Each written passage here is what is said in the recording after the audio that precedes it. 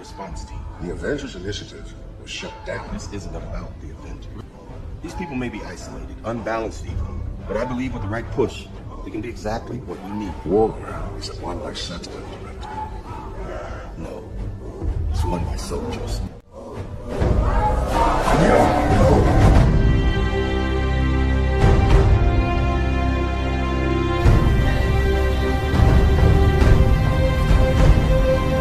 Right now, you, every single one of you out there, have a chance to be a part of the greatest organization the NFL has ever seen, the Dallas Cowboys.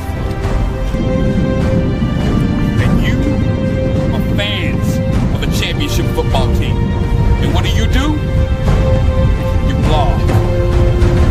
You blog so hard that you're running up and down the internet all night long. If it's 4 o'clock in the morning and you got to get another story out, you blog. You know why? Because you know more about your team than anybody else. There is 32 teams in the league.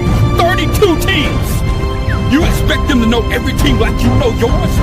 Wait, they don't. They don't. And how do you do this? You go to the Dallas Cowboys show, you get a blog, and you blog about the Cowboys. You blog all night long about the Cowboys. You tell people what they need to know about the Cowboys instead of letting people tell you. That's what you did all last year. No more.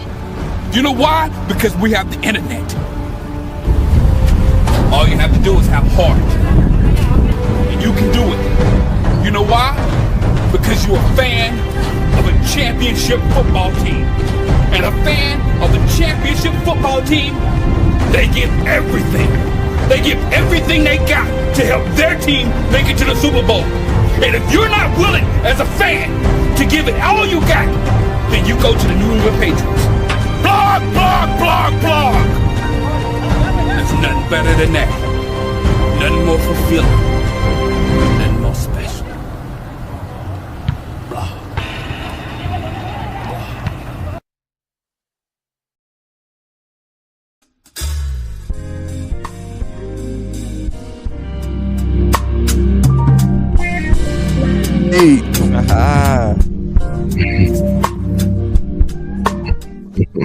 You already know, man. If it's one person that's gonna be early for sure, it's gonna be Team Trenches. See, Team Weapons, we don't whoop their ass over. No, I'm playing.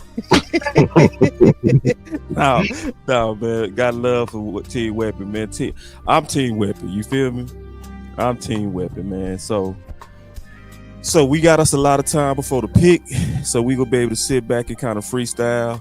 This is gonna be more freestyle today. This is gonna be a freestyle show. We also supposed to have Foots coming in. You know, Foots, we gonna talk about, you know, obviously Booker. Sometimes, you know, people got a difference of opinion, and that's okay. We've always been cool with that. That's what all our wars was built on, huh, Lou? Yeah, that's literally what make us us. That's what it's the, you know, genuine thoughts, not a hive mindset. You know, just everyone following, you know, what they feel they like. No, they just going off what they want, they passions, and they all just want what's best for the team, and that's to win. And they want to see, they have a clear vision, and we just, you know, we over here merging visions, and we just like, oh, why your vision not my vision? But at the same time, the bottom line is at hand, and we still want this Cowboys to win, and hopefully it's a Lombardi trophy. Absolutely, man. So I mean, now the room gonna be filling up all day. I'm gonna just tell you, it's gonna get full. It's gonna be in and out too. So I do expect Foots. I don't know when that's gonna happen. Let me double check and see when he responded, because he said he had about 15 minutes. So he said he gonna try to bless us, and we gonna just talk some ball. He said he gonna be here in about 20 minutes. So he gonna be showing up in about 20 minutes, and we go all talk about this pick, and we go put it to bed, man, and we go all join hands and support it. It's one thing I know about all of us. At the end of the day, we want the Cowboys to win. We not gonna focus on difference forever, bro. I swear, none of us go do that. So then my boy B-Bird say, first time seeing the intro is fire. Yeah, and shout out to Shango. Yeah, you know, and let me tell you about DC Universe real quick. Let me give you the background. This is something that me and Tuck was talking about like 3 years ago. Just having a platform that welcomes all of us, not a set few of us. You know, to where at random times, you know, you could have any of us come together at any time. And then I'm gonna answer this question. This came from my brother. He said, "Boss Cowboy, what's the chance of Tyler Smith gets bumped to tackle?" I'm gonna talk about that in a minute, and then me and Lou will talk about that. But I just wanted to give you the background on DC Universe. So we start thinking, and then we was like kind of like talking about all of us having superpowers. You know, me and Tuck were talking about it. So we just began to kind of brainstorm the concept, you know, of DC Universe. And so then we start coming up with these creative ways to feature each other. So I'm Killmonger because I think that fits my personality. Can you talk about yourself, Lou? Yeah, I'm Kane the Conqueror because you know I'm coming to conquer. I'm trying to change the whole cowboy multiverse. Yeah, and bring in some new ideas. Cause that's what Right. Kane wanted. He had new ideas, and he just felt like it was better or more fit for everybody else. So he sprung it on to everybody. So, and then the ultimate homage was to Shango because Shango did that video about 14, 15 years ago. And he really kind of spoke into the future of what became this space. And it was also appropriate to have Vach on the beginning with that war call, you know, because that's really what it is. It's a war call. And we had no idea that obviously when we was coming up with this concept that Vach would also then be promoted to where he is now. So it's just kind of funny to see how, you know, everything just kind of coming together. And then you can just kind of see more of us are coming together more and more, and it's becoming common. The main thing I like is that I think we do a great job of disagreeing a certain kind of way. So let me answer this question. Let's talk about this ball because this gonna have a lot to do with y'all comments. This show, as we gonna be sometimes peeking into the draft and kind of seeing what's going on. So Lou, he said, "Boss Cowboy, any chance Tyler Smith gets bumped to tackle?" What's your thoughts on that, big dog? I think the chances for that is low, but I would not rule it out. I would think that's a break glass scenario just in case if the rookie, or he ain't a rookie no more, Guyton don't really turn out. But I feel like, especially hearing that phone call, when you heard Clayton get on the phone with Tyler Booker, he said, "We're going to move the line of scrimmage." And when he's talking about that, he's talking about the interior guys in his front line, y'all. He's talking about guard, center, guard. He's talking about the CAG block. They said duo. They call it duo in the next level, which is the combination between the center and the guard. Now, this is important. When you have, like I said before, the reason why I never wanted to move BB, because we have a rare opportunity that not a lot of teams have. A lot of teams don't have a strong center and have a strong interior like we're finna do, and we have a rare opportunity to do that, and we can really cause a lot of havoc. You see this board behind me? It's just chess, man. I played chess. I was very good at it. But one thing, I'll hug you in chess. Hey, we're going to have to play then. We're going to have to play. Yeah, my mama right there. She'll tell you. She'll pull out all them trophies I got. I'll tell you. But Oh, you one of them? Or it's gonna make it even better to spank you. I'm gonna just say this. I got second in state when I was in kindergarten. But Okay. let me chess is about war. It's one of the early, strategies of war. And the best thing how you do it is that you have to control the middle of the board. And that's what we're trying to do. If you control the middle of the field, you make it that much harder in strangling your opponent. If we can control the middle of their defense, we can affect a lot, y'all. We can affect. So in pass protection, the guards are responsible for the depth of the pocket. The tackles are responsible for the width of the pocket. I've been preaching all this time why I wanted the guard over the tackle, because that can't move anymore. The pressure that's right in front of him from A gap to A gap, that's the fastest route to the quarterback, y'all. A gap is the fastest, then it's B gap. So that's why it's important that we shore this up. if it's pressure on the edges, Dak can step up. He's still got enough, wiggle to step up. Everybody can do that. Tom Brady could do that. So that's why it's important to shoring up the middle, what's in front of him. And then, while I was saying the trust of Dak is affected the most in the middle. If he's worried about the middle, he's not picking. His eyes is immediately looking at the line of scrimmage and not looking downfield at the routes. And now we're late. Now we're not seeing anything. Now we can't see when Tolbert finally win on a blue moon. We can't see that. You know what I'm saying? We can't see that. So that's why it's important to shore up what's in front of him and then handle the edges. And so to go back to Anthony's question about any chances of Tyler Smith playing left tackle, I really think that would be too soon. That would be abandoning the potential year 2 game that would happen and potentially happen. What's up, y'all? That would be abandoning the year 2 game that could potentially happen for Tyler Smith. Because we all know, we all football heads up in here, you make your biggest jump from year 1 to year 2.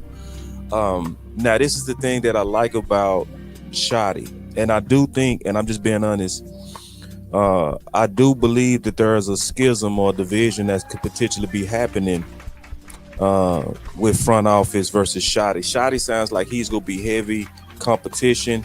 He don't care about that hour guy stuff, that draft and develop stuff.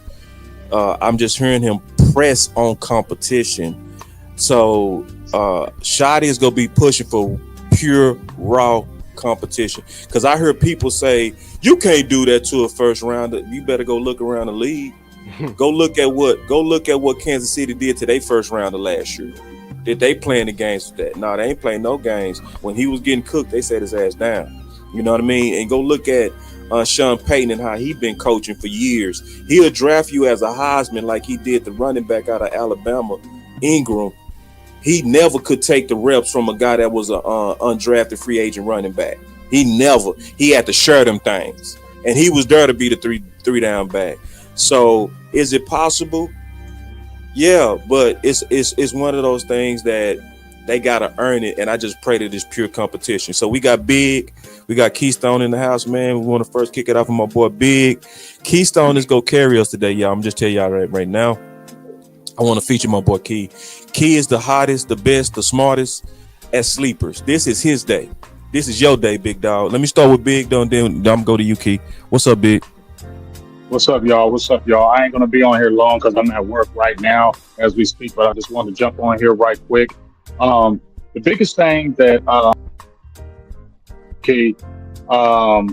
you is about to kill it because you know all the hidden gems from 4th round on. So I'm excited to hear what you got to say about that. But I just want to say a couple things. One, I'm bouncing off of Lou. I love what Lou just said about the middle of the offensive line. I said that 2 days ago. Now, I don't know offensive line like Lou and OC, but I said that exact same thing, that you want to build that middle. Me and Lou talked about having BB as that center being a 330. That's rare. Now you got a big boy in Booker, and you also got a big, strong guy in Tyler Smith. That right there is what that Prescott needs, because I was saying the same thing, that he is not as mobile as he was before.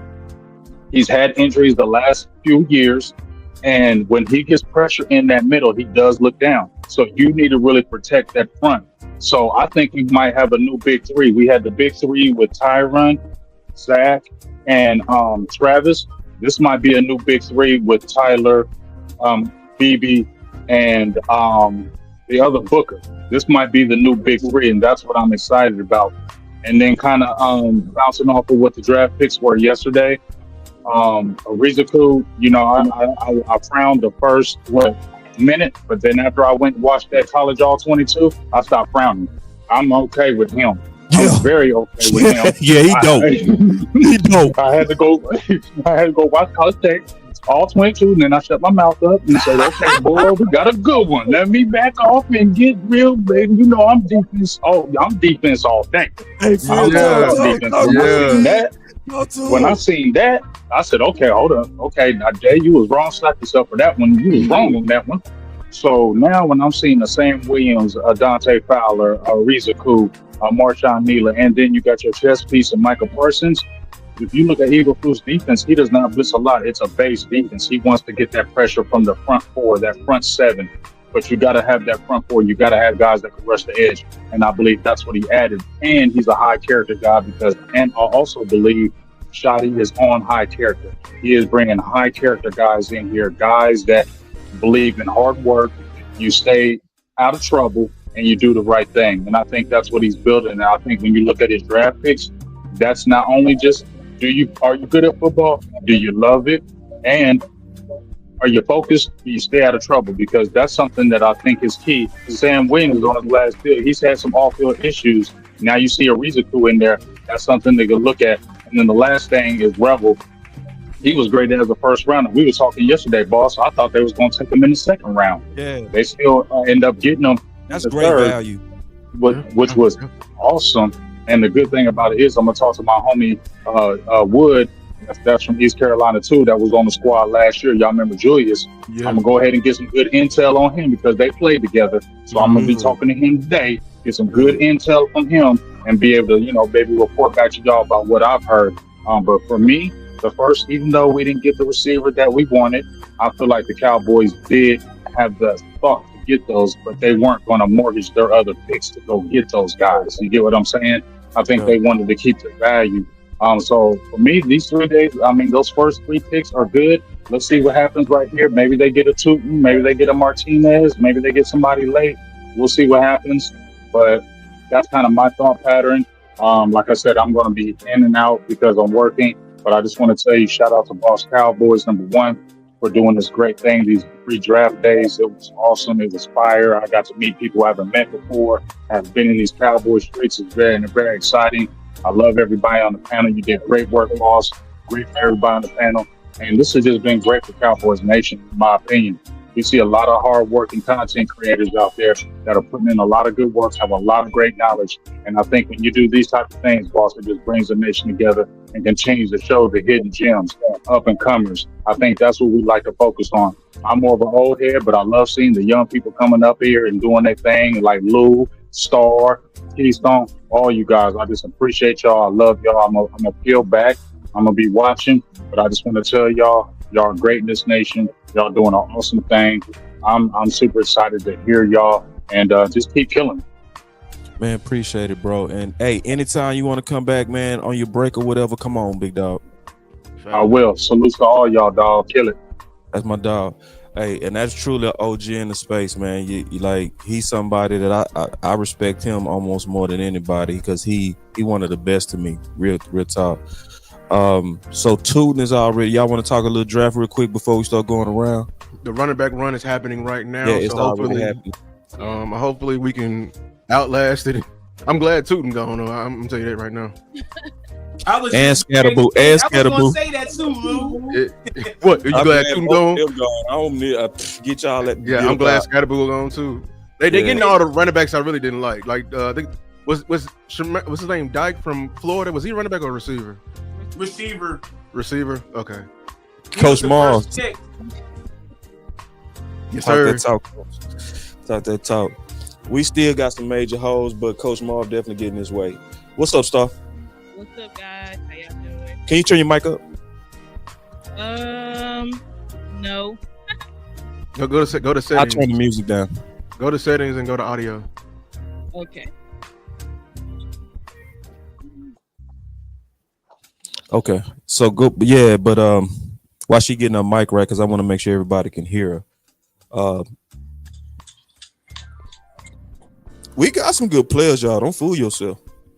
The cornerback, I wish he wasn't injured. That's the only thing. And I hope they don't rush him back. That's it. That's all. That's all. That's the only thing. That's the only thing. He reminds me, he remember Julius Wood, the activity and how he played with? He's the cornerback version of him. So as long as he don't get like beat over the top, and hopefully he can improve his hips, he gonna come up and tackle. He gonna you talking about, setting that edge with the cornerback being the force defender? I feel like he gonna come up and tackle. So I'm happy with that.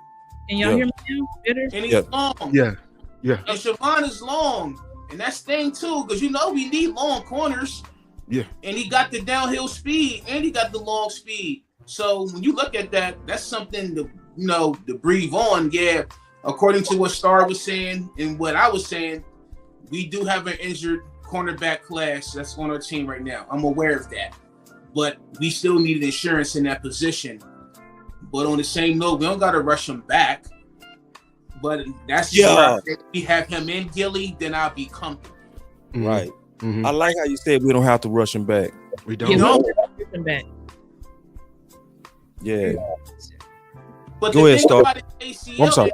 it was a clean tear, though. That was the good news. That's why he was able to heal so fast. It was a clean tear. Yeah. Okay, cause see, I'm being honest, bro. I'm being all the way honest. I'm being all the way honest. I wasn't buying the speed in which they were saying he was gonna be back. Y'all heard me push back on that last night. I called it wee woo, because especially when you look at the history of the people that been on our team with them ACLs. I need to double check what you said on that, but if you're right, that's very encouraging, and that would make that pick a whole lot better than what I expected.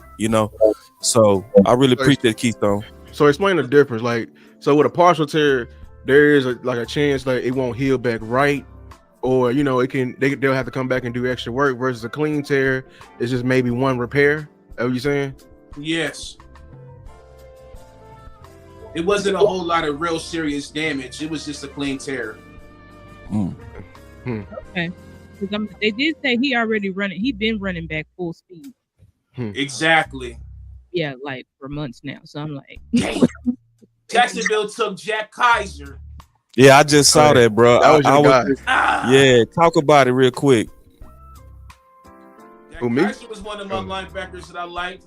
He had downhill size, like to get to the quarterback. You know what I mean? He a guy that can get behind the line of scrimmage very easy. And he can tackle. He forces fumbles.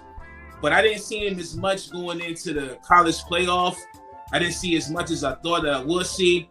But this guy got blitzing ability, and he can get downhill, and he's pretty effective with the run, but his coverage was in question. Yeah. So we gonna be getting that all day from Keystone, and like I told y'all, he gonna be giving y'all a lot of insight into these sleepers. And know that, and just shout out to him because he does it off the top of his head. This dude don't carry no notes. I think he low key a black computer.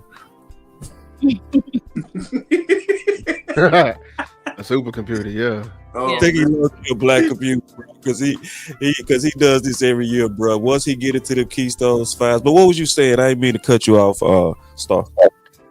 what was I saying? Oh, I don't know. I think I was just saying that I have been thinking this about like, and I was watching the show last night. I'm still not through the whole show, but he was like, it's crazy how in this draft, like this is a draft where we came in saying we need to basically draft for need. And usually we want the Cowboys to go BPA. But considering the holes that we have in our roster, we really wanted them this year to kind of draft for need. Maybe not at all positions or all picks, but at some point we're like yesterday, we're like, don't take Rebel, get Caleb Johnson, because we have a need there. You know what I'm saying? We're like, we want this. He's the last of the 3-down premium backs. So we need to take him right here because he's not gonna make it to the 5th round. But it's like the Cowboys, once again, like they are sticking to their board. Like, what we think they need, they don't care what we think they need. They're like, this is our philosophy, and we're gonna draft BPA because we're trying to get the best guys in here, regardless of whatever position, who they believe have this super high character. So I feel like, and I also feel like if you look at what they've done in the free agency, look at what they're doing now, I feel like we are rebuilding, but we're rebuilding our defense. Like, I feel like they believe that the offense has some issues, but the main issue is the defense. That's what I'm feeling. It's kind of like when we went from 2020 to 2021, how they just was like defense, because our defense was so bad. Mm-hmm. I feel like this is what they're doing now. Like, they feel like defense is the issue. And I said, well, I don't know if I can disagree with that, because when we go through a lot of our playoff collapses, it's really been the defense that has hurt us. Regardless, like you said, boss, if we had a crazy number 2 or not, we were still winning games, but winning the hard games. But it's like when the rubber meets the road, it really was our defense. Even the Rams, like, even with us getting ran through, it's like if the defense could make 1 stop or 2 stops, we still win that game, even with no TTs. You know what I'm saying? Because our offense was good enough. You know what I'm saying? Dak was playing clean enough. So it's like when you have these games where we feel under this pressure. Now I'll give you 2022 because that's the year that I feel like our defense did show up. But in majority, even pre-Dak, like it's been our defense that's let us down. So I feel like the Cowboys are really trying to get back to who our roots are, which is we run the ball and we play defense. That's what I feel like that's what it they makes want all the sense in the world. We trying to bring 2016 back. Shotty said that in the press conference. Hey, and let me say something too real quick because I like this question. I think Ken Wright kind of hit one of the perfect comments. To that a lot of people feeling right now, and I appreciate you trusting us to address that good question, my brother. He said, fellas, are the Jones intentionally alienating the fans? I think it come down to what Star say. If you have conviction in your plan, you run your plan. At the end of the day, we got foots in the house. All right, so we finna turn the corner and we finna talk about Booker. So let's get right into it, big dog. What's because we obviously have some differences because I addressed you on Twitter. Let's talk about it. What's up, everybody? What's up, Fuss? What's going on, big dog? How y'all doing, man? Shout out to everybody. Hey, shout out to So I think what's been kind of the misconception is that I don't like Booker. This music cranking. I like this. Appreciate it. It's all right. Yeah, you got some more. Hold on, I know you're the music dude, so hold on, man.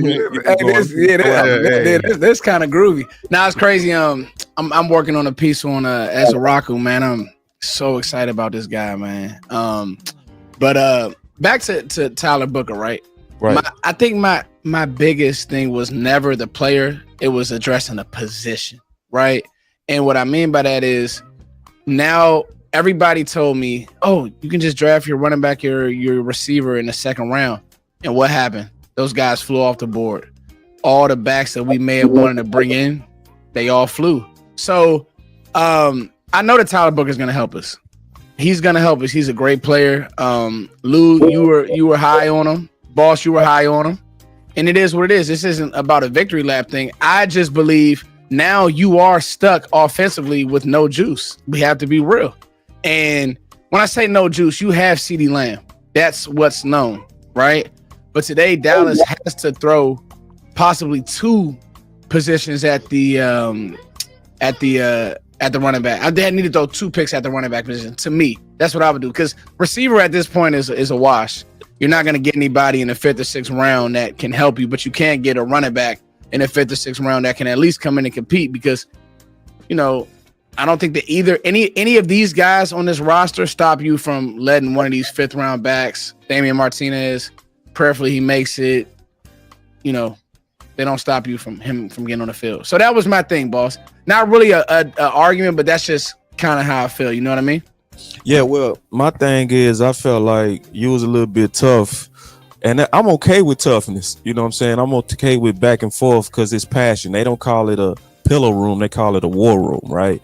So you gonna have strong differences of opinion. You gonna have strong passions, but I felt like you kind of hit us a little bit too hard, man. You thought we was lying when we comped him to Zach Martin, and they end up comping him Zach Martin. But he's not. I gotta push back, bro. That's what we're here for. Is that he is not Zach Martin? That's terrible. And I agree. No, hear me out. We're not about to do this. We're gonna do this right now.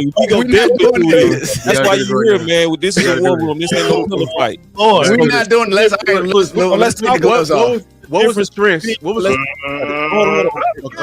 everybody pause on this? Cause see, Will McClay. Now let's turn the music off. Let's turn the music. I don't want to. Y'all butter me up. Turn the music off. No, I want y'all to hear me. Yeah, let's fight. I want you to feel me. No, I want you to feel me, because this is the deal. Now, this is the deal, bro. Like and see, I'm like you. I'm not going full Zach Martin. I'm going. That's why I've been saying Zach Martin-ish, right? Okay. So one of my thing is, I always called it like, and you go feel me on this. Maybe you do, you maybe don't. But like, it's just like Jordan and Kobe. They the real 1A. Right, but then when you start saying Penny, that's 1B, but still a dog. You know what I mean? He's kind of Penny to me. He's kind of Hardaway. You know what I'm saying? He's a step below, but he's not Zach. That's why I always say Zach Martin-ish. You know what I mean? So when I'm looking at that type of player, I'm like, bro, we got to get him. I don't give a damn at 12. And then I felt like, and I always felt like our offensive line is also a weapon. Booker is a weapon just as much as Zach Martin was a weapon in 2014. Lou? I was gonna ask you what is the strength that you saw on film? What was Booker's strength? Because I think you misvaluated. We're gonna get this purified. Let's go. So purified today. Here we go. I'm debating the O-line guy on O-line. So here we go. Let's go. And Voch, the whole team. He is a really good forward playing guy. You guys realize I said duo before they came out and said duo. See, I gotta stop you there, Foots. Stop me. That's how I know you didn't watch the film, Foots. Whoa. No, I'm saying you didn't watch 100. Well, 100%. I watched so much Milrow. I watched the film. But I'm saying his strength is not in the run game, Foots. No. But that's what I'm saying. So when he's uncovered, in their blocking schemes, Kalen DeBoer, they're running all RPOs. So it's all gap schemes. That's what they do. That's not blocking scheme is universal. If they half man and sliding here, they're gonna be half man and sliding here. He's gonna be uncovered. That's on the defense. We can't control that. I'm saying when you say he's unathletic and he's able to move side 100% unathletic. 100%. That's what I'm saying. So how can he be unathletic? Bro, when he's able to move side to side? No. When you go in there, you look for starter type players, and he's a starting type guard. And the other thing that's interesting, Coach mentioned Zach. Well, I went back and looked at him, starting Steven. Our grades are very similar to what we had to Zach, and then some of the character traits. There's a lot of things that are very similar. He's his own individual, but he's a grown ass man like Zach is, and so you put someone in there that makes us a stronger, more physical team. So okay, I'm glad that we're having this conversation. That's not to you. That's to people that's like Zach Martin. Stop it, boss. It's like not you. I ain't talking to you on this. It's like it's the thought like we capping on our work. It's like no. Not you. I ain't saying you because Foot, you've always been professional. You disagree with it, but it's like when people come like Marcus, like y'all stop. Like it's like nah, bro. Like people put in real work in this community. You know what I'm saying? So it's one of those things to where it's like show respect. You know what I'm saying? Not you, Foot, but it's and people go see it different. But like capping and looking at capping. Now we seeing Will McClay. Same thing. It's like, so at what point do people say maybe y'all seeing something that I didn't? Like, when does that happen? All right, so a few things to address, right? And I want to Migos. So a few things. This is my son right there, y'all. It's all good, obviously. So, a few things that I want to address. Let me get back to Lou Boston, and I'll address you because y'all trying to jump me right now, and I ain't even. You walk in like OG though. Of course, that's gonna happen, OG. I ain't even get a second morning start. How you doing, my dear? You all right?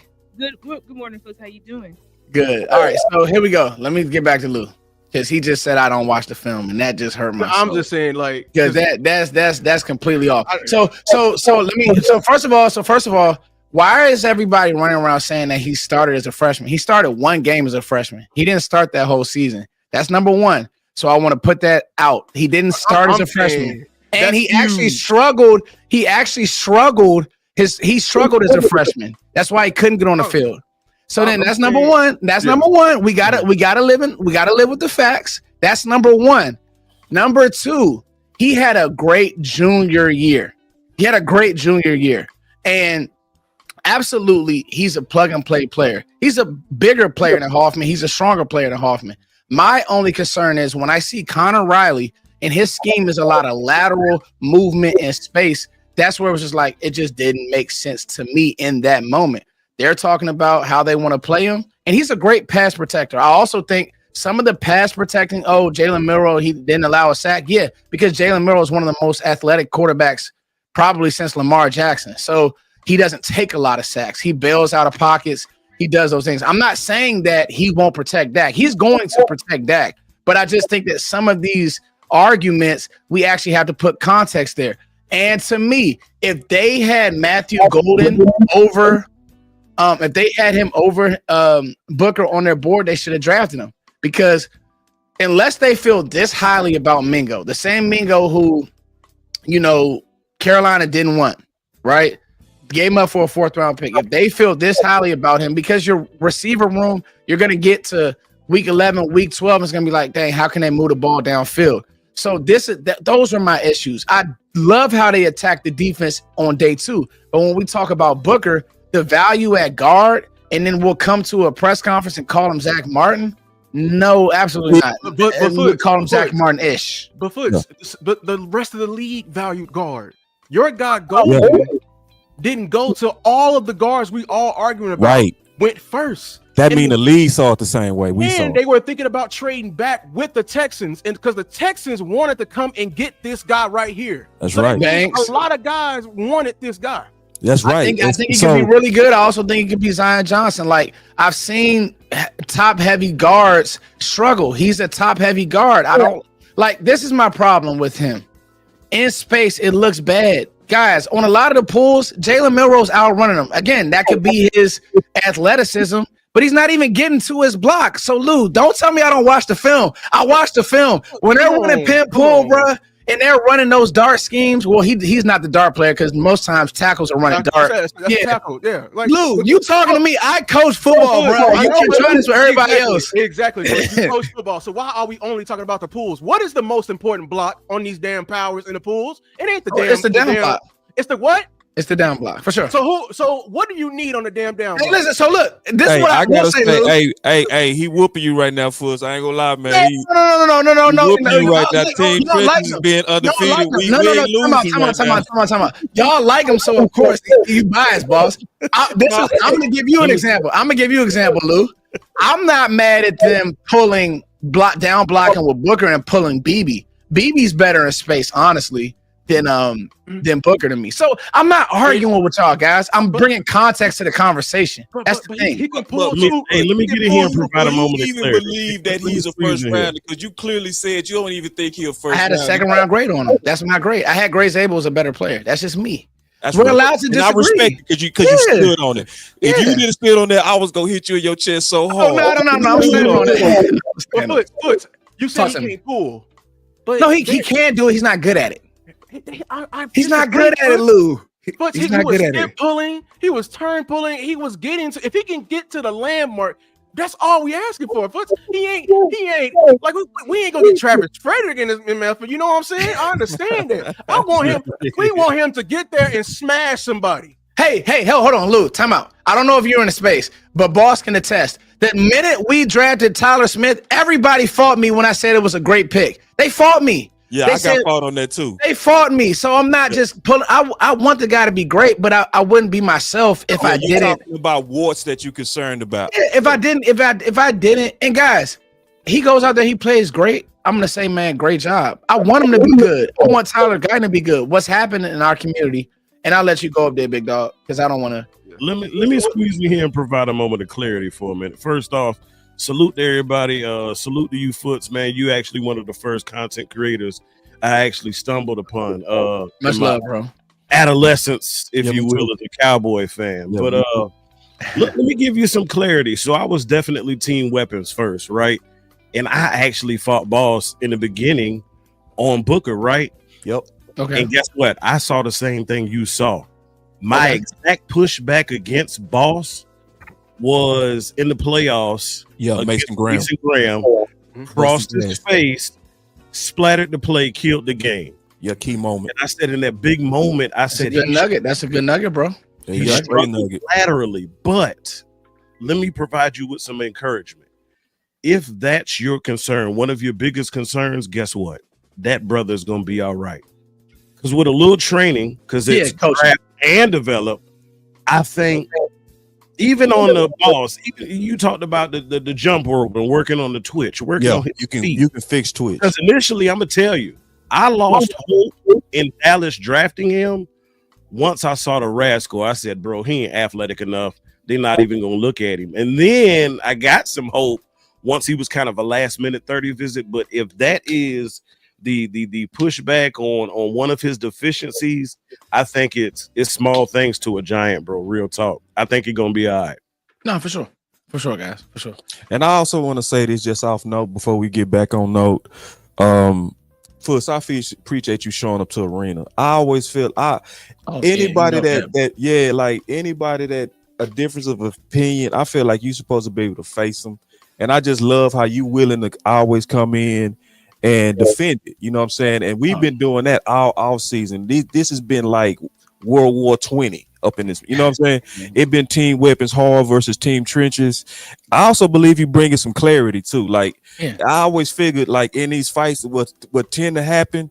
I think I'm getting ready to like pulverize somebody, but then I start listening to them and I start kind of coming to them. You know what I'm saying? But then I start seeing that where also they start coming to us. You know, it's like, and that's the value of a DC universe where we have an open space and people to come in and have a real war fight. Like this is a real clarity fight. So in this, all of us are going to be smarter. We're going to recognize Booker better. We're gonna also spot his warts because I think you are raising some fair points after really kind of hearing you out, you know. And testing your character, like your grade. No, I had to, right? That's part of it. You know, you're my guy, boss. Yeah. So no, but I just want to say that, man, it's a great value to that. So let's continue this, and then we'll talk about your thoughts on the draft because I know you're not gonna be here with us long, and then your thoughts on the off season. Yeah. So I'll just say this, and to put a bow on it, I thought you laid it out perfectly, bro. And I think Lou, you have been a great addition to the space because we need more people that are gonna champion and bring O-line to the forefront. I know for the longest I was the safety guy and the cornerback room guy, and so that's why I could talk about Savon Ravel at such a high level and why I am so excited about those picks, and I'm sure we'll get to that. But I'll just cap it with this, right? Yeah, I want him to be good. Like I don't have any ego. I promise you I don't. And this won't be a situation where he struggles and I take a victory lap if he does, because that doesn't help the team, right? Like. Yeah, like I'm not on that, and you know that, boss. And one thing about it, boss, you know I always show up. Like that's I don't have no. I ain't Hollywood. I'm from the DMV. Right. We debate all day and night. That's what I do, and I respect. And I'm not Lulu in a way to where it's like we debate. Now I hate you, or now I got to call you out your name. I know how to debate with my people, and then I still respect you and have a lot of respect for you. So that's for everybody on this screen. I got a lot of respect for y'all. Don't ever get that twisted. When I challenge you on Twitter, the link. Yeah. That's what I'm talking about. That's how I do it. It's like let's rock this out on the public, and you did it. Like so, I appreciate that. And you know what happens on Twitter, boss? People start putting a battery in your back. Well, I'm too smart for that. So that's what's up. To put a bow on it, I don't have no ego with the pick, and I'm excited about him. Hearing him talk. Like I said, so that's where that came from, boss. Yeah, that's where that came. And you definitely gave boss tried to hit me with an uppercut, y'all. He said, "Stay on that side." I smacked you, bro. I smacked you because, like, you know, he did, y'all. And I was trying to be. I was trying to come around to it, and he. No, don't come around, bro. Until the tape come on. You were boxing it too hard, you know. But what you stood on is your grade. If you wouldn't have stood on your grade, bro. I did have grade. I had grades able, but you got to remember, boss. I've gone through the whole process. I saw Gray live at the Senior Bowl, so I was really like he was stonewalling guys. Right? Yeah, he did. You facts on that, like I wouldn't have been mad at him over Booker. You know what I'm saying? And that's where, but it's my type of lineman. It's the same reason why I like Tyler Guyton. I love with Guyton, and maybe we need to get Lou in there coaching him because with Guyton, I think that you know what? Let me shut up because this is gonna get me in trouble. But anyway. This is what I have a big issue with trainers versus coaches, and this is just in the coaching space in general. And Luke could probably tell you that trainers, it's kind of hard to explain it with skill sets, like if you're a skill guy, trainers will push you for about 30 minutes, and you know they start taking these Instagram videos, and then before you know it, you're not even really working hard.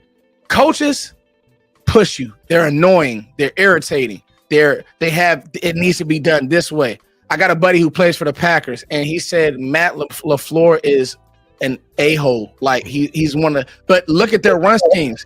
They don't play that. Like they just drafted a lineman last year. He couldn't get on the field. You know why? Because when you playing for Matt LaFleur, it's different. Like him, McVay, Shanahan, that tree.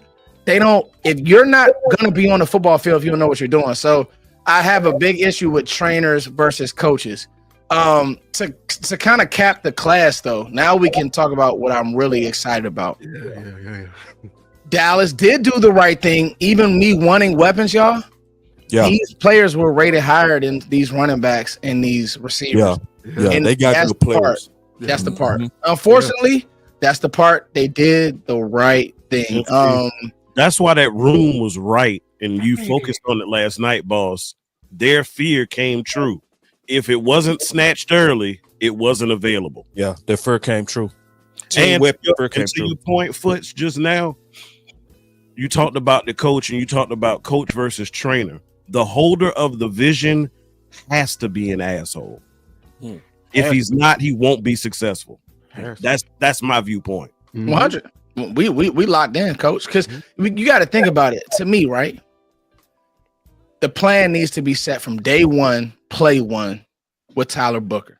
Needs to be. Now, he's saying violence. Clayton Adams is saying violence. Connor Riley, they're all saying the same thing. So I'm actually not worried about him. I honestly think with to be real with you, I honestly think with Connor, with Clayton Adams, he'll be fine. Like this is a Clayton Adams special. So when you put it all in totality, I think it does make a lot of sense. Trevor Etienne, losing out on him that sucks. He was really good at the Senior Bowl too. It's gonna be a run on running backs, guys. I'm telling y'all. So no, it's happening. It's happening. That's what I'm showing the board now. Yeah, that's what I was scared about. That's what I was scared about. And what I'm not gonna do, I'm gonna tell you this, boss. It ain't gonna be no content of me coming out saying that I'm okay with this running back room because I'm not. I'm just not. Yeah. And I appreciate you, bro. He working, so he stopped. He working from home. Yeah. He stopped to just give us about 20 minutes of his time to clarify. Thank God for having me, and man. I appreciate you. And that link is open. So if you get another break, if something happened with the pick and you want to come in and talk about How long will y'all be on? Man, we going the whole way, bro. Okay. So I gotta go. I gotta put some content out. I'll get our next pick. And then I actually got to go coach, and then I'll be back on tonight. So if I see y'all floating around in there, I'll jump back on, man. Like y'all doing great work, man, and I'm here. Like these are the conversations, right? The high level stuff, not just the Twitter back and forth. That's fun, but the high level. So I appreciate everybody on this joint, man. You stepping up to the arena, bro. That's OG stuff. Take it easy and thank you, brother. Much love, y'all. Peace. Actually, I'm gonna hang up and listen. So much love to y'all. All right. Yep. That was dope, man. That's real man stuff. I mean that, bro. That, bro. Because like passions are high between decisions, right? Like, and I always say a man, if we disagree, men or women, respect the star, will meet you. That's what been all of this whole thing has been about, is us trying to hash this stuff out. So Star, you've been sitting in the back for a little while. What was your thoughts, I guess? On the Tyler Booker thing y'all was talking about? Whatever, just that whole back and forth, or just whatever your thoughts, because you've been hanging back. I want to respect you. No, it's good. Yeah, I think that. Damn. Your guy left, Cody. Yeah, bro. Yeah, I watched it. I'm sorry, I didn't mean to cut you off, Star. Like I know, I'm watching the board as we speak, and I know who everybody pet cats are. Yeah, we was talking about Cody right before the show. Yeah, and two of my guys went off. Deion Walker, I wanted him. Deion Walker. Yeah, this run hurt. And this is what the fourth rounder is like them bad trades that Trey Lance and that. Yes, bro. It hurts. It hurts, bro. Because it hurts. Let's be honest. Right around now we would have been picking. Mm-hmm. Yes. Yep. So like that leverage move to try to use Trey Lance for leverage on Dak and being cute like that. This is where it smacks you. Yeah. Ty Robinson to the Eagles. Oh my God, I hate that. And then Deion Walker. That's their Jordan Phillips replacement. He literally Jordan Phillips. I know. A little bit raw. I hate it, man. I hate it. And then you got CJ West going. So I think we were interested in CJ West too. So the 49ers took Alfred Collins and CJ West. What I told y'all, I'm gonna keep saying Oh my God, that bro. AFC West was looking at defense specifically. Right. Oh, I hate the Niners, bro. The Niners and the Eagles, they do shit just to spite Dallas all the time. Ooh, Every time. Every time. oh, who traded out? The Dolphins traded up. I want to say one thing on Mingo too. Just being honest, y'all. I'm gonna be honest regardless. Mingo might be all right, y'all. Be open for that too. I don't feel like I'm gonna tell you why. Did he or not cook Philly corner? He did. He did. He did cook him. He did cook him. Cause and then we talking about what really happened. So this ain't no cap. We saw them ugly ass balls, right? Yeah. And then like I saw some bad metrics being put out on him too. People were saying that his average separations was in the twos. Y'all know Boss don't trust nobody. What did I do? I double checked that shit on Next Gen. He was 2.8, bro. Boss, you a lie. No, I saw him put that 2.8. You do trust, bro. But I don't trust the damn thing. I verified. I just verified. That's right. I like how you said that. You gotta. I'm gonna trust you, but I'm gonna go look behind you. I gotta be thorough like that, you know. So did you clean up that room? Yeah, I did. All right, I'm gonna be in there in a minute. Yeah. So we also gotta be open and be honest that we also could be panicking. That's true. Because see, let's think about it. It was times in which we panicked. Let's talk about historically where we panicked. We always panic on the offensive lineman. Can we be honest about that? We always panic on those guys. That's one. Number two, I'm gonna tell you where else we panic. Remember the year that Jerry kept preaching we needed a war daddy and we got Taco? Mm-hmm. Yeah. That's the year that DeMarcus Lawrence took off. His back honestly just needed to heal. You know who the very next pick was? Who? TJ Watt. Yeah. Yeah. Pittsburgh. And Rob Marinelli said he didn't like him. Ramchick too was in that draft. So if we wouldn't have been just thirsty, you know, and panicking, so like, listen, we gonna be fair to y'all, man, and see. And I ain't gonna. And somebody gonna say you sound like Stephen Jones, and I understand the angles. But I'm also not go also shit on the guy that might actually come in and actually help us. You know what I mean? Because see, Star said it best yesterday. I want to hug Star so goddamn much. She said, I'm never gonna be that person that's gonna just shit and then have doom and gloom. Because then you gonna look like a real fool if we come out looking good. You gonna look like a goddamn fool. You know what I'm saying? So it's like, and we gotta also look at our history, man. The Cowboys do good generally at building talent. Even though we don't like the way that they do it, they talent be whooping some ass. Remember, this old cheap ass way of talent building still had Washington on the ropes week 17. Now, am I gonna say these are hump moves? Hell no.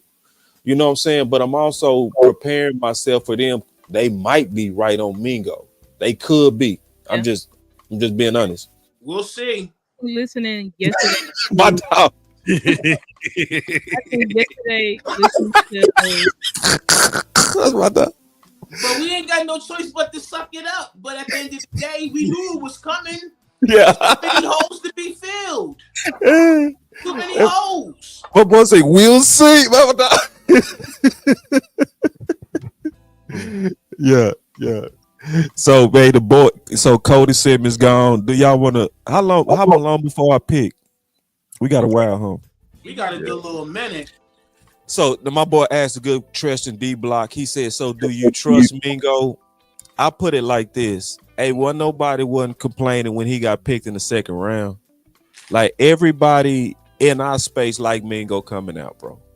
Me one of them. I had him in the Boss Cowboy Guide. I did, bro. So, and let's also be honest: there are certain teams that could hide your talent, dog. Yeah. The Panthers is one. The Raiders is one. Look what was happening to Amari with the Raiders. He was looking like he was falling off a goddamn cliff. Then he that situation too. Yeah. He said we got a whole nother round. Okay, so we gonna be talking for a minute. I'm gonna call it right now. Bold take. What's funny is, as you were talking about Mingo. Yeah. The thought I had in my head is Jonathan Mingo, Mm-hmm. the greatest 4-for-4. Y'all will catch that tomorrow. No, you got to explain that, bro. What did we spend on him? Yeah, 4. Fourth. And we got him for who? For 4. Oh, okay. I said y'all will catch it tomorrow. I still don't get it. I ain't capping. We like I'm spent a 4th round pick Mm-hmm. for number 4, Dak Prescott. Oh, okay. Look at D Block. He say so let me ask this super chat that over here, D Block. He say, so I can say Mingo time. Hey, also we need to talk some more football on this too. Big picture stuff.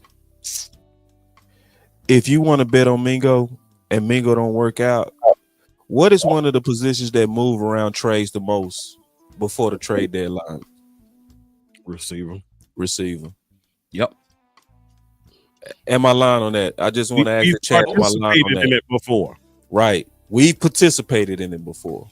So Receivers moving. So do. it's like if you want to bet on Mingo, and listen, y'all better not ever think that I'm trying to sell you some Stephen Jones Kool-Aid. I would never in my life compromise my integrity for front office. I'm not desperate enough.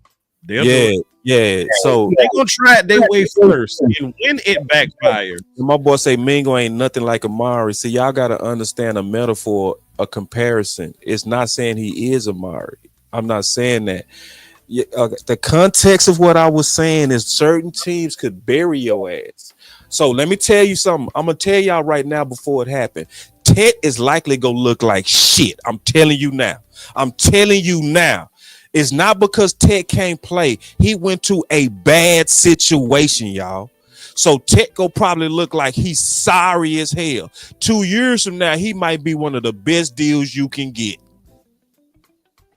So it's like, what kind of forethought do we have? Because see, I go check everybody draft board. I check your draft board, my draft board, Voss draft board. I go check Foot's draft board. I check yours, Keystone. All of us had Mingo at least a second round coming out. Damn, son, where'd you find this? For your bud.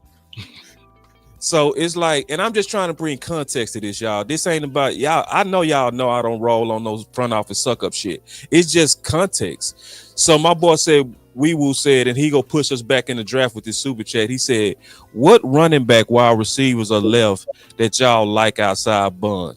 Let's go to the list. Tez Johnson out of Oregon still on the board. Yeah. Yes, sir. We called like how my boy do that. Ted, but Torrey my boy Holton still on the board. Show out on their ass, Keystone. Show out on their ass. Look at my say. Show out on their ass, Keystone. What running backs you looking at too? You gave some receivers. Oh, you know I'm looking at Trey Stewart in them late rounds. Hopefully they pay attention to him. Jacksonville State. Looking at those late guys. I'm looking at Ja'Cory Krosky-Merritt. He was a New Mexico transfer out of Arizona. He didn't get as much touch though, but he's a guy that's good at picking spot. He's very elusive. He got the vision. And let's not forget, this year in the Shrine Bowl, he was MVP. So be on the lookout for him. Ja'Cory Krosky-Merritt. So, hey, I see a lot of the content brothers in the space. When y'all coming to church?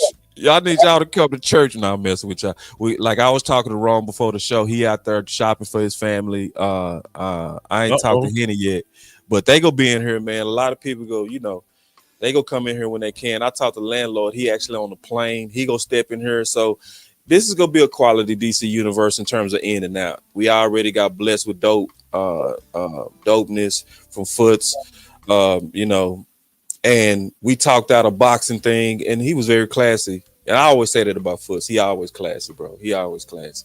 So anyway, yeah. But I want Henny, man. I need you in the church, bro. I need you to stop shopping and doing whatever you doing and get in the church, my brother. So, but let me show the board real quick. So looking at running backs that's available, and then I know you was also talking about some linebackers So my guy is still Devin Neal, bro. I would be crying tears of joy. I'd be super happy with my boy Damian Martinez. These are good backs. I wouldn't put them in the great backs. I wouldn't put them in the very good backs. This is good competition backs and guys that could come in and make some noise and potentially even develop into some stars with the right line. Real talk. I know that. Who's got Barrett Carter? No. Yep, I know that sound. Yep. Mm-hmm. I made one of my guys. I love Barrett Carter out of Clemson, man. Yeah, that was the run defender right there. Bengals picked up something solid. They did. He's athletic. Yeah, missing that fourth is hurting y'all. I ain't gonna even lie, bro. It is, man. Yeah. But we knew it was coming. I didn't know it was gonna be like this. I ain't gonna lie. I don't like to see all my favorites going off, but bro, I don't give a damn what the hell happened this year. Steven, Will, they gonna have to take the keys from Jerry on this, bro. Do not vacate any high round draft picks for nobody, bro. I need them to, before y'all do. I need y'all to leak it to the favorite people y'all like to leak it to. Go ahead and test the nation first and let us decide and come together and concur before you make another ill-advised decision like you have past 2 seasons. Please, sir. Respectfully, of course. Yeah. Yeah. Can I yeah. Yeah. Yeah. I'll show the receivers that you're talking about. Yeah, I think with the I wanted to talk about because Steven, I think he said it yesterday. He was like, listen, they believe that Mingo, because we've been talking about Mingo, and he could be the wild card. And I agree with that because, like Boss said, we have not really seen him with a quarterback, even though I think Bryce Young is coming along now, but he didn't start coming along until Mingo was already traded, I think, like the back half of the season.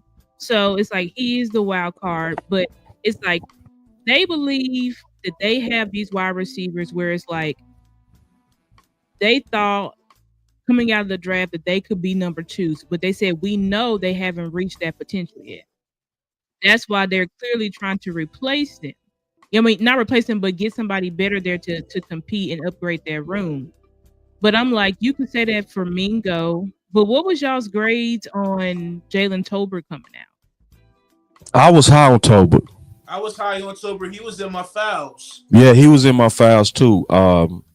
Was he like a second? Did y'all when Tolbert came out? Because I remember his film, like all of these things. Like Tolbert to me in college was explosive. I mean, he could take one, a slant, a hitch route to the house, like all of this stuff. Where when Tolbert came here, did we all think that he could at least be the number 2? Hell yeah! I'm talking about a big hell yeah. I was high as hell on Tolbert. Tolbert was a dog. And the thing about Tolbert, he didn't face a lot of competition because he was South Alabama. Yeah, that's what it was. You hit it right on the head. It was South Alabama. That's the only reason I didn't have him higher. Came from Clemson or Oklahoma or something. It'd be a different story. And I also want to talk about receiver because I studied it in depth. Mm-hmm. I think receiver is the most confident and mental position on the field. I think it's the most mental position on the field because y'all know I did a deep dive looking back about 12 years at first round receivers, right? And I noticed the pattern, and it was a big ass pattern. This is the pattern. When wide receivers are drafted in the first round to come in to be the number 1, it's a 95% failure rate. That's why I'm betting against it right now. Psyche. But when they come, it's the psyche, because now you coming in as the young bull and these D coordinators putting their best dudes on you week in, week out, week in, week out. Then all of a sudden your mental starts saying, I'm not what I thought I was. And then self-fulfilling prophecy happens. But if you look at these weapons that come in as first rounders to be the number 2, it's the opposite. It's a 95% success rate. That's why the way the Dallas Cowboys did it was perfect. They brought CD under Amari before they moved on from Amari. He built his confidence up. So when Amari left, he said, I don't need it. And he kept going. You know what I'm saying? So And because look at all the dogs that failed. Ross was a dog. Don't you goddamn lie. You a damn lie. You a lie. If you say that 17 touchdowns of true route runner 4.2 speed was weak, you lying. You are lying. If you say Corey Davis with 2,000 yards was not no dog, you are a liar. If you say Michael Williams was not no dog in the national championship that we all watched where he clout that shit, you are a damn liar. But they all went into bad situations. So that brings me to Mingo, right? That brings me to Amari, right? Now, I'm not saying, let me say this again. I'm not saying that Mingo is Amari. I'm also saying this. There's a chance you might be able to massage his confidence.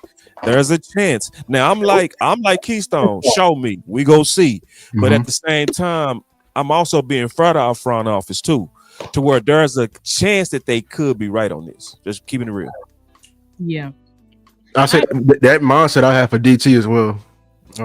Perfect. I think you're right. I think DT second. I told you that DT is the trial by humbling, because you were big, everything worked in college. You can get your spin move off versus who you was going up against. But once you get in the NFL, all that don't work. Yeah. and you gotta realize you're gonna meet Billy Badass because you thought you was Billy Badass, and Billy Badass whooped that ass.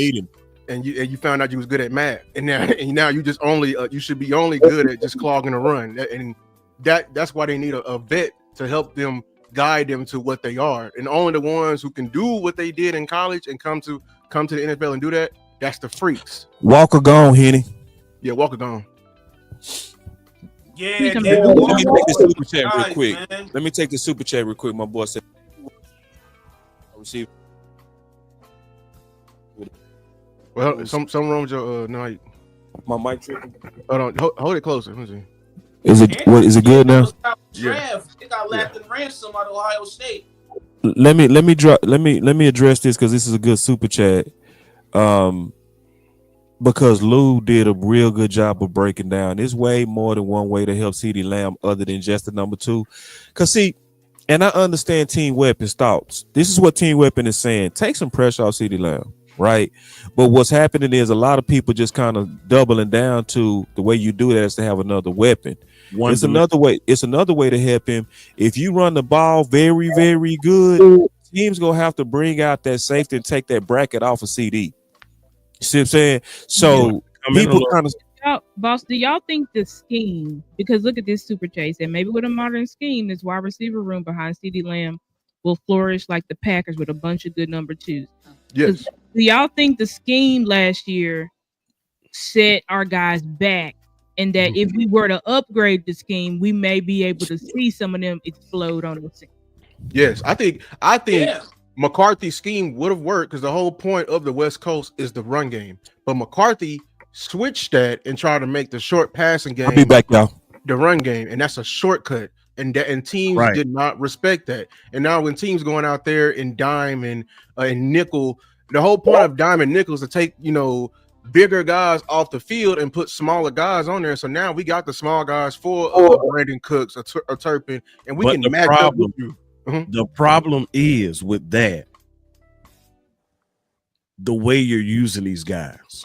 Yeah, because instead of using these guys and getting them the ball on the move, you coming with these stop routes, these comebacks, and that is where the problem is. You don't have the big bodies to help facilitate that type of scheme. You need a bunch of flower noise. You got two things that just don't quite fit together.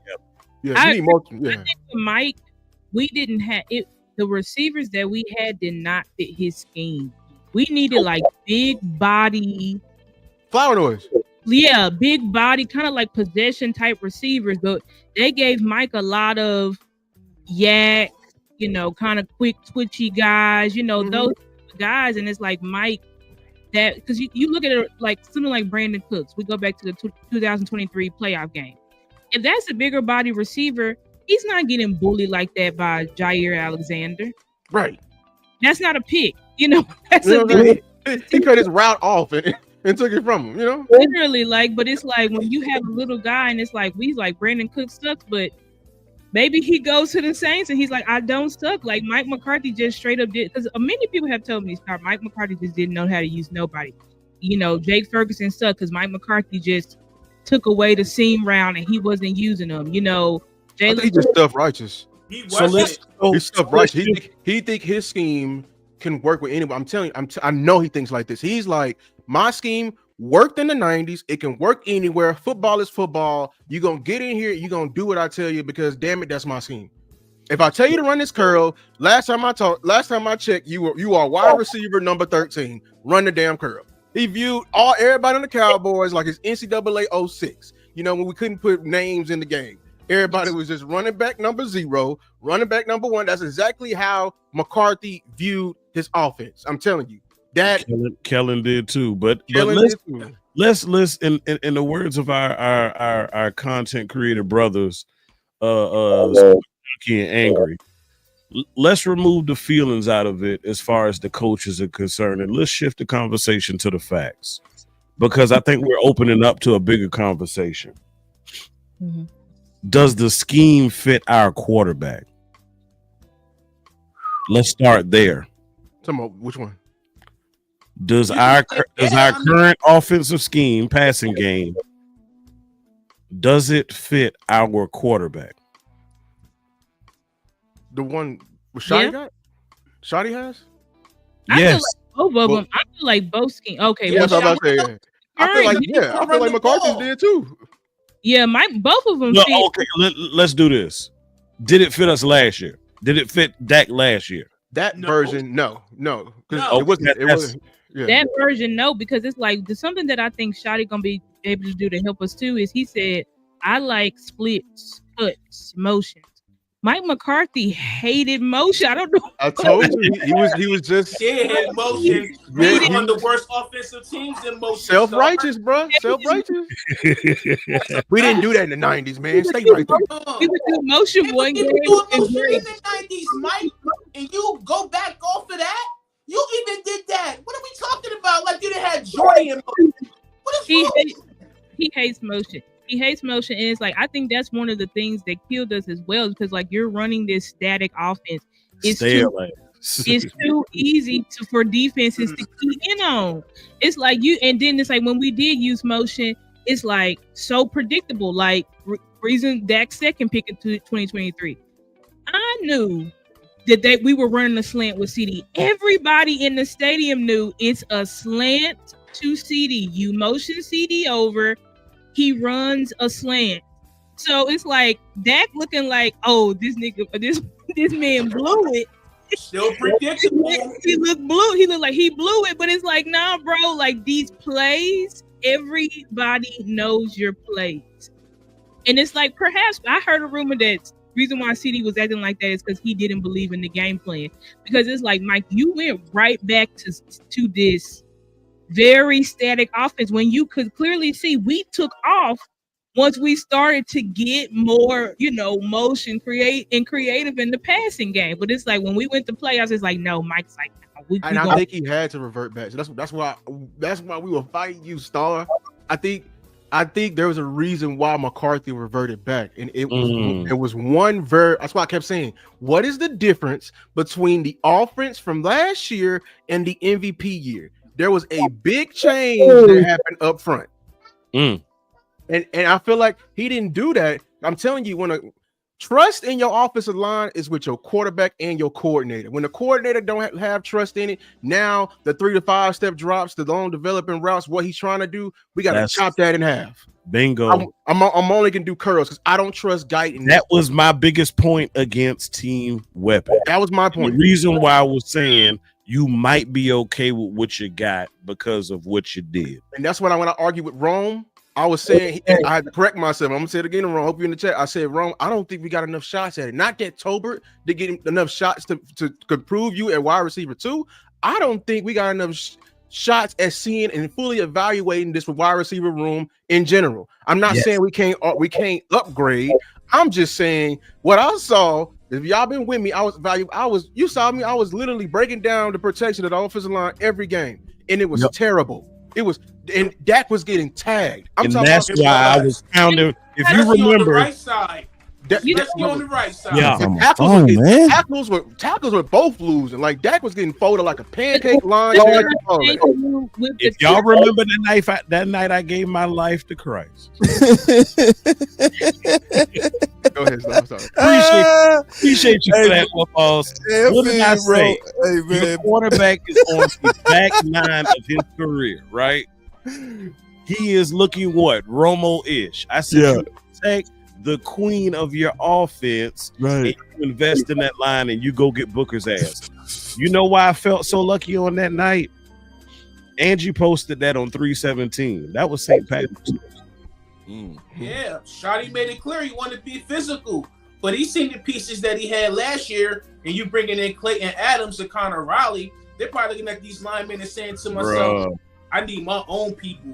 That's what he's been dealing with it year in, year out with new coaches in every area. Look how he had when he came in with McCarthy. He wanted his own thing. Look what it was with Quinn. He wanted his own thing. Marinelli wanted his own players. Tristan Hill. It goes on and on and on to now. So, hey, that's another reason why we picked up Booker. Sorry, Keystone. I'm gonna say this last thing and then you can go. That's why when I went on Orlando show and he pointed it out, I'm a Texas fan, Longhorn. You know what I'm saying? We recently just started getting good, and he pointed it out because he a writer for him.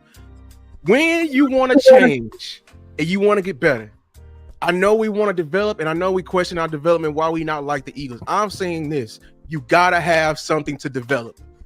It ain't. I can't. If the guy, I'm big.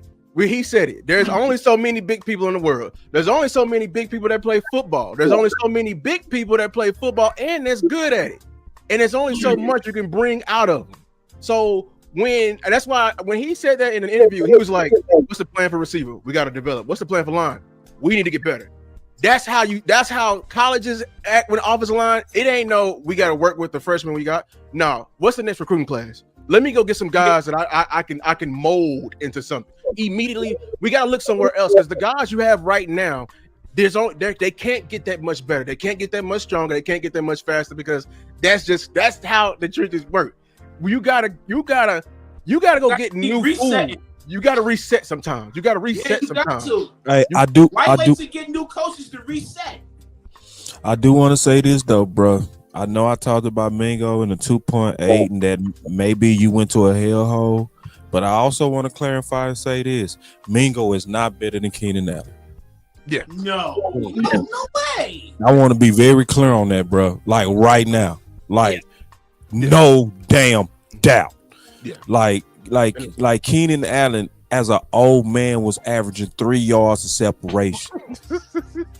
Facts. And we still got a problem with that. Boys You can't deny that, bro. You can't deny. And then on top of that, I turned on the tape. I looked at the all 22. You did. Mm-hmm. And I showed the all 22 in front of the world. And the first time I did this, Landlord came in down it. See, when Landlord came in, I didn't see Keenan Allen like that until I turned on the film. Because y'all remember I was doing shows on potential free agents and I was just going through their film and I was calling it raw.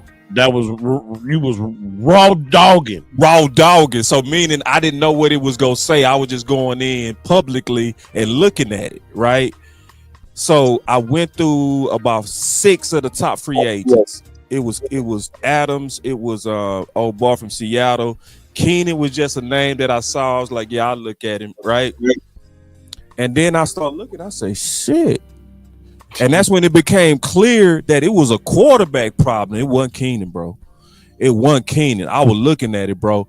And so then the next day, before we was finna do a show, Bossland, I was talking to Landlord on the phone. And I said, I'm going through this film, bro. It might be something to that Keenan. He said, I got to see that. You know what I mean? Like, with that doubt in his heart, Star, I got to see that.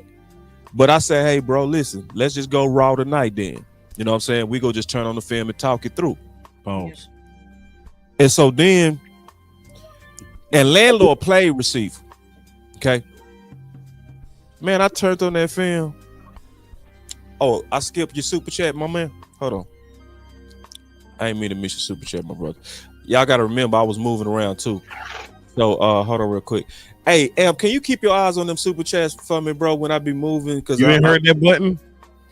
Okay, hold on. He I said Scotty said- about to run an A gap 5 yards before contact, flashing, getting bomb, receivers open. We would be good. Feel like Courtney Sorting or something going. Court, yeah. You mean Portland Sutton. Cortland son, I wouldn't be mad at that, especially Yeah. for the right value. Yeah, So let me backtrack real quick, boss. When you I just want to finish my story. Then you got it. All right. shoot, I'm So sorry. then my boy, no, you good. Then landlord came in and he was like, "Say," you know what I mean? But it was the routes, bro. You know what I'm saying? It was the routes. It was how it was winning. It was all them times his Caleb was missing them, bro. Bad. So a lot of people, they start doing stat analysis on him. They start looking at, oh, his production is about equal to Tolbert. It's like, that's because y'all doing stat analysis. You better turn on that boy film. When you turn on that boy film, you will be mad at yourself for even comparing them two. So I even took it a step further. I did a whole film breakdown side by side, every target of Keenan Allen versus Tolbert. I got so goddamn mad at the end. Do you remember that start? I got so mad at how Tolbert was losing that I was like, boy, I say, if y'all see Dak, you better hug him. You know what I mean? Because, boy, this bullshit here. You remember that? It was like, it was dead wrong. It was like, so I want to be clear on this. Yeah, give Mingo a chance, but your front office could be on some bullshit too. So I want to be balanced. They can be on some where you know this dude is an upgrade, but you're so in love with your damn idea of our guys, and he was one of our 30 visits that you're trying to force this on us. Yep, I agree with that, and I think that Dylan Sampson went off the board. I like him, but I think that with the front office, just perhaps I am thinking, because when I did a breakdown on Mike McCarthy's offense, I did see plenty of times Tolbert running wide open, but because of the pressure, Dak couldn't find him, or Dak didn't get the ball to him because we already sacked, or Dak got to run away from the play. So I do feel like, but that's what I was pushing back to, because it wasn't so much. I think a lot of stuff did attribute to Mike McCarthy's play calling when it comes to evaluating the talent. I do think we got to be fair. We got to be honest. Because even you still got to blame Mike, because it's like, yeah, Toba's running wide open, but what you're doing is putting a lot of pressure on your tackles. You're putting so much pressure on them, and it's like, perhaps Shoddy will figure out ways, because I don't know. It just seems like, why is it that everybody else's offense with less talent just seems easier? I just feel like it's easier. I see people running wide open. I see busted coverages and stuff like that, just free touchdowns. But with us, it just looks so hard. It looks like Cowboys been on the phone all day. Yeah, they're trying to get back in this round. They trying to get a running back. Ooh. I wanted to highlight that. Ooh, I think is Devin Neal that guy? Might be. Because Tootin is on. Hey, and if the Cow, and listen, let me tell you something. Martinez. That's a very good observation by my boy T Church. That's why I say we got the best, we got the smartest community in the world. Because I'm gonna play a clip for y'all if y'all don't mind, where Jerry and them talked about their philosophy on them damn phones. They don't get on them phones, y'all. Right. So if they on the phones, they trying, y'all, because they out. They know they losing leverage by making or they damn fifth round picks. You got 4. Are they trading for the player now? Remember they talk about the player? Are they trading next year's picks? Good point, bro. It's something going on to Tyrone Church point, because if they been on the phones all day, bro, they don't move like that. I'm just being all the way honest, bro. They trying to get something done. They trying to get something, bro. They don't move like that. They already let it be known that we don't want to lose leverage. That's why they don't make outbound calls. Yeah. Which is still pissing me off. That pissed me off when I heard it. That's why I clipped it. I'm trying to find it. Because it's like, bro, stop playing like these hoes. This is what I mean by that, because men can be hoes too. When you like somebody, you say it. All the goddamn games we be playing. Be a man, boy. Hey, bro, I don't see your super chat, bro. I was moving around, so what you got to do is just put your comment back in there, my big dog. Like, I'm producing, I'm doing a lot. Appreciate you working with me, man. That's right here. It's right here. He said Raheem Sanders and Phil Maffa are both good. SC. I know Rocket Sanders. That's the running back from South Carolina. Yeah, he went to Arkansas. He went to Arkansas. Yeah, Yeah, I remember. And I appreciate y'all being consistent like that because we respect y'all money, bro. You feel me? We respect that and appreciate that. So this is what we doing now. So Lou is kind of keeping his eyes on the super chats as I move because I'm looking for my phone because I'm trying to get Henny and them up in here. Like Henny said, he on the boat. Landlord finna be on the plane. You know, we got a whole lot of people that's moving around, but I'm trying to get these boys up in here. I'm trying to get Rom up in here and the OC up in here. This is a day, obviously, let's be patient because it's a whole lot of people that's moving around a DC universe. Like Foots made a way. Like Foots is working from the house, and he was like, bro, I could talk 15 minutes, 20 minutes because I'm working from home. You know what I'm saying? So, but y'all give me a sec. Look up who's Phil Maffa. Do you know Keystone? I'm trying to remember. I like Phil Maffa. Who? Where's he from? I don't think I remember him. Yeah. Yeah, Phil Maffa from Clemson. I like him a lot. Okay. He's another power back, but he's got height and he's got wiggle to him too. You know what I'm saying? He also can catch out of the backfield, can pass block. He's gonna be perfect. Like I would think for he's more so of a get downhill type of guy. You know, he's not twitchy, but I still think for shoddy scheme, running power, like who you talking about, so? Phil Maffa, right here. Clemson. Clemson. Y'all keep going down. Krosky Mary still there? I like their teammates, RJ Mickens, the safety. I like Corey Kiner. I love Corey Kiner too, out of Cincinnati. That's another sleeper back. Raheem Sanders. But Corey Kiner is another sleeper back because to me, he's a 3-down back. He's one of the smoothest runners that I watch. Yeah. So is LaQuinn Allen out of Syracuse. He a 3-down back too. Like this Hey, y'all slow down just a little bit because I'm trying to showcase what y'all saying, bro. I gotta find them. Y'all showing out too damn much. You hear me? I know y'all got it in y'all big ass smart heads, but hey, y'all gotta slow down so I can show the people what y'all talking. But these are sleepers. Everybody don't know this. Now, who is you talking about? Because I'm showing the best available right now. Also, another one of my guys who's on the board, Rashard Smith. I love Rashard Smith from SMU. Yeah. He's a converted running back, but from wide receiver. He's a wide receiver in Miami, then came to SMU. But, I mean, this guy's explosive. The thing about him, though, Stars, character issue concerns. That's it. He got character issues? Yeah, he got character issue concerns. That's why he's low. His comp is Tony Pollard. That's why I was like, he's Pollard or Gibbs. Like, he's that type of running back where he shifts gears. He shifts gears so fast, like he doesn't lose speed. You know what I'm saying? Yeah. Another guy I would look. Oh, Damian Martinez. I love him. He ain't fast. But he's smooth. I would say the smoothest runner in the class. I take smooth over fast all day. Hey, that's shoddy all over. Shoddy, Gapstein. That's a shoddy type. That's a shoddy physicality. Yeah. Physicality. That's what he's looking for. That's him right there. That's him. I'll talk about that one run when he did in the Pop-Tart Bowl, man. The dude, I think he hit him after the play. He looked at him and said, okay. He took it 97 yards the very next play, and he came back to talk shit to that one dude. I said, that's a competitor right there. And another important point about him is he was a focal point too of Miami's offense. You know, his pretty much ran with Damian Martinez in the passing game too. So he's good with like screen. He can catch out of the backfield, you know, give you a little out route or whatever, like, you know, wheel route. He can do that type of stuff.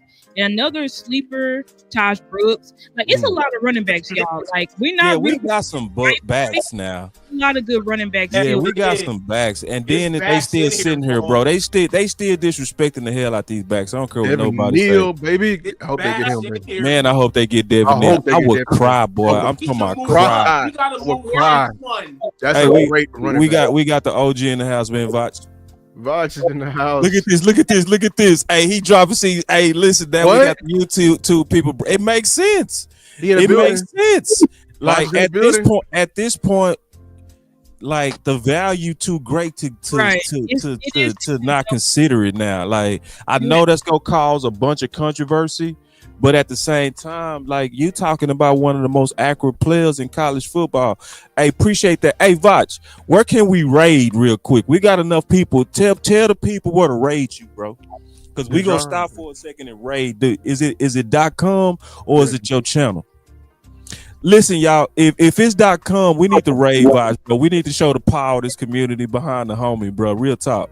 That just like we'll just take a second. We'll just go over there and just raid the hell out of him. It's not about saying boss raid or nothing like that. Just raid and just put YouTube on that. You feel me? It's about showing the power and the power of us as a community and how we rock. You hear me? So, hey, I think, y'all go to .com real quick, man. Let's just do that, man. Y'all jump off and then jump back on and go to .com, man. See, and this is why this is important. I mean this. It's important because, honestly, and I'm just being all the way real. First of all, he making 1,000 plays over there. Okay? And we know how the game go in corporate America. Everybody don't like to see talented people come out of free agency. See, he didn't come out of North Texas. He came out the he came out the YouTube streets. When you come out the YouTube streets, people don't believe us, even though we obviously got the talent. You feel me? So I already know. He never told me this. He never said anything about his coworkers. I'm just smart enough to know that how it go. You know what I'm saying? Just straight up. I know how it go. That everybody ain't gonna be happy to see somebody self-made out of independent life sitting at the primetime seat. So y'all take a second, man, and I'm really mean this, bro. I'm not bullshitting. Don't get caught up in being on one person channel and showing loyalty. You take your second and you go over there and show the strength of the nation. We got over 500 people sitting here in day 3, which is also really good. But you got 500 people sitting here on day 3, man. We need 500 people to go up in there and say, hey, man, we YouTube watch. YouTube watch. That's what to put over there. Let me do it now, goddammit. It's not on YouTube. It's like they got it on the main. You gotta go to the main site. The accurate main. I'm gonna put the link to the site where I'm seeing it right here. They not doing it on YouTube. What y'all doing, you weirdo? DallasCowboys.com, man. It's smart. It's smart. They trying to get traffic on the website so people can come. Oh, okay, I was gonna hate on their ass for that. All right, hold on real quick. Let me go to the link, man. Yeah, I'm going over there now. I don't think they have a comment section either. What they no comment section? You goofy ass. That was more of a very good safety. I like him. Let me find out they hating. But believe me when I say this, man, and he never said anything to me about this, bro. But I just know how corporate America is. Everybody ain't happy to see him over there. Trust me on that. Just trust me. Yeah, I got them up. But another thing I was gonna say, wide receiver. Hold on real quick. I'm trying to get to this link because I want to actually do it. You know what I'm saying? I want to do it. Like, give me one. Go ahead, though. Go ahead, Star, while I'm doing it. Go ahead. I'm sorry. I'll put yeah, no, I was just gonna say that as well. Like, if you look at the wide receivers that's left, another good wide receiver. I know he botched his pro day, but I like Xavier Restrepo from Miami. Yeah, I knew you would. I know the pro day was horrible. I know he messed it up. I don't know what happened, but he was one of the guys that I watched and I said, oh, he's special. So I feel like, you know, when it comes to his ability, the adjustments to the ball, making contested catches, he's not a big guy. He's primarily ran out of the slot. But to me, it's like he could be Cole Beasley where he's that reliable, or think of like a Khalil Shakir for Josh Allen. Is he a huge name? No, but they re-signed him because he catches everything. He's been explosive for him. Exactly. Like, think if you can get a little slot wide receiver that can catch everything, because those guys are chain movers. So I would not be mad at Xavier Restrepo. Yeah, he's a chain mover. I mean to cut you off, Star, but that's the you right there. I know what it is with him too.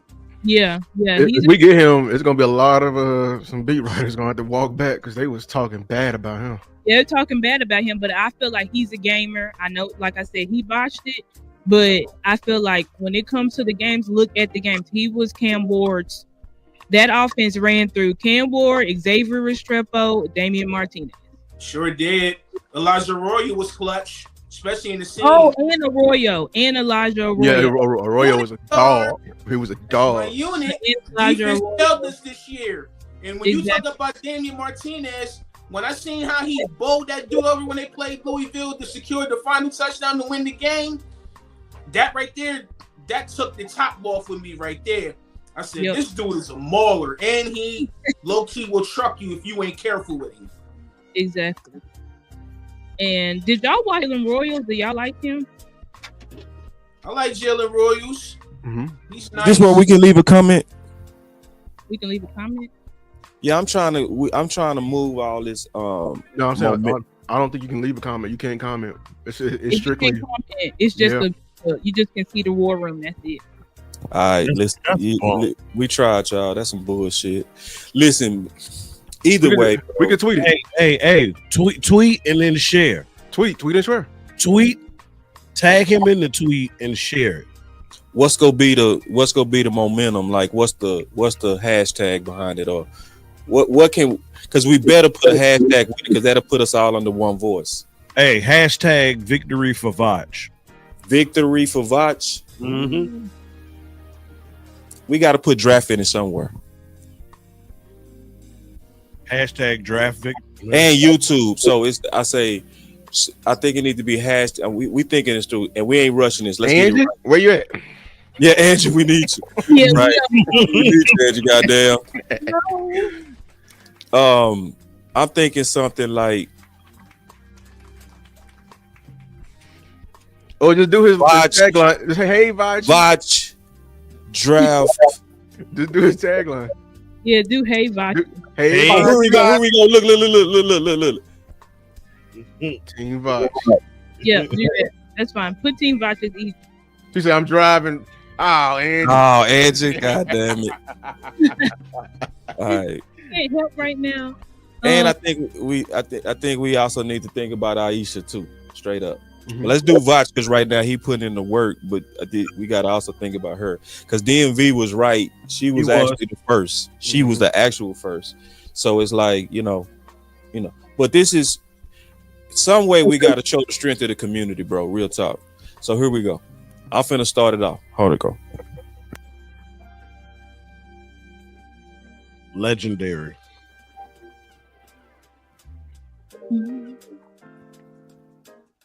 And Aisha, she not doing draft show this year.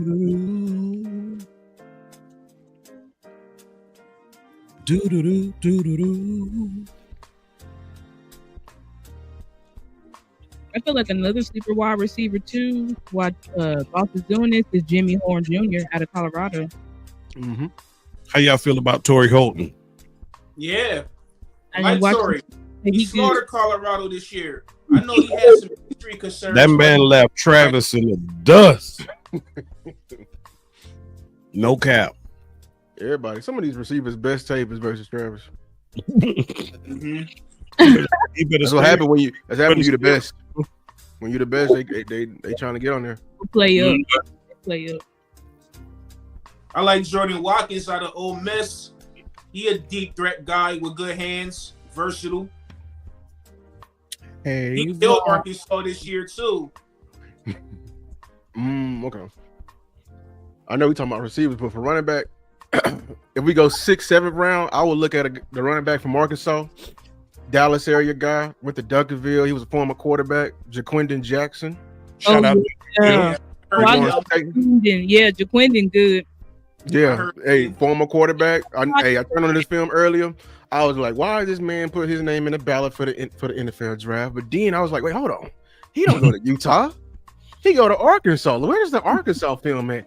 I thought I was seeing a totally different person, y'all. So I'm just saying he's a steady incline guy. I'm telling you, he was running high. He needed a runway at Utah because he's a quarterback. He's just a scrambling quarterback with the ball. Now at Arkansas, running behind his pass, getting the pass low, stronger, bigger, faster. Yeah. I'm like, that's a guy that's on a steady incline, and you want to catch a player like a stock. You feel me? Catch him while he here, because if he can get here in that red shirt program, that's your Rico in the back of the hole, man. DMV said he going for Neil. He praying for Neil or Martinez. So everybody that's on Twitter, put your own words on it. I did something like this, and I did tag the Cowboys too, because you want to tag them and you want to show the strength of numbers. That's really what we're doing. Yes, sir. So and obviously, hey, what about the what's his name? Who over the media?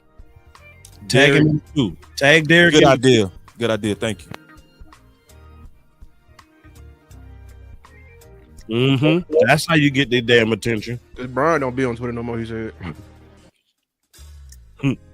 Yeah, about to be like, just add me and I'll tell Brian. Hey, y'all, I know a lot of time people think this stuff don't work. It work, bro. It work, bro. Play with it. So I explained this before on the Game of Thrones. One of my favorite parts is when the king was talking to Cersei. And he said, which one is greater? 1 or 5? Right? Mm-hmm. And she was like, 5, of course. Of And he did, yeah. 5, of course, because he was thinking like a king. You see what I'm saying? And he did it like this. He said 1, 5. Chiefs got Jalen Royals. Yeah, of course the Chiefs get Jalen Royals. You know, He said 1. Andy Reid commenced trying to make them Hardman-ish. He said 1.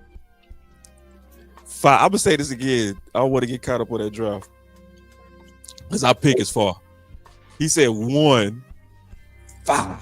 In other words, us together, as one is way more than 5 individuals. Dopest part of the movie to me, bro. I swear to God. So listen, y'all. I just did my part. Sent this out.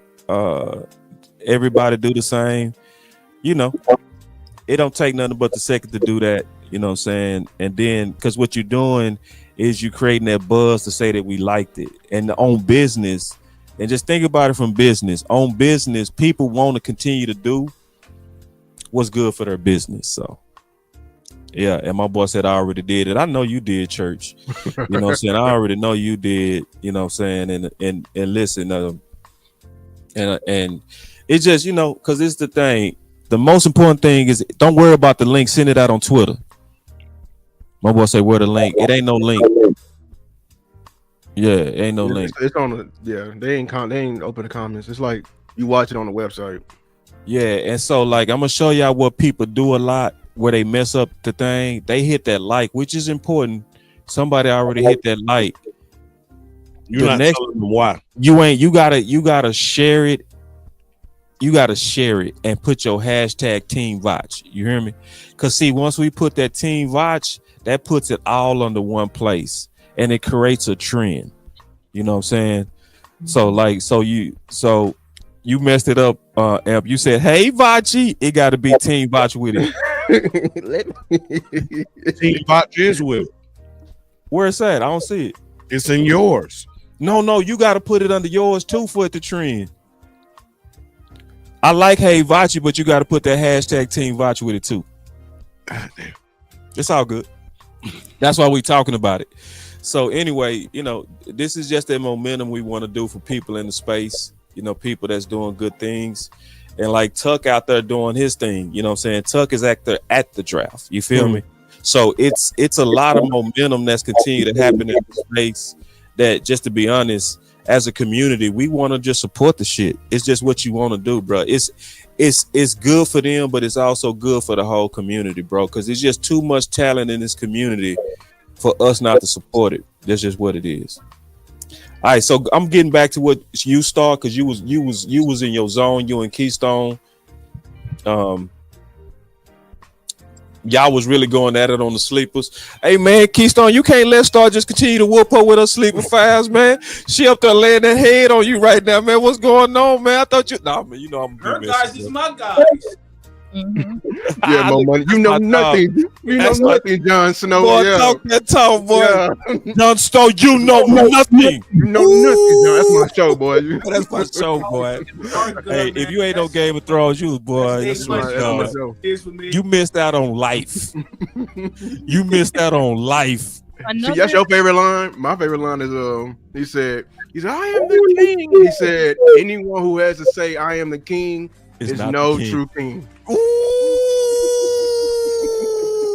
You ain't even gotta say it. Hey, and then what another one of my favorite sayings is when Mr. Shady himself was like, chaos is a ladder, right? Oh, And my boy Tyrion said, you said that like you came up with it. He like, man, that's little man thinking, man. We been on that. I say, boy, say, I been causing chaos, man. Say, boy, that's so dope, boy. He say, Boss Cowboy, how can we ain't went into the draft and got a running back? Nobody's asking that. No, we've been talking about that. Like, that's why Star and Keystone been talking about what's available. And I'm gonna be honest with y'all, running back is still looking good, y'all. I ain't gonna lie, like it's deep, look man. y'all shit. I mean, we mad about it, but it's a lot of running backs still left, bro. Hey, they took all the ones I didn't like. I swear to God, I love it. I kinda love it. And last time I checked, running backs were weapons. Yeah, and they might. I'll put it like this: if y'all want to gamble on Mingos, yeah, whatever, sure, do that. I still want y'all to bring in Keenan, but y'all better get a running back, bro. You better get a running back. I swear to God. It makes no sense not to get one. And you know, Will McClay did say this last night too, because he's like, "Listen, this class is deep." So that's why they. It's showing it. It's showing it. You ain't got to panic. You ain't got to panic on running back. We cool. I think they should go after Torrey Horton. He's 6'3". Yeah, I love that. Yeah, man. Y'all give me a second. I'm really trying to find my phone. It's bothering me. Y'all give me 1 second. I'll be back. Okay, but honestly, right here, if I was the Cowboys, I might even skip running back again and go Isaiah Bond. I got 2 fifths. What's the other fifth? No, we don't. I thought we had 2 fifths. No. So what's the other one? One of them is 140. Wait, 149. What's the other one? The other one is. One thought we had 4. We traded one. I think we gave one away. We gave one away. Let me go to the next round because it'll tell me. So we got 149 and we got 174. Wait, 149 and 174? God, dog. Yeah. Remember, these are comp picks, so these like extra picks. But I'm looking at if I'm the Cowboys right now, I would probably go and pick Isaiah Bond here. I know he got a case. I do know he got a case, but I'm thinking if you're thinking about talent, like talent level, is like maybe we can figure out the case later. I don't know if Shotty will do it because they may say he's not a high character guy. But if you're not gonna go wide receiver here, I feel like you need to go ahead and get your running back. And I think they need to double up it. I think they need to double up at cornerback. What do y'all think? Corner? No, you can wait. I think if you go bring in Gilly, let Gilly be the second one. I'm just saying, period. Like in this draft, we got 7 more picks. If we don't trade any of them, you got 7 more players you bring into the team. So I'm like, when you have Revel, we like Revel, but he's still coming off an injury. I feel like so you should get another insurance plan. You do have Seatbelt and Upton Stout gone. I wouldn't be mad at it. Alec Alamore, I can't pronounce his last name, but the Stanford guy, he on the board. Something wrong with his knee. That's why he's falling. I'm like, why are you falling? Yeah, they just taking random. Honestly, I feel like guys, this was a heavy defensive 4th round. Mm-hmm. So I feel like 5th round, like the Cowboys should go crazy offense. That's what I feel. You think receiver? I think they should immediately go get the running back first because if there's going to be a run, because teams finna realize like, hey, the package guys are gone. I want a chance at least to get close to a signature back as I want. Yeah, I would go get running back, and then with the extra pick, then that's when I feel like you can look for the receiver. I really feel like they're gonna get Tess Johnson. I do feel like they're gonna get him. I hope they do get Tess Johnson. Because that's Junior Adams' guy. Yeah, that is. I also feel like if they double dip at running back, they getting Giddens because that's Connor Riley's guy. That's so Mr. Gat and can separate. Yeah, so I think that's what they're gonna do. I think they're gonna get Giddens. I think they're gonna get Tess Johnson. But I think if you want a premium, there's still to me what I call very good backs on the board. That are kicking at least one of the bed backs off a cliff. Like what's his name? Miles Sanders and what the other name? Williams. Javonte Williams. I'm day one, I'm playing Brashard Smith. You know what I'm saying? Like, I play it if we get it. Like, so I feel like there's still a lot of good young backs on the board. We still have room open, though, for if the veteran backs beat them out. But I feel like there's still backs on here that we know can compete with them. No, Marcus Treppo is coming. To follow up on that, when you were speaking on the running backs, don't forget Ali Gordon is 30 visit. I would double dip with him. Let him be. And he's a back, and we all know Scotty talked on physicality. Yep. And I know Ollie Gordon, he had a down year. And I am not going to lie. I didn't love what I saw from him in 2024. But I didn't go back and watch him in 2023 when they said that he was going to be the first back off the board. So I don't know where he fit, what the fell off was. But I do know in 2023, everybody was like, it was not Genty. It was Ollie Gordon. It was Gordon. And I think I know what happened. They had him up for Heisman candidate this year. Mm-hmm.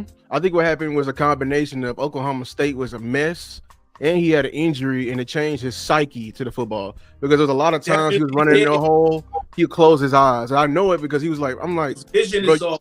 His vision was off. And I think it's a psyche. So he got rocked. Versus Baylor. You're right, Lou. I seen it versus Baylor. Yeah, he closed his eyes. You gotta be patient. You gotta get his patience back. So it's gonna be a confidence thing. If we can unlock 2023, Gordon. If we can unlock 2023, Gordon, it's gonna be a problem. It's gonna be a problem. Booker. I ain't gonna lie. That's why I swear to God, y'all. I swear to God, that's get ugly. It could get ugly. He could be Genty type. Like if he could get his confidence back. And he's a big back. He's he can catch the ball. 226 pounds. You know, he's hurdling folks too, bro. Oh my! Led the FBS in rushing yards and ranked second in rushing touchdowns. Yeah, so it's and he's dropping. So you know the Cowboys. AMAR just went off. He went to the Titans. AMAR. He went. And I just spoke on him. That's a terrible pick. Don't they got Burks already? I don't know what the Titans. Lou said the knee issue. I'm glad he going then. Bro, that's a terrible pick for them. Why would y'all do that? That don't help y'all. Y'all do something. I don't know what they doing. Miles Frazier on the board. You could have snagged him. This draft is like people can't draft. A lot of people, like Pat Bryant. Pat Bryant at the end of the year. What are you doing? Bruh. Like they can't draft this year. I don't know what folks are doing. That's fine with us because it's pushing all the good talent down. Will McClay, you said tomorrow's when we do our best work. All right, let's see it. All right, see it. Wrong. Wrong. We talking about Ollie Gordon. If Ollie Gordon can turn back the clock to 2023, that's Genty territory. Yep. Yes. I love Trey Stewart out of Jacksonville State. I was talking about him earlier.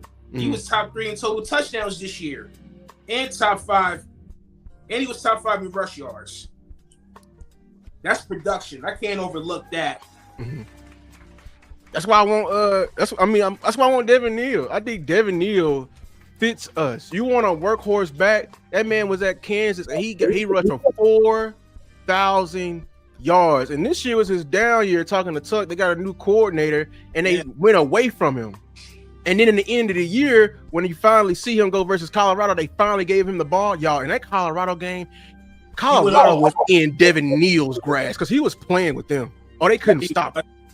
And he's dangerous in space too. And that's what we're gonna need in our backs.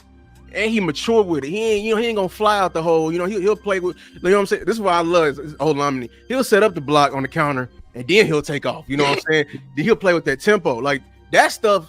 As a linebacker, right? And you play like, am I playing when a running back plays with you like that in the Oklahoma drill hole like that, playing with tempo, playing with it, let it set up before he can get out there? That's that Le'Veon Bell. Hey, Le'Veon Bell ish. That's that Le'Veon Bell. That's a good idea, D.A. You can line him up as a receiver. D.A. suggested we trade one of our 7s to get back in the 5th. Burn it. Yeah, I would. Because look at the offensive talent has been pushed down, guys. Like they've pushed it down because everybody's just going defense. So it's a lot of reaches, and the people who are picking offensive talent, it's like, okay, like that's what you picked, that all of that. Only the Dallas Cowboys get on defense. But yeah, everybody going defense. So it's like, listen, I need you, Will McClay. Come on, you said this your best day. Come on, Wizard Will. Draft the running back off of that star. Didn't the Eagles just have the number 1 defense last year? And what did they go with their first few picks? Defense. When everybody's talking about 2 cornerbacks, right? Going defense, and you wonder why he went defense. 2 DBs, right? Everybody and reinvested in their offensive line, even if it was just a placeholder. They reinvested. Facts, that's facts. That's what that was my worst case scenario. If we passed on Booker and Booker actually failed and they replaced their guard, because they didn't let Mekhi Becton. If you let Stoutland get Booker, Jesus Christ, Jesus, and they would have did it. They would have, they just sat back there and let the board come. If they would have got Booker. And word on the street is the Eagles wanted Donovan too. Saquon would have had 3,000. Yeah, they wanted a guard because that's why they didn't sign back McCoy. They was like, we finna draft. We like these guards. That's what I was telling people. Hey, people are valuing these guards, man, because they know they need it. But yeah, no, I was talking about Ezraku. The Eagles allegedly wanted him too. Oh, yeah, because he a Philly guy. He was a Philly fan. Boston College right around the corner. So we stole it right from him. And I just feel like Ezraku, I'm like, when have we really drafted like a technician? I feel like with pass rushers, we always draft traits, but we don't really draft technicians. So I'm like, the fact that we drafted him, who's a technician, I just feel like that's a really good pick. I know, he was. No, you're right. That's gonna be our starting right now. He's gonna be a package guy. But I'm telling y'all, from in years to come down the line, he's gonna be on the edge with the Cowboys getting sacks. He's gonna be a guy who's gonna be causing some trouble. He is strong, y'all. For his he's a pound for pound guy. He's stronger than what he looks. He's standing up them tackles, standing them up. He's standing them up. I'm trying to tell y'all. I feel like he's gonna be putting a lot of pressure on Sam Williams because it's like, do you have the pass rush repertoire? In your toolbox? I don't know. You done missed the whole season, so I don't know. That's why I said trade him. And you had some troubles. And you can't. Steven don't like that. No, Shotty don't like that. Shotty is trying to bring culture. What's the main thing? Culture is discipline, and you gotta root it out. You know what I'm saying? You got to go outside, get the weeds. You gotta pull the weed out of the yard. Yes, so I think Sam Williams is on the block, like even at the end of the season, but definitely gonna have to get traded. Yeah, he might be on the trading block now. You never maybe know. on the trading block right now because it's just like, why do we need you? And then it's like with Nealon, you was never a pass rusher like that. So I really feel like with Ezraku, you're now competing with Fowler. You're competing with Fowler for edge too. That's really how I feel about him. And I feel like the Cowboys, they're trying to get high character, dominant talent guys that are going to come in here and put a lot of guys on notice. That's how I feel. Like, you better get it together. Who went? Somebody went. Jordan Watkins. Jordan Watkins. Yep. Where he go? He went to the Niners, man. Went to the Niners. Is that the DT? Nah, that's the receiver. Wide receiver.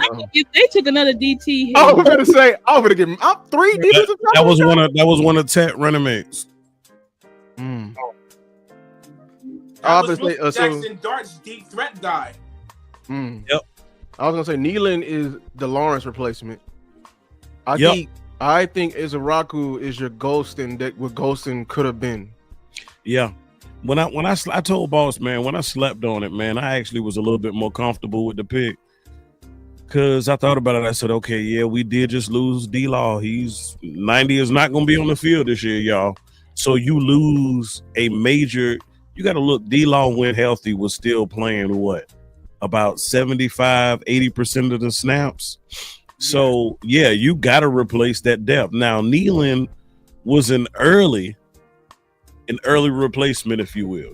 He played opposite sometimes, but we got a super chat. You lose Golston. Okay, yeah, we brought Fowler back, but that room did need some reinforcement. And I know you brought some free agents in, but my biggest thing is I want to see the competition, y'all. That's it. I want to see the competition. I want guys to really have to fight for their positions. I don't want cats coasting into the damn season. And I think a lot of times that's a problem we have in Dallas. You come out in April and May announcing the starters, damn that. I can't get jiggy with it. No, make them earn the star and then make them earn the position. Yeah. So we got a super chat too. I think, well, I don't know if we read G Cuddy $5. He said, "Is the running back from KSU still there? Is that a link to a coach to the coaching staff? Are we looking for DT?" Yes, DJ Giddens is still there. He is a link to Connor Riley because that is who he knows. And then for DT, we should be still, because your coach said he wants physicality, and he said on both sides of the ball. Now I know edge is a need, and that is technically both sides of the ball, but if he was talking about interior of the offense, I can only imagine he was talking about interior of the defense as well. Because he was here when he heard the Zimmer cry. So guess what?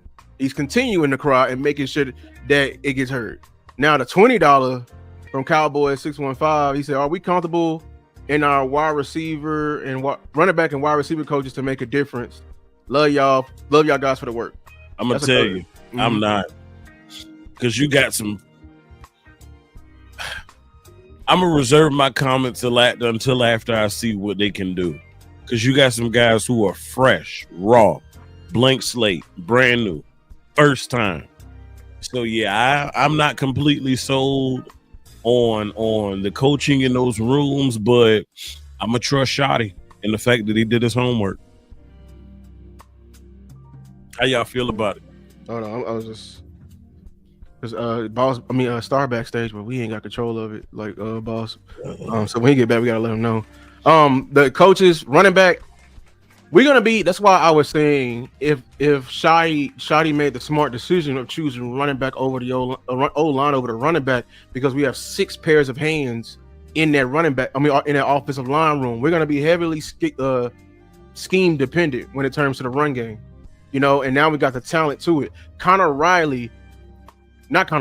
Clayton Adams was the best hire we could ever do, because what he was doing at Arizona with, some quality starters and how he was able to scheme. And I know he included the quarterback in it, but he was able to manufacture a great running game. Now we upgrade, his repertoire and his tool set with better quality, linemen. And we got, it's just better over here. We may not have the back room, but we need to at least clear the lane. We'll get on the backs of making sure they see that lane. I need to go, as long as they got the vision, Miles Sanders and Javonte Williams hopefully they can get through it. I know they ain't got the burst like they used to. That is important. That's why I'm trying to get a young back in here. Hopefully that's the pick 11 from now. Now the wide receiver room, honestly, I don't know. Like you said, he's very much fresh, but I can tell you, right, he got very much high pedigree at Oregon, because Oregon been putting a receiver in the draft for the last 3 or 4 years. So it's either 2 wide receiver coaches I want in the league, because one Oregon, or we need to throw a bag at Ohio State wide receiver coach, because that boy right there can recruit and he can put some receivers in the league, because that man been putting first round receivers. He did to Smith. Exactly. Last year. And he was that man right there. Hey, so if it's anything, they were trying to do with a running back, running back university. Well, they immediately went to Texas, because Texas was putting out good running backs every single year. So you can see what he's going to get ready to do based on what he's putting into the league. That's your work. That's your resume. That's your initial qualification. So yeah, we still got to see. Star back down. She's in backstage right now. Yeah, she went to go put her live on, because I got her notification earlier. Okay, I'm here. My son's got my phone.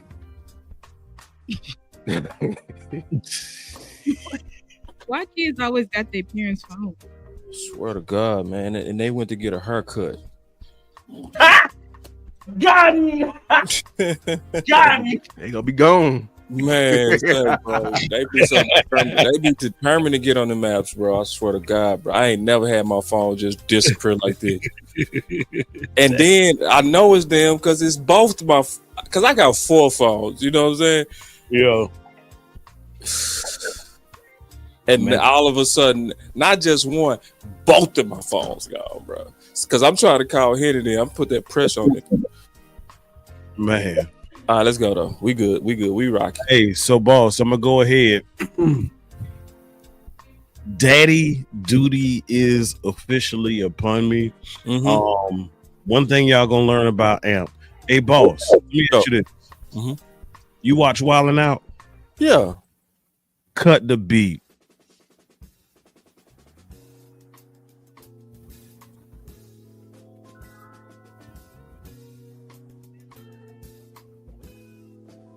I don't know what I'm talking about. He said, "Cut the music." Oh, you don't know Conceited when he's finna rap. He told him to cut the beat. my bad. I fucked up. He lied like he said, "Yeah." I do, but I don't be watching it like that. Obviously, I know. I obviously know why that I'm fan. I'm one of them that watch it like it's on, so I'm gonna watch it, but I ain't over here like wilding out. I ain't like you where it be like, hey man, when you all the league goes and cut the beat and all of that. Hell nah. If I got cold busted your line. Anyway. So, as I stated, daddy duty is upon me. So, one thing you're gonna learn about Amp, right? Multifaceted. If you have not done so, everybody you have seen on the stream these last few days and these last few weeks, please, in your own time, visit their channels. Take a dive into their content. And if it so moves you, hit the subscribe button. Hit the like button. Share it. Because sharing is caring. Now,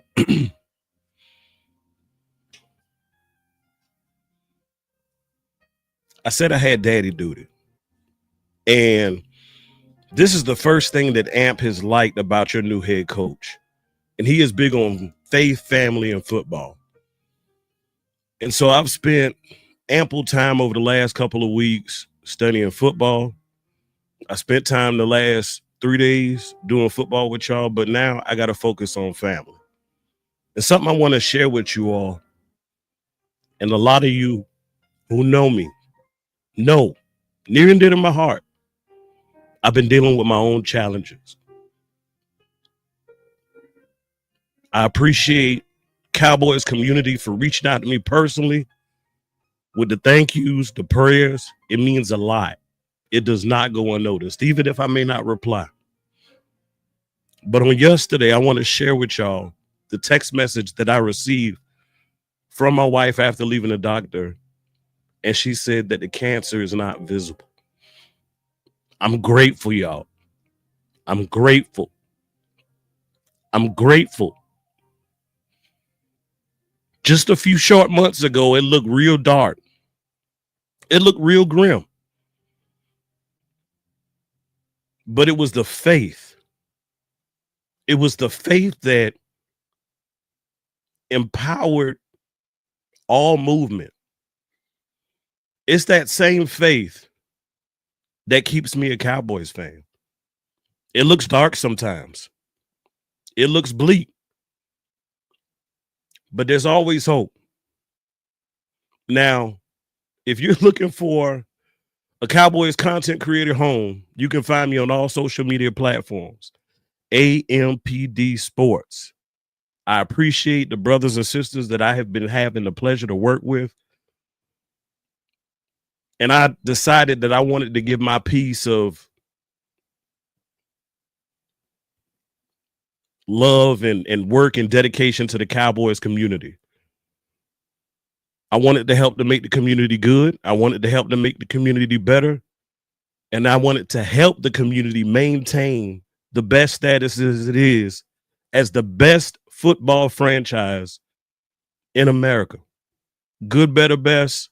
Never let it rest till your good becomes your better and your better becomes your best. Until next time, Cowboys Nation, y'all be blessed.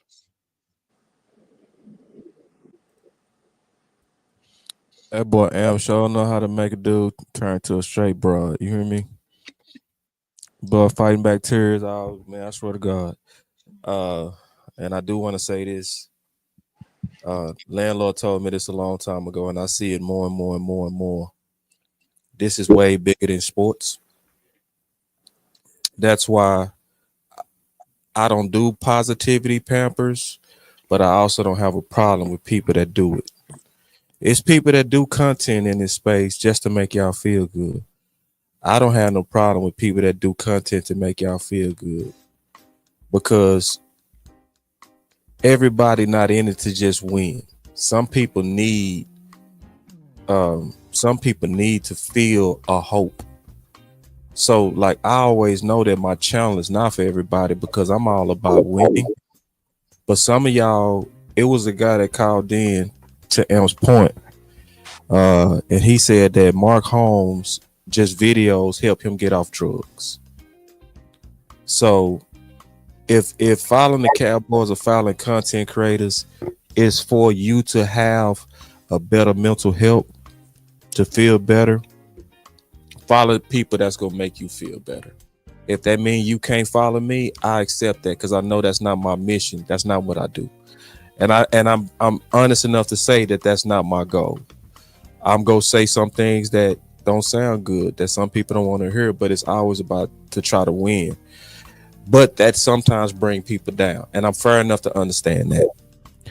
I also want to commend my brother Amp before we get back into football to know that while he was going through what he was going through with his wife, y'all never knew it because he didn't talk about it all the time. You know what I'm saying? It shows you that sometimes even doing the work of the Cowboys is a way for all of us to have these pieces. You know what I mean? For all of us to be able to get away from the chaos that might be around us. So my brother and his wife was fighting through something very hard, right? And he's somebody that I talk to, if not every day, every other day, or at least once a week. And you know, he never drowned me in his sorrows. He always usually was the one that was supporting others, me and others. So special shout out to my friend as we continue the draft show. Yeah, and I just appreciate all the work that's going on in this community, as well as the work that y'all doing in the chat. You know, the supporting the Botch, the supporting the movements, the Keenan Allen campaigns, the No Kelly Moores, the draft show and all the work that they did. And I'm just telling y'all, I'm gonna say this again at the end. Y'all don't know how much work this team put in, bro. Y'all don't know. I was amazed at the work that everybody put in. And listen, we all know these teams. We know our team intimately, but it was the intimacy of how Star learned her teams. It was the intimacy of Keystone on the sleepers. And it's the intimacy of Lou and how he's prepared to talk about his teams and how I'm ready to talk about other teams and our enemies. So I just wanted to say that behind Amp, man. I just appreciate it.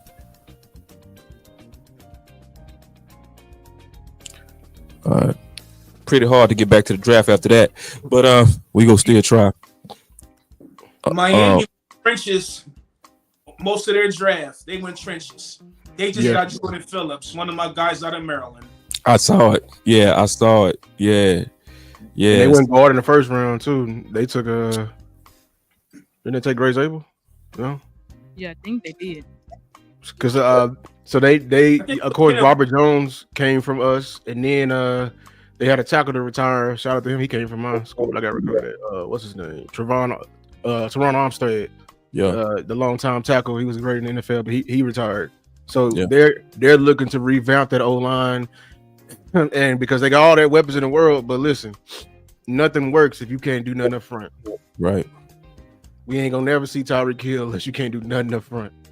And plus, their head coach come from the Shanahan tree, and Shanahan ain't flashy. Shanahan wants to run the ball first before he can set everything up. So Mike McDaniel is the same exact way. No, that's so interesting, bro. That made me want to pull up their slides real quick, which I'm getting ready to do. I ain't want to do this, but I'm gonna do it anyway.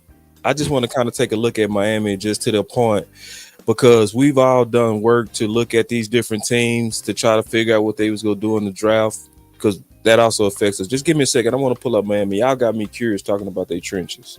Wait, Shador went to the Browns? He did. I knew it. I knew it. It's about time. It's about time, bro. 5th round. Let's talk about that Shador, man. We gotta have us a real discussion. They got 5 quarterbacks now. Yeah, they remember they did that last year, Lou. They had about 5-6 quarterbacks. But they know they do that. You forgot back then when they was dealing with the Brady Quinns and the Brandon Wheeler. You remember that back then? Sure, they'll be great. But who else did they draft? Did they draft another quarterback too? Dylan Gabriel. Oh yeah, Shador got it. Fuck, man, it's some BS, bro. Shador got it. Good. I'm happy for him. I know, like that shit burned him. But I think with Shador, he's very good talent. But I think he just should have handled the pre-draft process a little bit better. That's it. I think. No, I call that family. They are true. Like we here in Dallas. I played Dion like 3 times. I used to see Dion all the time at the barbershop. That family, they show off for a reason. I call them the cool duck. They gonna look flashy on the top above the water, but below the water, they are working twice as hard. So when people claim and tell me that they're overly confident and they cocky and all that, they put in the work to be cocky. They hate that energy.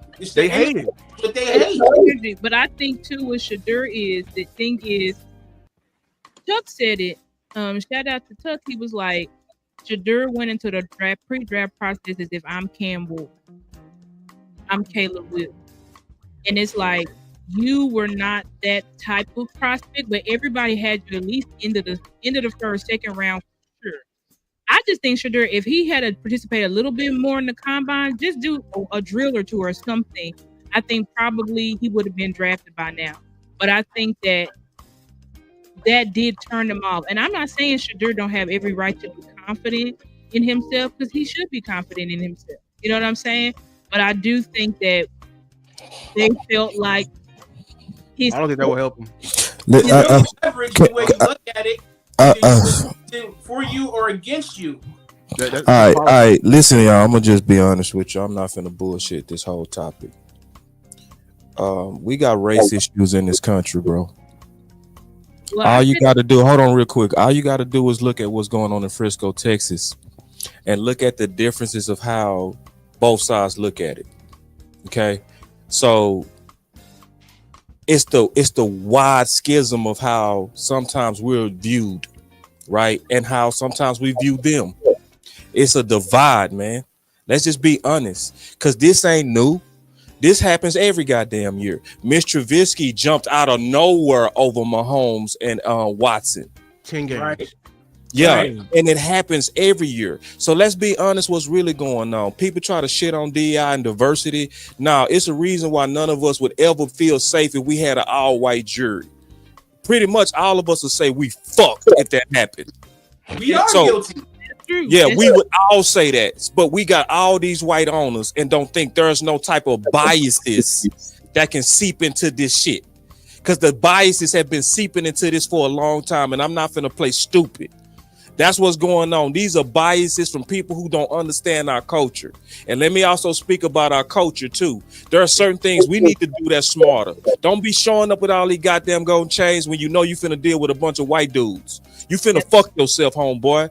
Sometimes when you go into a job interview, you need to put on a tie. It's some wisdoms that we need to exercise as well. So this ain't all about blaming white people. There's need to be some wisdom on both sides, but that man got fucked. And I don't give a damn if he had 20 goddamn gold chains. If he had 100 gold chains, y'all let a goddamn dude who got caught with a DWI on camera drafted him number 1 overall. Don't you talk to me about no fucking attitude. I ain't hearing none of that bullshit. Cause see, y'all pick and choose when you want to talk about cocky. That's bullshit. Y'all drafted Dak when he's supposed to have been higher. You drafted Russell Wilson when he's supposed to have been higher. You took all these black way You disrespected the fuck out of Lamar. Lamar was sitting there with his mama twice. No, man, I ain't know. That's because we got too many goddamn white owners, man. Let's be honest. You need to diversify. You need to diversify the ownership.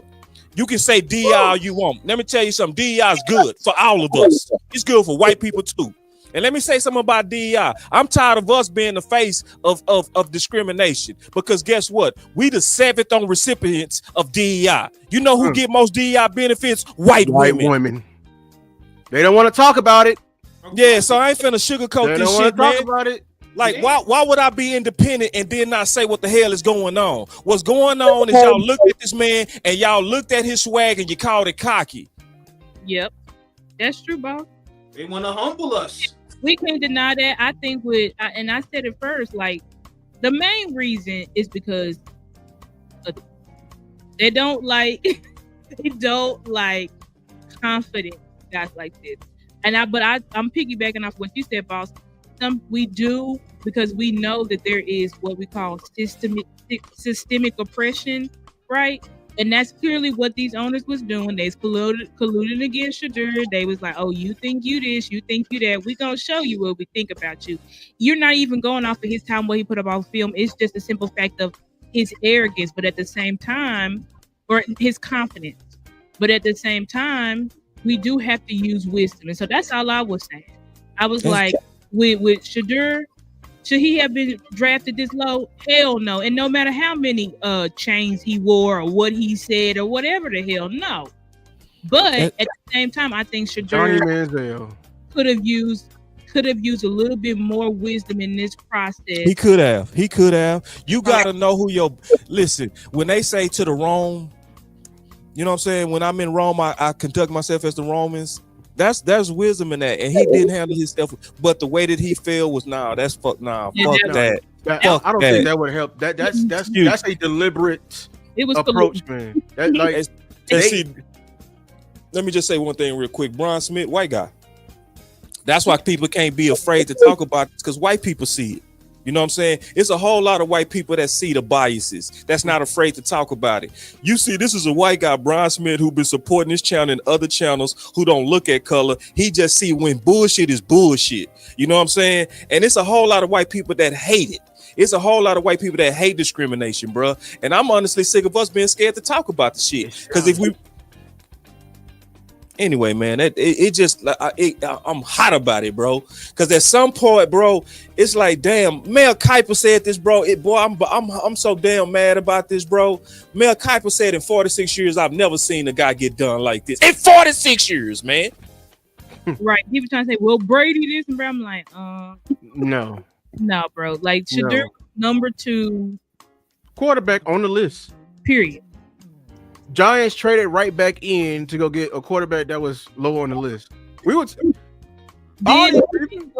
people put their jobs on the line to rather be right and hold up their end of the bargain. Some of these people are gonna get fired. Kellen Moore, your dumbass, even if it wasn't your decision, your dumbass may get fucking fired over there in New Orleans, taking that bum at quarterback.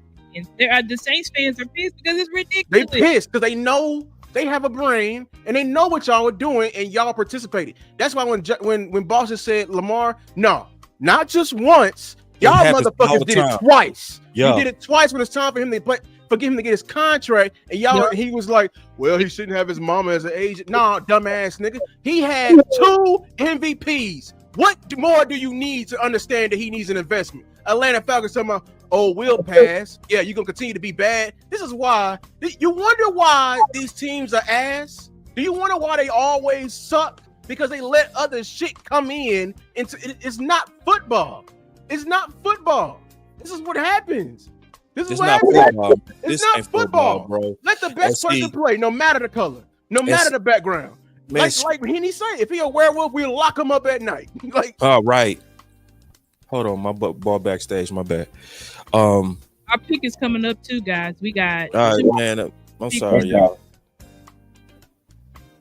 No, you good? You good, Brady. It's so aggravating, bro. But you know something else too. But you remember when Dion was saying back then on if whoever it is that picked the team, that if you don't like them, you don't want to play for them, they could, I was just speaking on the leverage point of it, because I was thinking on certain situations, you gotta be careful what you say in the outlet, because they're gonna try to use every little thing that they can against you. Yeah, but you don't like that. Yeah, even back. That's why when y'all say with Shador sitting there with him, Dion wore them chains. You know what I'm saying? Like Dion is that Dion threw water in and we gotta be wiser too, man. Yeah, we do gotta be wiser. Like it's accountability on both sides. Like you don't force your coach on other people that actually has the power. You gotta conform some. You do have to conform some. Like it's because they making the rules, but at the same time. Y'all not finna y'all not finna throw us all away because we got a different type of flair than you, my dog. And I'm honestly sick of that type of bias, man, because the man is a well-spoken young man, big old smile, and all that kind of stuff. And then y'all got caught up talking about cocky. Nah, it's the same thing y'all did with Trayvon Martin. You goofy ass people literally thought that this young boy was 17 walking around getting some Skittles and that this grown man was stalking him and then became the aggressor. Yeah. Why can't our fucking kids be kids, nigga?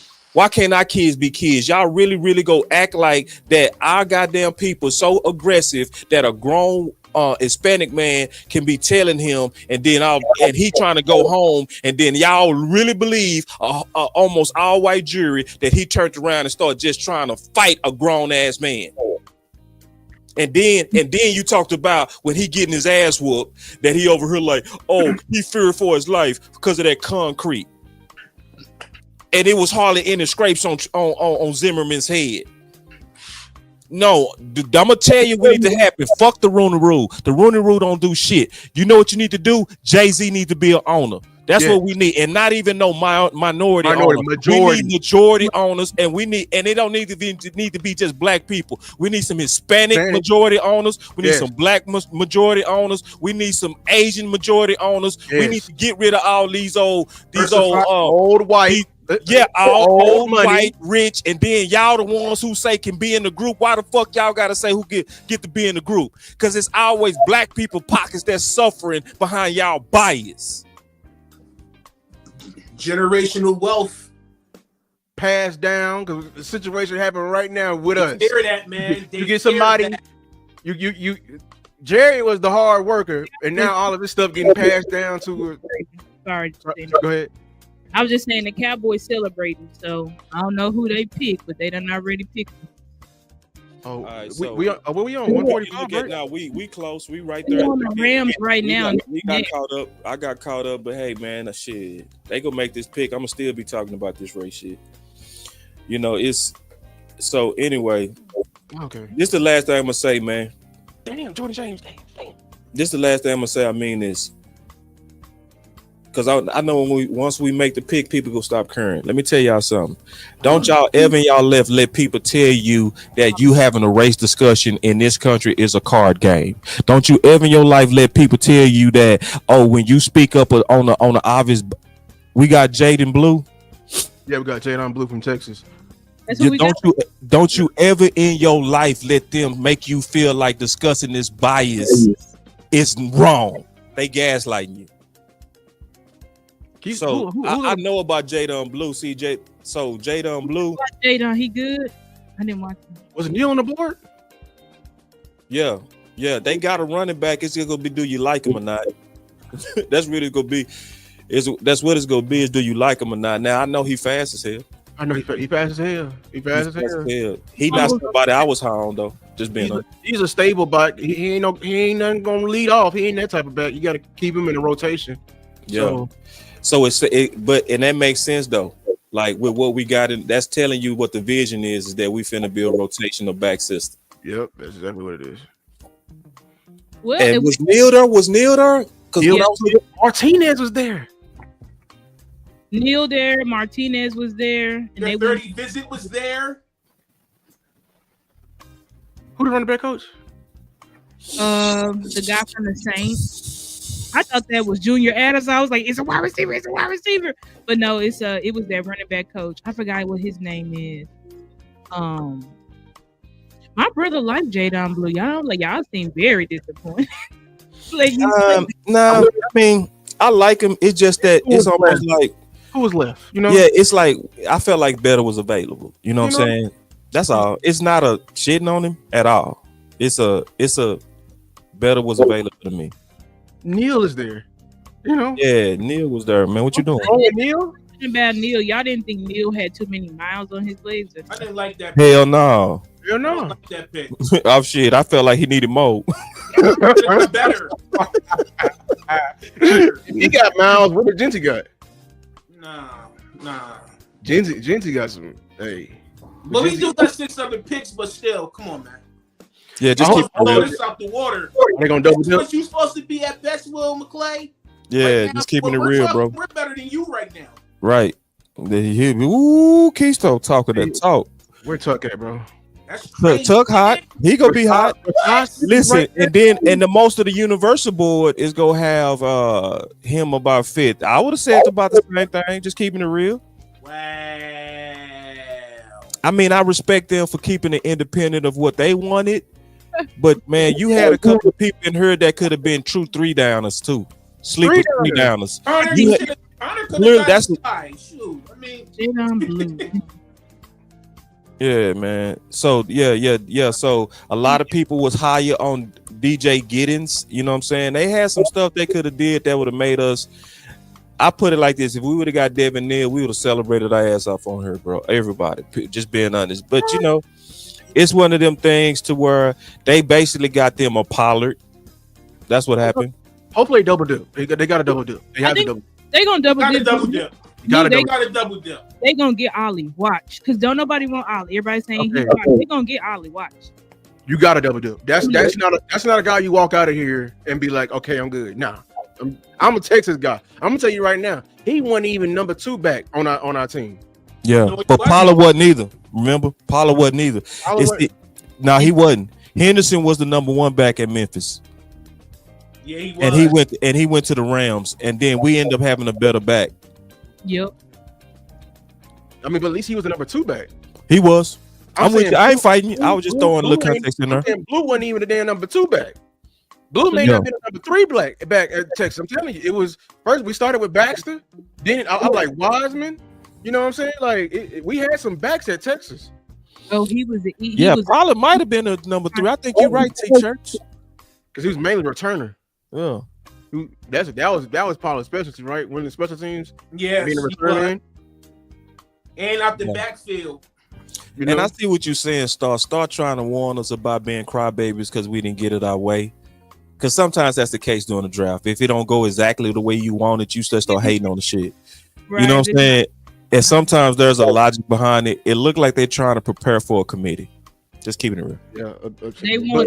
They want a power back. They want a scat back. Basically, they want to do it like Tony Pollard. They want to do it like the Lions. You know what I'm saying? I'm not mad at this pick. I don't know. So this is Schottenheimer's Seahawks, Rashad Penny. We still need our Chris Carson. Exactly. Like, and I think this is what Shotty likes. I think he prefers to have a system. I think he prefers to have a system rather than. And I'm okay with a system as long as you got. Because if we had got Trayvon Henderson, I saw him the same way. I saw him as the power guy. I was like, we're gonna need to pair him with some type of power because he ain't. Yeah. He ain't no power back. You know what I'm saying? So you know what Chris Carson went to school at? Where? Texas. Oklahoma State. Y'all check this out, y'all. They say the Cowboys YouTube on right now. Let's go over there and team watch that thing. Let's team watch it. Let's team watch that thing. Let's go over there right now. After the pick, where everybody over there and show support for the brother. You know what I'm saying? Because like I say, it's biases. Trust me, it's a lot of people not happy that Vach over there. Just trust me on that. We know how this damn country is, bro. Everybody, because they smiling at him is not happy to see him over there. I don't see nothing. I don't see nothing either.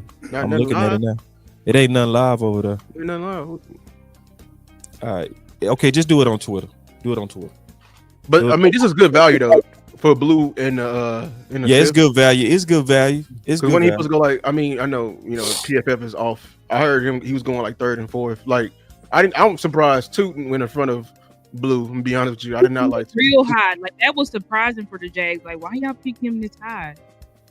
So this is good value getting him in the 5th. We just need to double dip somehow. Yeah. Absolutely. For sure. We got Oh, he said, "How y'all feel after the pick?" It's. I mean, I put it like this. I ain't gonna lie to y'all, man. I ain't never pick him in my simulator one time. Me either. Me neither. Me either. Fumbleitis, man. I thought what Shotty liked, he wanted to get first because that's what the board is saying. I thought Damian Martinez is, or a Devin Neal, but I'm not mad at a Blue. If you want to go scat first, go ahead. Yeah, got Blue because he was the Texas boy. You don't care about no 4.2 speed. Oh, don't talk to him like that, though. It's some Texas people in there, ain't it, bro? It's some Texas people in there, ain't it, bro? It's somebody in there like Texas, bro. I'm telling you, yeah, it be like that.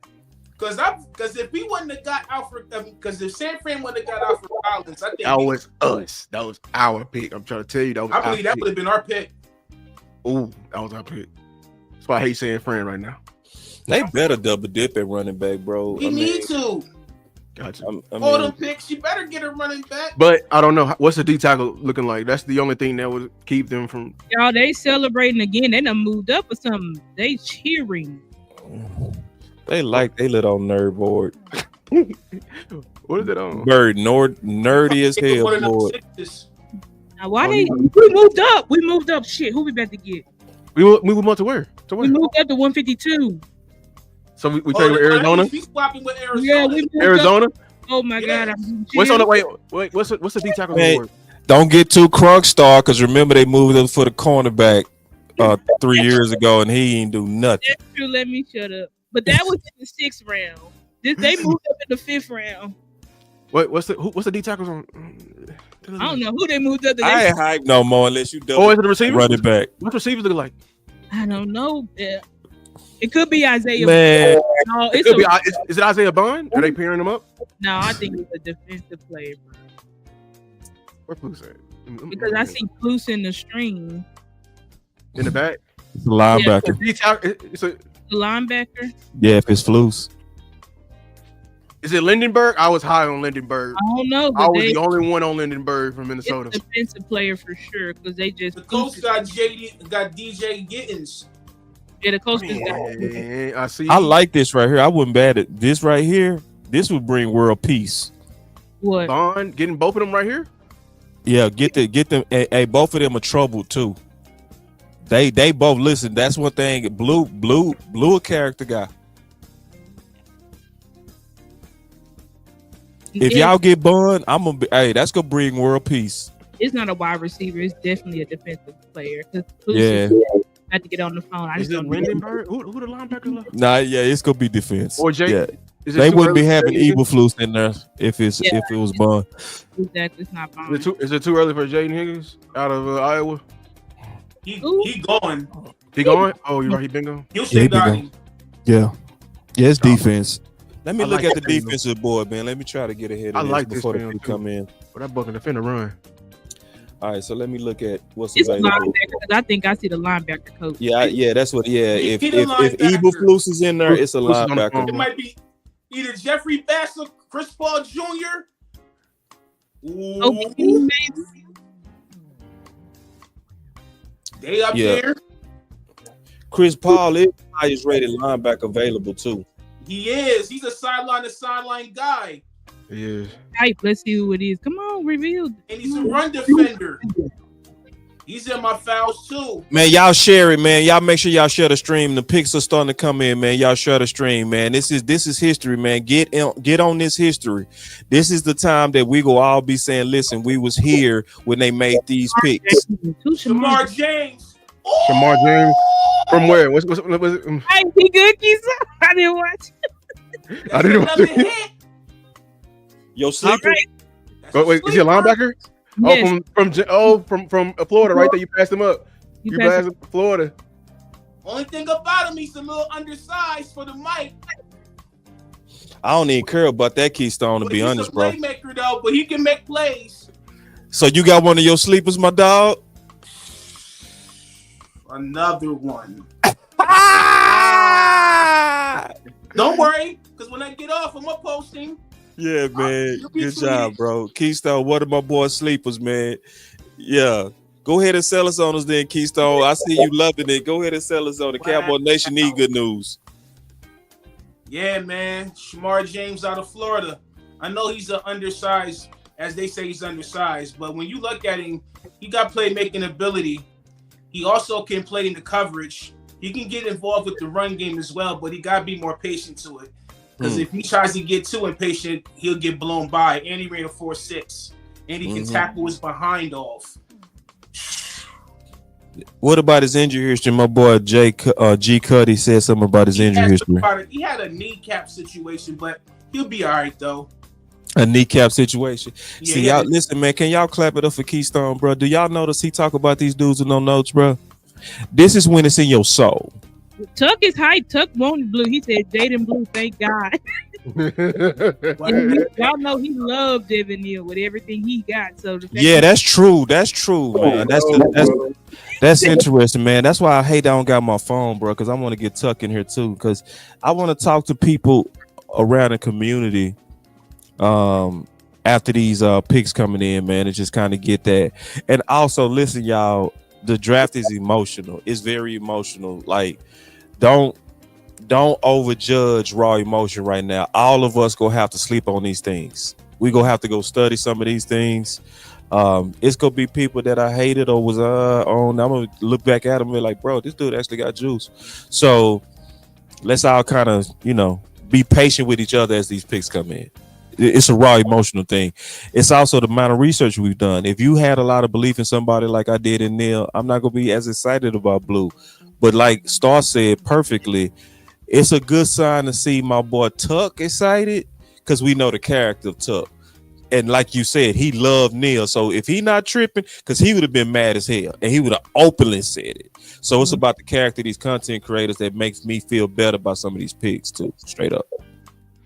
Yeah, I used to post and she said he can capture the egg. So as a talking about Jadon Blue. So that tells me he's one of those if y'all remember that running back. Remember when Atlanta was went to the Super Bowl and they had their two back special? It was between I think it was Algier or am I tripping? You remember from when they played when they lost the Super Bowl with Dan Quinn? Their two running backs. You said I'm saying I think I'm blanking on her name, but I think Jadon Blue is supposed to be our Algier. He's going to be the outside zone aspect of this our run game. Now, I like the player, but not the type. See, listen, and Amp played linebacker. I think he has great linebacker eyes. And right, we do need a full-time Mike. He is right. We do. That's why I said he was a little undersized in the Mike position. Yeah. I honestly feel like we do got a full-time Mike. We got a Mike. Who? We got a Mike. Talking about Maris? Yeah. Maris? No, not Lil Fire. Not Lil Fire. Old boy that came from Murray. From Chicago? No. Anything gonna be the Mike. Sanborn will be the Mike. No, Sanborn not gonna be the Mike. I'm saying Sanborn knows the defense. That's the one who's translating. He's gonna be. But he never played the Mike. Even when he was with Eagles, he played strong. I swear to God, I watched 6 games on. Who's gonna run Sanborn out there? Because that's who knows his defense. You think so? It's all about it. It gotta be Murray. We're gonna all about translating the defense. Okay. Because I think he's gonna put Murray out there because Murray said he plays the Mike. He came here to play the Mike. So if he put Sanborn out there, okay, then I guess he just got beat out. But I think they want Murray to be their Mike linebacker. He need to be sitting next to Sanborn at every meal. Just getting. I don't even really honestly care about Sanborn like that because I'm not saying Sanborn is bad. What it was is he was mostly a special teams player and he had very limited reps at all. You know what I'm saying? I had to go through 7 games to try to even get a feel of him, and I still never really saw playmaking. I would trust Murray right now on Mike way more than I would ever trust Sanborn. Yeah, I trust Murray. I don't know why people just low on Murray, but I love Murray. I feel like I'm kind of up and down on Murray. He got all the tools. He has mental errors. That's the only thing. He'll overrun it. I saw him softness sometimes too. He can go like 100 miles an hour. He can miss it. That go 100 miles the other way. I saw him take some business decisions too. I'm being honest. But then if you could coach him to play up to his athleticism, shit.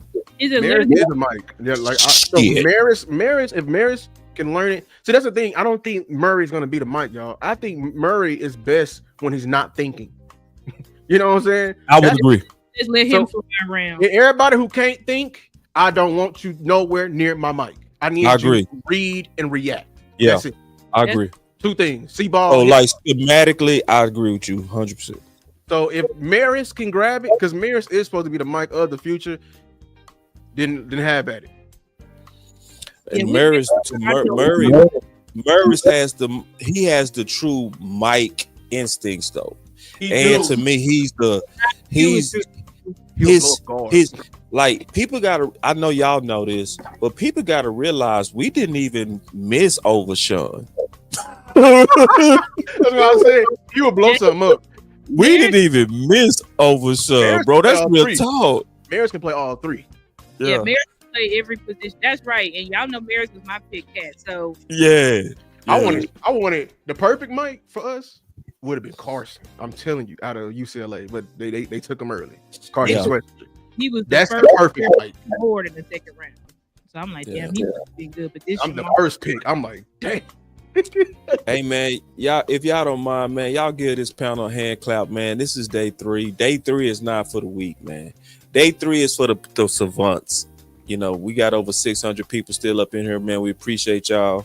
We got organic content, you know, and these are sort of true Cowboy fans. If you still rocking at this late, if you ain't checked out by now, if you didn't get mad and just turn over a table and say I'm out of here, I appreciate you greatly. You know what I'm saying?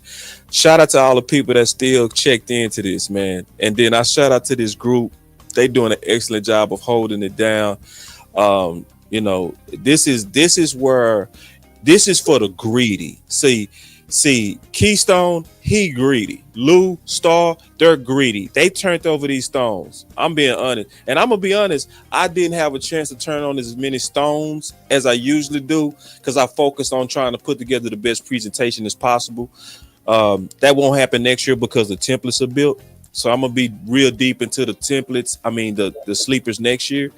But, man, y'all just clap it up for these people, man. I just really appreciate y'all greatly, man, for really holding it down and just trying to prepare us and educate us on these picks. Real talk. Yeah. So let's keep up with what's going on. So how many picks we got left? I was just getting ready to ask that. What did we trade? Yeah, what did we trade? Yeah. You see, no trade. Did we give up a 6 to move up? I think we gave it up a 6 because we only have a 6 now at the bottom of the 6th round. So I think we gave up a 6 to go up there and get James. So they really believed in him. They showing y'all a lot of love, man. Y'all getting a lot of hand claps, man. People love what y'all doing. They showing y'all a lot of love, man. Real talk. They deserve it, man. This is a great ass panel. Bond is still falling. Can Bond fall to the 6? Bro, if Bond, you better get Bond. If Bond falls 6. You need to get him and stop playing games. Stop playing. And let me steal this from my boy Henny. I wish you was here, my brother. Henny would tell you. Listen, Henny has the most fly statements of our time. My boy Henny said, "Man, shit, get that man in the 6 and pay for his lawyer." Get him a lawyer. Henny be talking so damn fly. Man, get that man, get him a lawyer. Boy, Henny is fly, boy. I don't care. My Arkansas homeboy is fly. My boy say, "Listen, man, when you get that late, you pay for that man lawyer." Yeah, man. Oh, the Dolphins. Oh, we got 5 picks left. DA Lee, we can cook. How many we can cook. We appreciate DA Lee, man. Keep your eye on that, cause see, we all watching this draft. We don't have the tools. I don't have my phone in front of me. I swear, if my son's got my phone, I swear. Should I whoop them for that? How you gonna take my phone on draft day with your boy? I swear, if they took my phone on draft day, I'm gonna be like, nah, man. Like, you on punishment, like straight up. You can't play with my money. You can't play because you playing with the money when you take my phone, and I'm trying to call these other content creators. You know what I'm saying? Because I would have been on the phone with Tuck by now. Like, let's talk. You feel me? Because I know these boys got to. Okay, he said we got 4 picks left. So DA, what did we trade, bro? What did we trade? See this community work right here, y'all. Look at the community work. Boy, community work be so dope. Hey, DA Lee, while you researching, what was the trade what did we give away to move up? That's what I need to know. They say Boston Panel is awesome. Nah, they awesome, man. This is awesome. Please. Yeah, please. My boy Rome here. Oh yeah. Where you at, dog? See We got a weapon, right? Where you at? Where my dog Rome at? You might have clicked on Rome was taking blue. Rome was taking blue early. Yeah. I think this is a guy. And was he? Tuck said he would have Come on in here, Rome. Blue. Shit. I don't see you, Rome. Did you click on the right link, dog? I'll put the link in there again, bro. Hold on. Oh, this finna be dope, man. We finna have one of the OGs walk up in here. Listen, y'all, DC Universe, I love this, bro. I really do. I love DC Universe, bro. Remember, this ain't no click, bro. This ain't no click. This all of us. DC Universe is not a few of us, it's all of us. So let me just, while I'm finna send this link to Rome, we had Sky on here. We've had, obviously, we just saw Foots on here. You know what I'm saying? We've already had everybody come on DC Universe because DC Universe is truly all of us. It's not about how big you are. It's not about your channel and all this kind of stuff, how many subs you got. It's about us as a community and then be able to huddle up and showcase all the talent that's in this space. Because, see, a lot of people like to put their nuts on people behind numbers. You know you can buy numbers, right? You know what I mean? And they'll cap on you over them damn numbers. It's like, nah, bro, stop the cap. You know, like bros can grow just as fast if we threw dollars like some of y'all be throwing dollars to try to pretend like you're bigger than what you are. Thoughts on the running back and the linebacker. So Jadon Blue. Okay. Can you hear me? Man. So we live, right? No, okay, yeah. Tell me live. We live. Okay. Yeah. Sorry. Tell him to hit the link. No. Tell him to hit the link. He said he wants you to hit the link, but are you still out? No, I just got home. No, tell Tuck to stop playing and hit the link. It's gonna be quick, man. If you go talk on the phone, man, get in the show, bro. Just quick. Tell him to do it quick. Okay. That's my dog. We got Tuck coming in the building. Man. Universe, that's my bro. We need Tuck in here, man. All right, so we got Keystone. Blue had 14 touchdowns from scrimmage because he had 8 rushing and then he had 6 receiving touchdowns. So yeah, this to me is definitely our Tony Pollard replacement. But who's the bang? Javonte? Is Javonte a power runner? Yes. Javonte is the power runner. What do y'all consider what's his name? Miles? Yeah, what is Miles Sanders? What is he considered? Was he a power runner or he's a field guy. He's a field guy. Yeah, let him Gordon.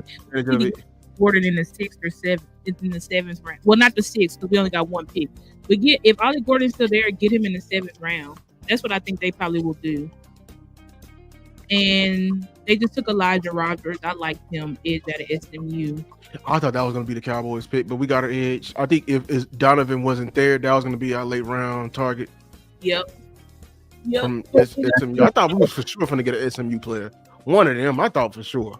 Yeah, I would love to. I can't wait to hear these other people's opinion, bro. That's what I can't wait on. Like I want to hear from Rome. I want to hear from Henny. I want to hear from Landlord. Landlord probably on the plane right now, so we probably ain't gonna hear from him. A lot of people moving around the OC. He might be able to come in here. Look, this Saturday, you know how it is. People be having daddy do this and shit. Hold on real quick.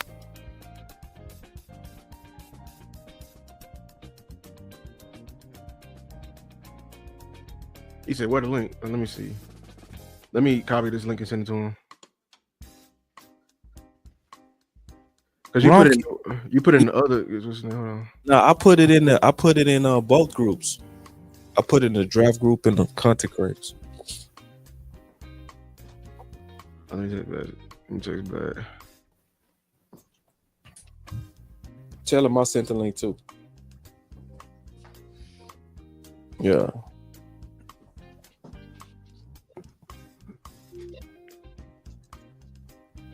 I know, right? You're right, D.A. Lee.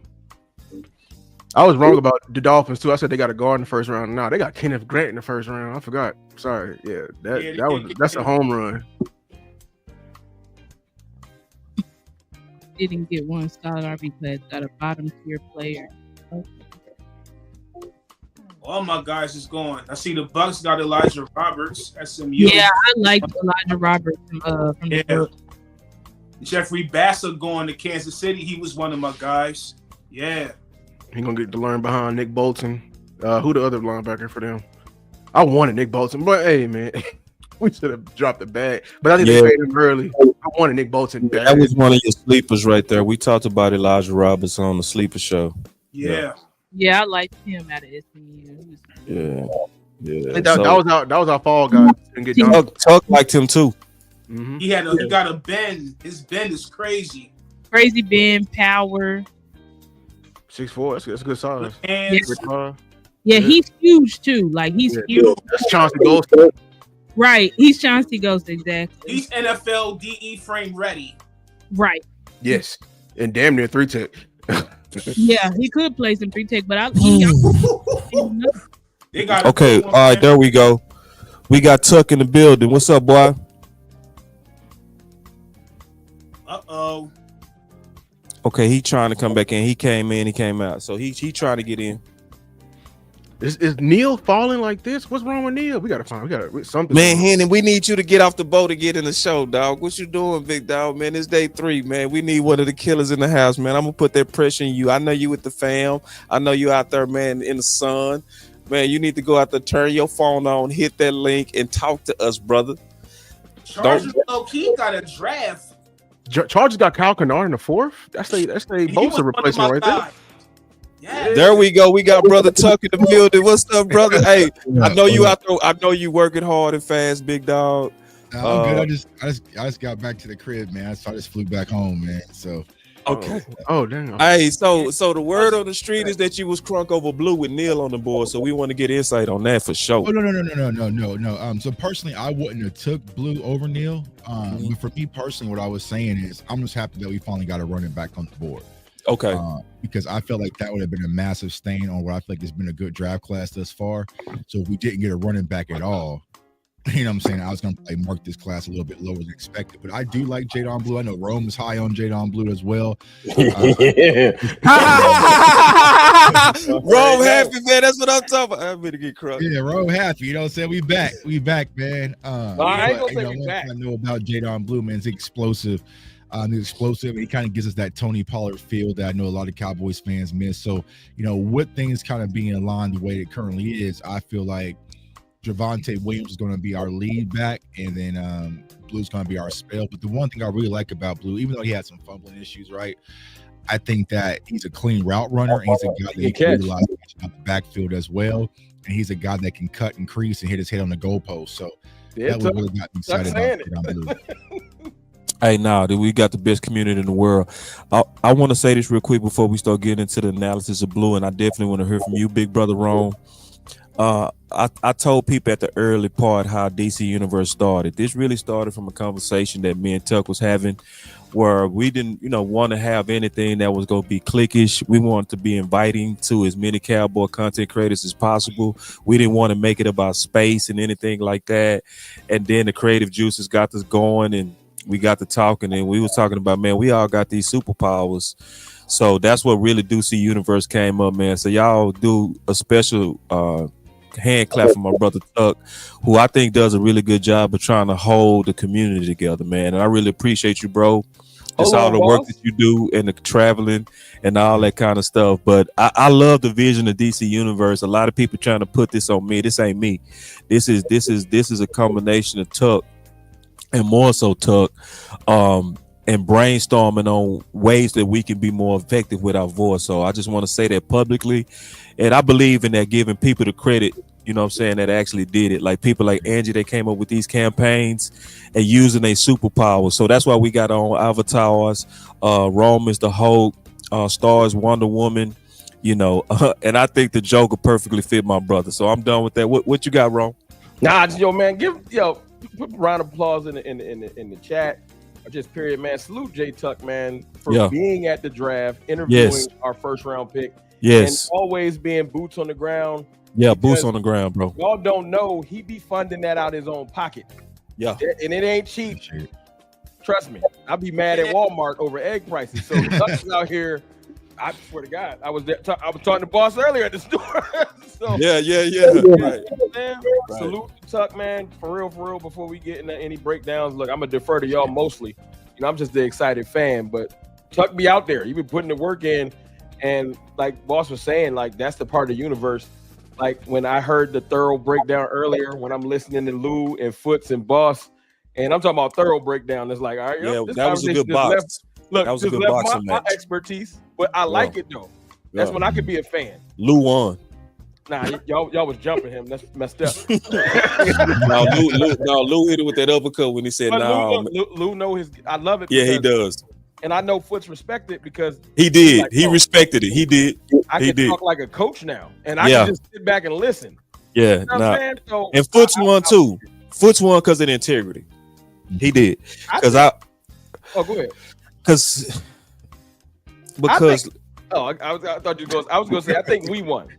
Like the fans win. We get to learn a lot. But you go ahead. My fault, bro. No, I just was gonna say like because y'all know I'm a fighter, bro. Y'all know that I'm gonna box the shit out of anybody, right? So I had a counter punch ready to land on him because if he would have switched up on his grade, I was gonna hit him hardest. I was gonna be ruthless. It was a test of his character, and he passed. He was like, "Nah, boss, my grade on him in a second." Then that's important because that happens in the draft community. Sometimes we just see it different. Sometimes it's as simple as that. And I've been seeing a lot of like mischaracterization of our takes, but then I think we was able to also clarify, and everybody shook hands. So I think what you need to do is pat yourself on the back and this whole panel. I'm a visitor on the panel. Whether people paying attention or not, man, I've been watching the community and actions show louder than words. The community is tapped in. They are as much as people might pop in other channels, they over here because they know they learning something. Right. They go other places to get entertained, but they come right back because you can't put nothing above knowledge. That's why I be listening because I be learning. So people be popping in, they want to go get entertained for 20 minutes, but then when the pick drop, just go pay attention to how the time, because YouTube will tell you everything. Watch how your channel spikes whenever picks drop. Let me go find out what's really going on. And then I'll go back. It's the truth is in the details. You know that, boss. Yeah. No, so that's people talk a certain game, but they over here because they know where they're gonna get the knowledge so they can go into this season confident. Yeah. So speaking of that, especially since y'all coming in, how y'all starting to feel as the draft is starting to develop? Like what's going on organically in your hearts? I'll go first. I feel a whole lot better, right? I think the Jadon Blue pick that we actually got a running back on the board. Now, me personally, you guys know I'm a huge Devin Neal fan. I don't know why he's going untouched, but I had hinted at the combine. He came out late, and typically when you come out late, there's something medical. So I'm not sure if that was something. Might be something sneaky. Yeah, I'm not sure if someone, and they also question his long speed, right? I'm not too really concerned about it. So I'm surprised Devin Neal's still on the board, especially after the run on running backs that happened in the fourth. But, I still like Jadon Blue. My biggest concern and frustration was the Cowboys were sitting on their hands with 7 picks left today and not being aggressive as you sit there and watch those running backs kind of get wiped out. So for me personally, I'm feeling much better about this draft. I know they went and got Shamar James. They just went and traded up for him as well. He's a guy that he's undersized, right? I think he's only like 220. 6'1". Yeah, I think he's like 220. So he's an undersized linebacker. So don't think of him as a downhill dumper. But the thing that I like about Shamar James is he's not the most athletic, right? I don't even know what he ran at the combine, but I think he was a Senior Bowl invite. But the one thing when you watch his film, bro, he's just disruptive, right? So he's a guy that's just all over the field and he's coming downhill. He's very good in blitzing, so he kind of gives you that high octane type overshown type feel, good in zone coverage, but he's not physically imposing. Yeah, so but 222, but I think he's only like 20 years old or something like that. He's fairly young still. So if you look at what the Cowboys are really doing, Ty, he just be everywhere. You know what I'm saying? Somebody run like a 4-5. Yeah, he just be everywhere. I like that breakdown. That's my type of breakdown. Yeah. Yeah, so he ran. I think they're saying he ran a 4.69 at the combine, but then he's a 4.5. So, like I said, I don't think that he is athletically appealing number wise, but just when you watch his film, man, he just because I watch Florida a lot of Florida football. He's just kind of everywhere. So I think he's more of a traits guy, and I know that he's also a special teamers as well. So when we're in round 5. I can see, okay, you might say, why did we trade up for someone like that? But I just feel like when we need to get younger at the linebacker position, the more high octane, the better, especially with Overshown battling knee injury. Once he comes back, I think it's going to put us in a better situation. So overall, I like this draft class. What it feels like to me is that y'all ever like hop in an Uber or hop in a ride with somebody and they're like, oh, just ride with me. And you're like, bro, why you take that left? You know what I'm saying? You really don't know where I still can't tell where we going. We just ride. Like, so it's like, they got okay, a map out, a regular map out there. Yeah. So where we going, bro? Hey, we're supposed to be going this way. You know what I'm saying? Like, oh no, just trust me. Like, all right. So I feel like that's how I kind of feel with this draft. Like, we all know what Tyler Booker went, and then the Donovan pick. Like, I love Donovan. I mean, he's a guy I was extremely high on. I thought he was going to go to Philly, honestly, when I kind of mocked him, but. For me, when I got the pick, I was more shocked because you just drafted Nealon right last year. You had Sam Williams return out the ACL. You just brought Fowler, so I didn't think edge would be a priority. But I think that was more of a BPA type pick. I seen it firsthand when Boston College beat the brakes off of Florida State. He was everywhere. You know what I'm saying? I think he was like a 17 sack guy in the ACC. So, yeah. Does he? This is, and y'all can laugh at me if y'all want. I think when I watched the clips, I know I ain't watched the whole film, but when I watched him, he looked like what's my man from Philly that didn't get his contract? Hassan Reddick. His game, the way his toolbox looked like Hassan Reddick. Am I tripping? Yeah, I mean, he kind of gives you that feel, right? Because he's going to be more of a pass rushing disruptor. He's not going to be a big physical imposing edge setter, right? Okay. So that's probably why. But I mean, third down, he lives in. Like I said, I think he had 17 sacks. I haven't fully went. Yeah, he got 17. Yeah, 17 sacks, bro. You know what I'm saying? So he just has anybody with 17, bro. Right, yeah, 17. And that was in one season. I think that was last year. You know what I'm saying? Yeah. So I think he had 3 versus Florida State alone. So he's extremely disruptive. So I think for me, I love the player, but it's just like I thought we were okay with that position at edge, but maybe not.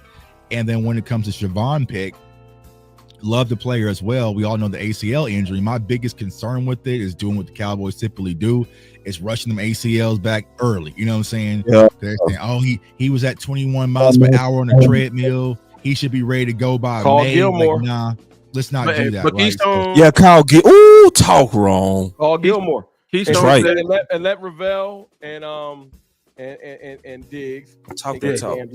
Yes. Right. Yes. Mm-hmm. That's your double dip, honestly. Give you that safety, yeah. But your Keystone did say it is a clean tear, so hopefully that can. Yeah, I heard that breakdown earlier, Keystone. That was phenomenal. I don't know nothing about no medical. You know what I like right now, man, and I want to say this openly, man. I like to see my boy Rome smiling. He's smiling big right now. It shows me his love for the Cowboys. Because we talked earlier, man. Team weapons, y'all deserve to be disheartened coming into today, bro. Real talk, bro. Like they still got more work to do. They still got more work, but I just like that because I know you, bro. People try to paint you like as a Kool-Aid, and that ain't never been you. You just a glass half full, right? Yeah, when we was talking on the phone, they would have been shocked. You know what I'm saying? But at the same time, I know you genuinely go look at things. I wouldn't say on the positive. It's still real though. Like you on fake on your fronts. On your takes. You know what I'm saying? So. To see you smiling, that alone should have Cowboy Nation feeling better, to be honest. Because I know his integrity, bro. Trust me, he was finna bum the shit out of this, bro. If they wouldn't have started doing better today, right? Well, actually, they didn't do bad. This the thing. I said it earlier. I did a little video earlier. Y'all can check it out later. Yeah.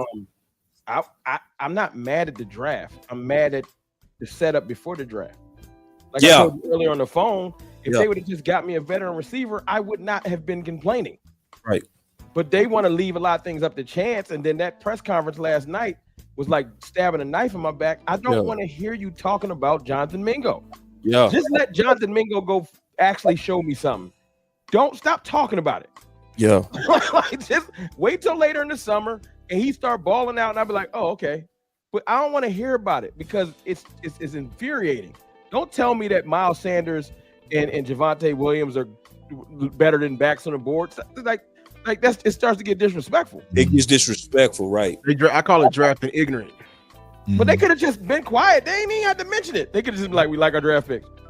Yeah, but then when you start capping, and then I did make a case for Mingo earlier, like being balanced to there's some potential there because there is. I think it is too, bro. But at the same time, I'm like, I'm also would always 1,000 times go with proven production over potential. So to not even bring in the Keenan Allen or somebody like that for pure competition is showing me that y'all still to a degree is on that bullshit. Yeah, because boss, put it like this. I just want somebody that when it's a high leverage moment, I'm not hoping that you've developed. If it's a high leverage moment, I don't care how much people say that someone is washed. A high leverage moment right now, Keenan Allen know how to get open. Right, exactly. Oh, yes. So, facts. And so do Amari Cooper. So I would be fine. It would not be it would be more of a band-aid because it wouldn't be a long-term fix. But I can go into this season with confidence where I can say, okay, all of you young receivers that need to develop, pay attention to the veteran that we brought in. Soak up what you can, because if they nick an ankle or something like that, you might need to get on the field. But early in the season, I would have complete confidence that, okay, it's 3rd and 7. We need somebody to find the soft spot in the zone, because you know that's what Philly love to play. Keenan Allen gonna find that soft spot in the zone. I watched Adam Thielen getting wild busy because he know how to play, and he ain't fast and he old. But you can't teach some stuff. It's just you've been playing long enough to know what to do. So go get me one of those and stop being lazy. That's it. I love this question, bro. It's gonna bring us back into the draft, and this is a great ass question, bro. What's each of y'all top 5 player that's left? So let me start this off if y'all don't mind. Hey, I still want them to double. Go ahead. I got to jump, unfortunately, because that's cool. I jumped in the middle, but I am going to. I've been listening for like 2 hours, so I'm gonna be in the comments. Yeah. I just wanted to tell y'all brothers to your face, man, and Star. No, y'all be killing it, man. Like you're the show I'm keeping on in the background because y'all breaking down stuff that you just ain't gonna get nowhere else. Yeah, you know appreciate it. And that's not a slight to nowhere else. I'm not doing the caddy. I'm just saying I respect the brothers on this panel, and I appreciate what y'all doing. That's all. And everybody that left, Amp, and everybody that left too. Yeah, and if you can come back, if you can, it's cool. You know what I'm saying? I'll pop back in. I just wanted to jump in because you. Because I like that you was excited about Blue and you cheesing, bro. Like you happy. I'm excited about the draft because it's just they got needs, but not what I wanted at the time. I can be honest. Yeah, as you always are. You can be mad that they didn't get what you want. That's what people need to understand. It's okay with being mad because they didn't get what you want, bro. People want us to cheer everything on. They ain't gonna never do positive pampers, never in my life. I swear to God, I'm gonna never do that. Players for my man, and I'm gonna jump off. All right, big dog. So like that question was a fire question by my boy Wee Woo. I would still start at running back because you don't get booked and not compliment him. What the fuck? I mean, come on now. Like, and then I like that you got the scatty patty. I'm cool with that, and I like it. I see the vision of what you're doing, but man, you got some potential home runs here, man. You got some guys, and see, Devin Neal is a tough mom. He tough, bro. He'll break your back. He'll close your game out with a smile. He'll go up to your star player and tell him to shut the fuck. He one of them, brother. You know what I'm saying? He's phenomenal, y'all. Like you guys know, I've covered this kid since he's been at the University of Kansas. He's been the leader rusher since he's been at the University of Kansas. Right, and this kid can pretty much do it all. And we all saw the Colorado game that really transcended him. You know, it's just that was a game where he refused to be denied. You see what I'm saying? So it's like I don't understand why he's still on the board. And even you talk about, I know Damian Martinez kind of had the 1 year production for Damian Martinez. So yeah, man. But when it comes to Devin Neal, y'all, it's trust me on this one. Like I just feel like I don't know what's going on, but NFL scouts do stupid shit, right? We just saw the Browns draft Dylan Gabriel, then turn around and draft Shedeur Sanders, and then turn around and get Juckins, and you know what I'm saying? Like, so it's just it just dumb. Is what it is, man. It's but definitely special, bro. So they asked each one of us of top 5. So I would definitely mine would start with him, and then let me just look for 1 second. I would definitely be looking at some DTs because it was a deep DT class. Torrey Horton would be somebody I'm interested in at this point. Even though he was a little bit gimpy because of the knee, he was still very productive. I still want that Dak friendly weapon, supersized, meaning a guy that can go make some red zone plays. Keeping my own receiver. Obviously, I'll be keeping my own Isaiah Bond. This is the area to me where you do Isaiah Bond. This is the perfect spot for Isaiah Bond. And that would be a value pick. Obviously it's a little bit risky because Blue's supposed to have some character issues. Isaiah Bond's supposed to have the character issues. They coming from the same school. Got to be very careful when you pair guys that come from the same schools because they know where all the bodies are buried and they know they same habits. So one is doing this, the other probably be doing that. So then me, I would be also interested in DTs. Right now, I already said that. But this is where I would target. But you wanted somebody specific. I don't see none of my sleepers that I like, so I ain't gonna cap on that. Let me see. Hold on. So receiver, I looked at running back, receiver. Let me look at some of these tight ends. Torrey Horton just went to the Seahawks, so he's out. Yep. Oh, he did. Okay. But I got some DT sleepers for sure. Okay, I want to hear your sleepers. So Thomas, this was somebody I'd be greatly interested in. Love him. Yeah, I've always loved him. Like he was love at first sight. He's one of your tougher. I would clear out the tight end room, man. I wouldn't miss Ferg for a second. I swear to God, I would. You know what I mean? So pointing all that, I'm telling you. Yeah, that's my guy, bro. That's somebody, and I know it's some tackle still but I ain't gonna kind of hog the mic. Let me look at corner real quick. Is Jack Nelson still there?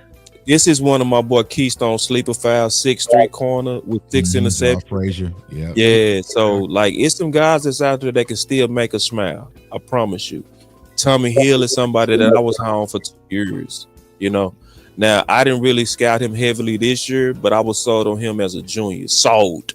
He's somebody that hit you in your mouth and tell your mama to like it, So then you still got Kobe Bryant, obviously. So it's enough out here for us to still make this draft count, y'all. It's enough. And I'm just kind of just clicking through it. I ain't really just broke Melo, somebody I like. I think I gave him 3 stars. So Jabbar Muhammad is somebody that I liked a lot. I call him Baby Revis, He's very little, but he's very sticky, very competitive. So yeah, that's my 5. What would be, I guess, y'all 5? So yeah. So you're starting though. I'll go. I would say not to repeat some of the people that I already talked about since Horton is gone, but I think for defensive tackle room, one of the guys that I would be looking at specifically would be that I really like is Jared Harrison Hunter out of SMU. I feel like he's a disruptive 3 tech that can definitely get interior pressure as well. He's not a run stopper, but he's a guy that you can probably toss in that rotation. And I mean, he's disruptive because I think Elijah Roberts, who I like out of SMU, play edge. He just went to Tampa, I believe, but I definitely like Jared Harrison Hunter. Cam Horsley is another one out of Boston College. So you can compare, and comp him with Donovan as well. So I like those 2 from the defensive tackle aspect. Wide receiver, since Horton just got snatched, I think that you could take a flight on Bond, right? With the situation. I mean, we've taken risk on players like that before. All the time. Still perfectly fine. Also, another guy that I would look at is Xavier Restrepo as well from out of University of Miami. I know he ran the slow 40, and that's the reason why he dropped, but he's purely one of the best route runners, I would say, probably in this class, and he's extremely Dak friendly. And another Dak friendly wide receiver I would also consider is Nick Nash as well. So, I mean, if you have Nick Nash or X, I would say those would be the guys that we're sitting and say, okay, Dak likes him. Dak likes him. And with Nash, he has that size. He's 6'3", but he's very savvy, can run great routes, get open, has a good feel for the game. And so he gives you that size that you're kind of talking about, boss, and then also the ability to just get open. So I like Nick Nash or X. And then outside of that, probably what about running backs? Because you ain't talk about running backs that you still be cool with. I know I talked about Neil, which is one of you guys. Neil. I mean, there's there's so many left, right? You have Neal, you also have Damian Martinez. But a guy that I really liked who's available is LaQuint Allen out of Syracuse. I mean, he had a really good Senior Bowl. He's built like a tank. my guy Rome said Nick Nash. LaQuint Allen, you know what I'm saying? So he's built like a tank, man. Very compact build. But if I think there is a guy that I would probably circle for the Dallas Cowboys, who I've been saying all offseason is a Will McClay special, it would be Ollie Gordon. That would be a guy that was the Ashton Genty of last year's class. He returned, kind of fell off a little bit. I don't think it's partially his fault. I think it was just a combination of things at Oklahoma State. But this could be a guy where you maybe pull in the 6th round and possibly 7th round, and you could arguably maybe get a round 1 type talent in the 7th round. So, you know, me personally, I think the Cowboys are probably maybe pull that trigger on Ollie Gordon. I know he had a DUI or stuff like that, but nothing too crazy. So those would kind of be some of my sleepers that I would think about. And also, Tuck, I want to be fair to you. I know you was popping in. I don't want you to feel no pressure to rock this whole show or the final parts of this show. Good. Okay.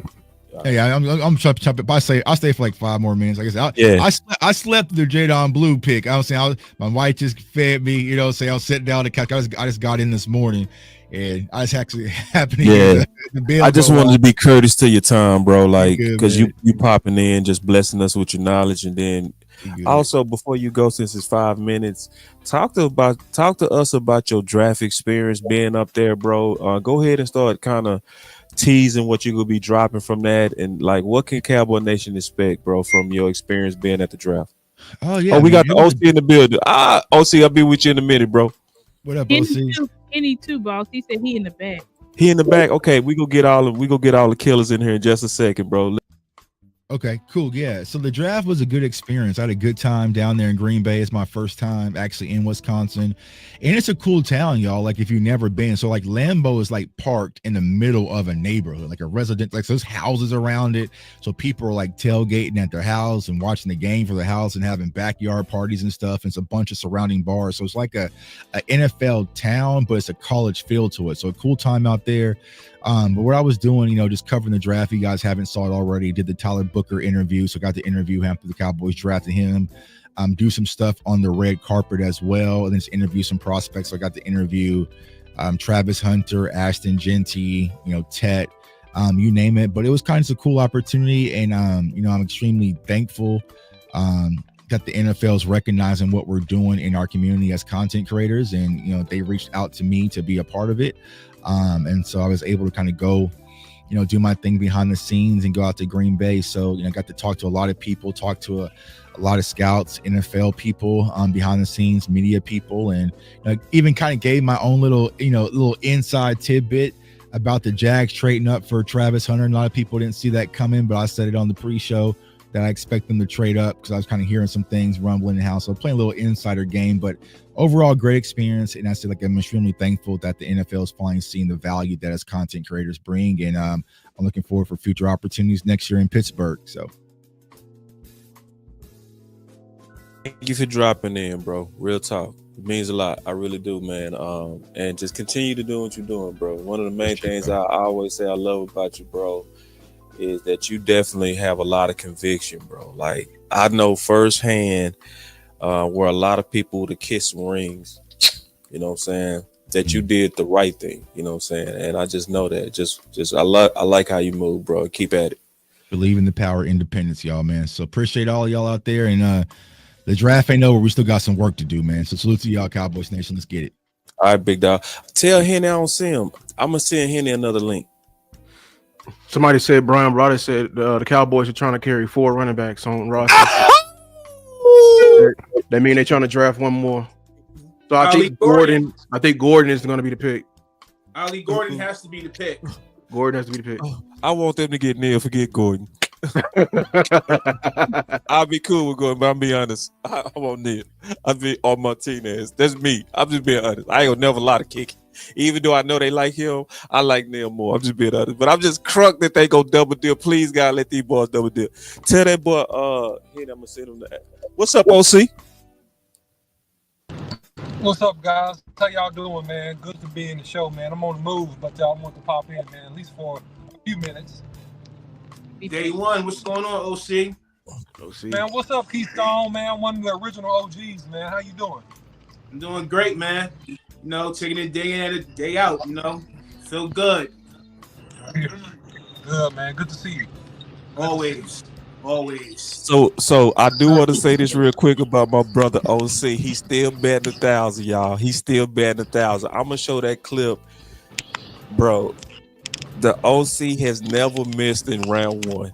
I'm gonna keep putting that pressure on you every year until you finally strike out.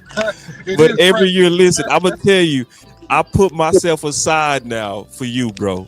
Like, if I ever gotta make the pick and you gotta make the pick, I move aside. I want to see if you can continue this prediction streak you be on, bro. You like, I just love it, bro. Like, when this is what I'm gonna do for the whole space. I'm gonna show you how cold this dude is. I'm gonna clip out all his predictions that he made on all these first rounders. It's gonna amaze you, bro. I promise you.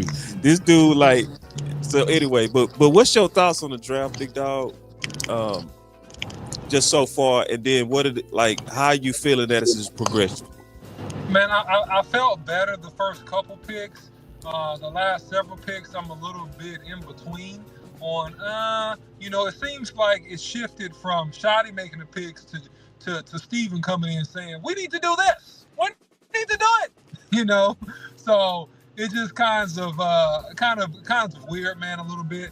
No problem with the linebacker pick at all, man. I think we needed an added depth pick there. The running back, I forget, blew his name out of Texas, man. I think that guy he's fast, right? He's fast as crap. I mean, he has explosion.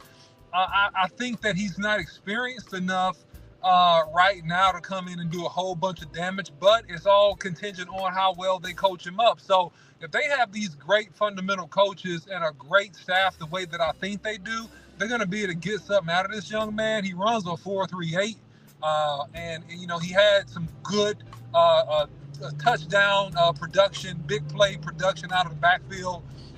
In between the tackles, I mean, he's not that great.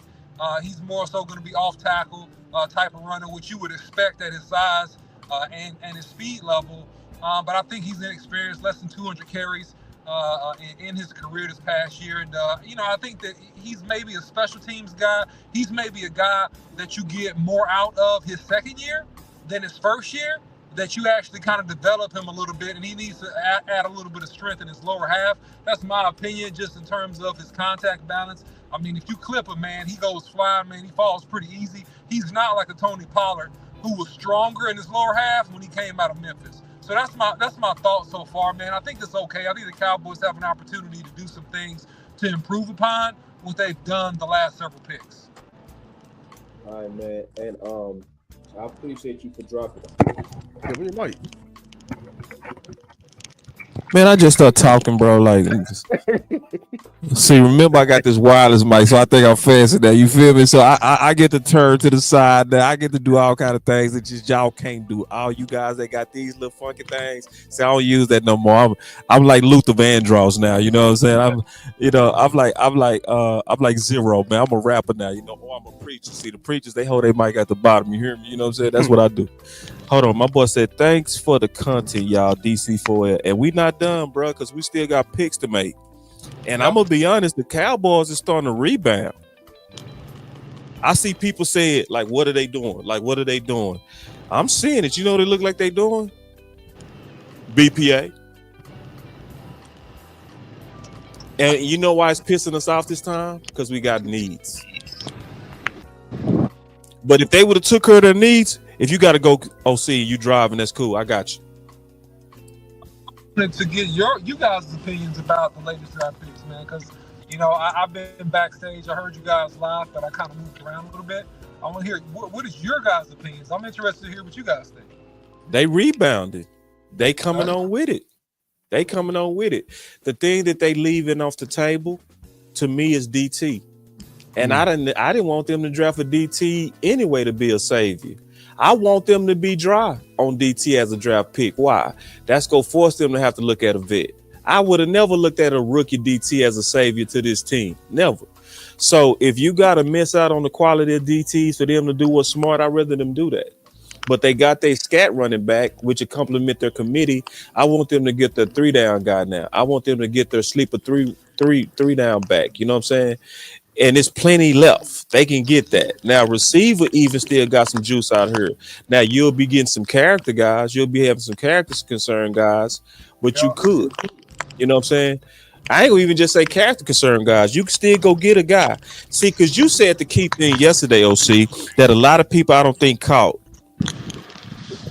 With receiver too, you really more so just need somebody to come in and be effective. You ain't really looking for no just amazing game changer at receiver two. I've been saying this over the last 2 weeks. If you depending on wide receiver two to save your season, the rest of your talent was trash. You need him to be good enough, bro. He ain't gotta be a Pro Bowler. He needs to be a quality starter. He's a quality starter that can be productive for you. You're gonna end up being in the right spot. Yeah, and that's interesting. You got your take on the rebound piece. Yeah, I mean, to me, my opinion, I like the scat back after you get my 3-down guy.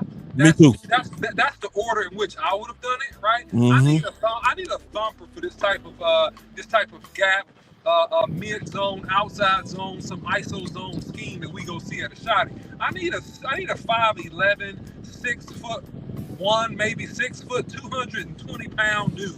You know what I'm saying? I need that dude. I don't want a less than 200-pound dude, because you could have got him later too.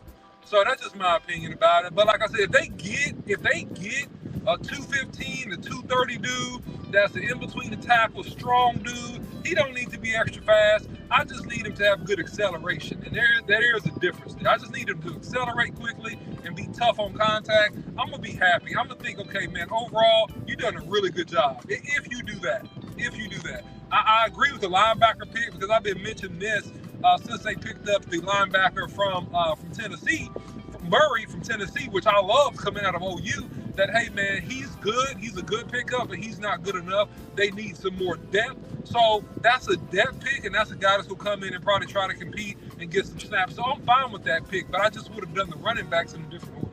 I like what you said right there. Y'all had anything on that, fellas? I agree. That's why I wanted Devin Neal or Damian Martinez. Or Martinez, yeah. Or still your 30 visit, Ali Gordon. That's why when they said two, I'm like, no, I don't want two. That's a package back. If I'm only using you a couple of times or situationally, why are we prioritizing you versus a more caliber somebody that's for this scheme right here? So that's why I was saying, how does this fit what we got going on right now? This only fits the outside zone element. This is only what 15% of the offense. Yeah. I want to address my boy D.A. Lee coming, because I think he has a good thought, man. I think it's a fair thought. My brother D.A. Lee, and shout out to the DMV area, man. I actually, man, I'm gonna say this: the more and more people I meet from DMV, the more I want to go up there, bro. I like the people I be meeting from the DMV. It seems like they got a lot of good people up there. A lot of I love Mark Holmes, my boy Wee Woo. You know what I'm saying? D.A. Lee has been a day one before day one. He like literally OC when we first jumped off and we had like 20 people watching us, D.A. Lee was one of them 20.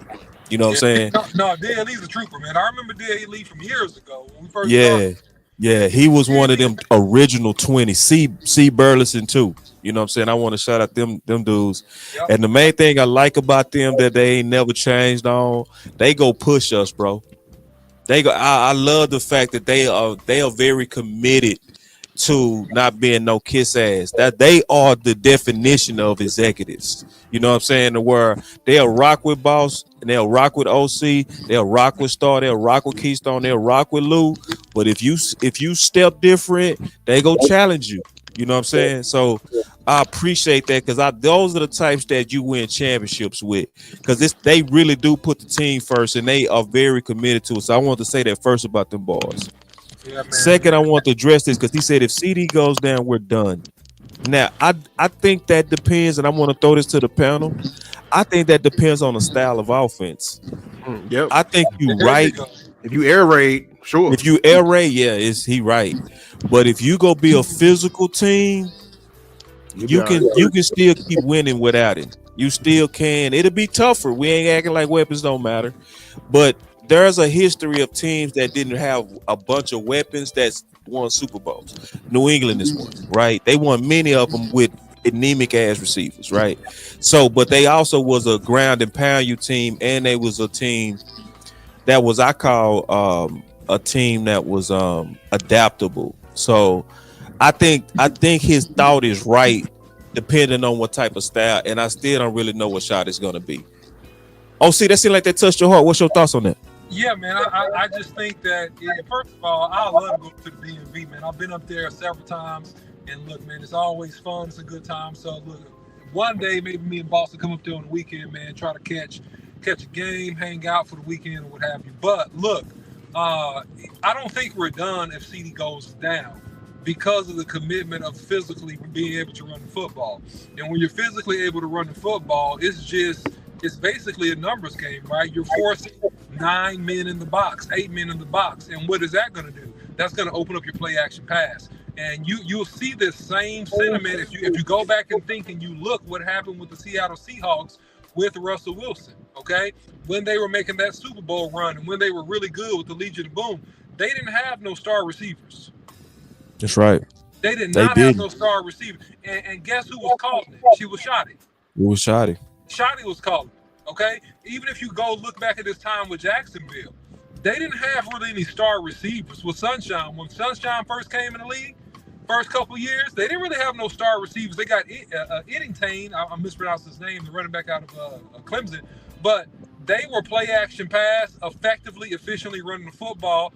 They would spread you out based upon situations and the strength of your defense and attack you vertically and stuff like that. But the premise is we're going to run the football, we're going to be physical. So with that style of play, I don't think that you are done without CeeDee Lamb. You just don't have a true number one. And Law, you can't say hi, man. I'll send you a link, bro. Don't play with me, bro. I'll send you a link, bro. You can't come in church and be a deacon and not get on the mic and preach. You know how that go. Don't play, bro. We'll send you a link. What's up, my brother Law? He said, "Happy draft day, fellas. Happy draft day." Salute. And hey, Star, you left before I could say this the last time. Star, your avatar was the best, man. Your Superwoman avatar is absolutely best. It is. Fire. I'm It jealous. is. I'm jealous. I said the same thing, I'm like, bro. golly, man, look how When I good saw her that avatar, I man. got mad. I was like, Man, her why mine avatar don't was look the like that? best, man. I'm like, man, what's up with that? Anyway, go ahead. Yeah, so Star, did you have anything on that? Like just kind of like CeeDee Lamb going down or just any thoughts period as we get close to our pick? Yeah, I do agree. I agree that it depends on the style of offense. Because again, when we was running the ball and our number 2 was Terrence Williams, it wasn't that big of a deal. That's right. And shout out to Wee Woo, because I think he's the one who kept saying like, yeah, Wee Woo. Wee Woo. He was letting the punches.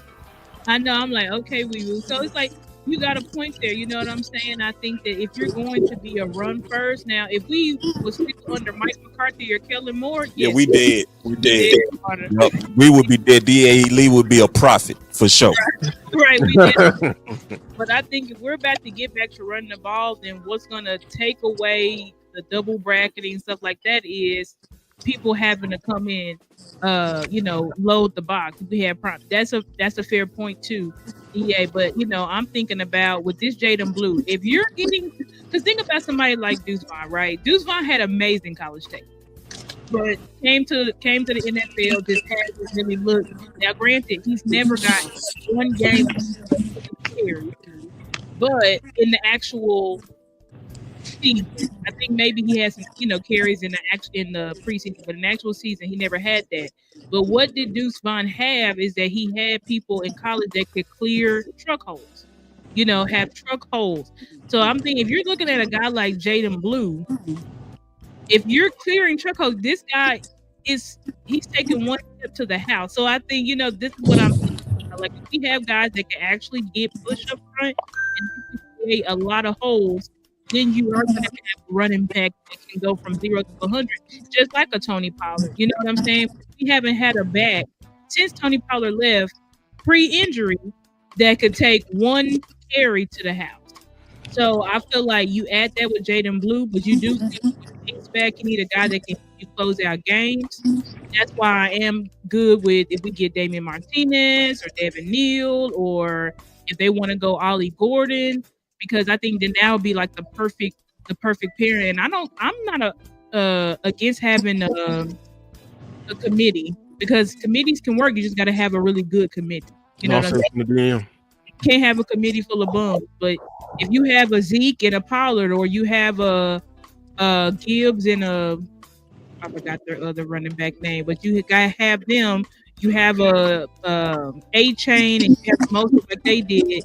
Then you can have one of the best running attacks in the league. So I I was gonna say, just look at your trauma, Cowboy Nation. Look how you lost. look how Green Bay did you. Oh, say it. Remember when those receivers were getting open? They broke your bracket down. Talk to him, Lou. Your too high down. You forgot what Green Bay did? They was doing power tosses down your throat, and they made you come up out of there. Because what did they say? You said, oh, they had them little linebackers back there. They said, pass the ball. We're gonna make you come out of that, and then we're gonna get in that play action. And we're gonna be like, damn, Gilly, what was you doing? I thought you had a ball here. No, Gilly had help. It was a different mindset, and now Gilly got to go the old route all game after the play action, after he been trying to attack the run, and it's different. It's different. Look how the Bills did you. Bills, last time Josh Allen went up against us was back when he was young, before he got paid. I never forget that Thanksgiving. But last time we saw Josh Allen, we didn't even see Josh Allen. We saw James Cook. Yeah. And a committee of receivers whoop your ass. That's what a run game would do to you. That's what I've been trying to tell y'all. It's different. You make your defense look different. Shoddy campaigning that. Hashtag Coach Shoddy. Hey man, look, I'm gonna tell you something else. I'm gonna tell y'all something else. Let me make I'm loving this conversation. Let me make another prediction. Shoddy finna help this offensive line. This offensive line, I'm gonna make a prediction. Booker is gonna play well. Tyler Guyton is gonna play so much better than you thought he was gonna play. Steele is gonna start to look like the old Steele. You know why? Because we gonna line up and run that football down your thigh. Not your throat, your thigh. Your thigh. Because that's what's going to end up happening. I'm telling you, man, he's supposed to help these boys, man. And what's going to end up happening, he's going to build this thing off the play action. Shoddy's smart, man. And if you go back and you look at premium Dak Prescott, yes, he can throw the ball, spread it around, but where is Dak the most efficient and the best is play action. Play action. He's fantastic on play action pass once he set up that run game. And he's going to be the glue. His style of offense and his thought process will be the key to making sure. I'm not saying perfect. I'm not saying flawless. But this offensive group, in terms of the line, these guys are going to have a good year. They're going to be much better than they were last year. Mark my words. They're going to be Clayton is better. The archetype. Connie Riley and how he when he knows what he's doing, technically sound. Y'all question Booker if he can move. I'm telling you, Connie Riley going to have it together. Jump in here, big time. Jump in, big. I'm just listening. I'm coming in, and really, to be honest with you, I just want to say, man, y'all some bad people, man. That's really all I wanted to say. I mean, the OC is legendary. Lou is he killing it right now. Lou going crazy. I mean, Lou the truth, and boss, you the captain, and Star is unbelievable. And then you got the great Keystone, and it's just crazy. But just based off what I'm just hearing now, could it be that we're finally going to have a coach that is really going to play to the strengths of what we really do? Offensive line, instead of going pass protection majority of the game, we're going to go forward and maul people. Could it be that? Could it be that we actually are going to run, a little bit more than what we do? Dak's still going to throw it because, Dak, CD are, real strength. They're going to throw it. But the word is, I think I heard OC say this a while back, and it's called balance. Are we going to finally have balance now? That's what it sounded like. And just by the draft picks, that's kind of what it's starting to look like. So stay tuned. I like what we're doing right now. Oh, and I got royalty coming in, the great Law coming in. So that's what I'm hearing. I want to say this before my boy Law take off. This is gonna be the last DC universe for a while, y'all. I just want to let y'all know this ain't a weekly show. DC Universe is something It's that it's an honor, man, to do the content with all you guys, man. I think we buffering. Boss is buffering. There he is, Lawson, the Godfather. yeah, I just before Law go, I just want to let y'all know because good to see you, brother, man. I was really encouraged by your words last night after that, and man, I want to tell you, man, that prayers are up, man, for you, your family, and church, and all that stuff, man. And, appreciate you, bro. Yeah, appreciate you being a light though, too, man. For real. Appreciate thank you. Yes, sir. So I just wanted to just set the table that this is not a weekly show. The DC Universe, we kind of come together for missions. So we come together to kick off a season. We come together to talk about bye week. But I would also say this is a perfect example of what the DC Universe is. We had Foots kick it off, right? Then we had Jay Tuck them coming in the middle. Then we had the OC come in. Then we had obviously Keystone them holding it down the whole time. And then just as a random, we got Big Brother Law that come in the building. You know what I'm saying? And he gonna give his blessings and he gonna get back to the streets. But what this is you hearing from everybody. This is not one click. This is where sometimes we come together and fight, and we fight it out till we come to a consistency. And but we keeping it all about them Cowboys. But Law, what's on your mind, man, with this draft, my brother? Man, so far, Jadon Blue is one of my favorite picks so far. I like his skill set. I like what he can do. If you look at his, am I sounding clearer than everything, bro? Man, you sound too clear, bro. You sound clearer than water. Hey, man. Hey, that's what that's all it's about then. I do like all of the things that he's able to do. I like the fact that we do have a guard in the middle now, Tyler Booker. So our front five is okay. So if you look at what Jadon Blue is able to bring to the table, far as his speed, his ability to catch out of the backfield, right? And with the possibility that they already said that they may go and get a Breece Hall. That's what I'm looking at, the move within the move, right? So if we have a Breece Hall or Jadon Blue and have Javonte Williams and Miles Sanders fight over that other spot, break the pool stick, right? And see who can win. I think that we are in a good situation as far as our running back room. Now, my only reservations now is the wide receiver situation. I'm not sold on that yet. I got to see Mingo and as well as Jalen Tolbert give us a little bit better. But outside of that, everything else, I'm cool with it, bro. Yeah, how did you how did you like how it played out? Like, because at first feelings was all over the place after day one. Like, how was you feeling after day one with Booker? Because I know it was some tug of wars between guard. Because me and you even had a little bit of a tussle, a healthy tussle, but a tussle about guard versus weapon. Like, how are you feeling in the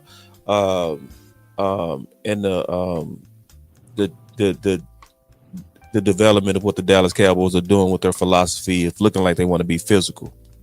Well, in my opinion, that's why it's the war room. It's not the peace room, right? You're supposed to fight. You're supposed to fight for your ideal, and that's how you get the best and the betterment of your team. You can't get this thing. This team can't win if we hold in hands all the time. So it's whoever bang on the table the hardest, you know.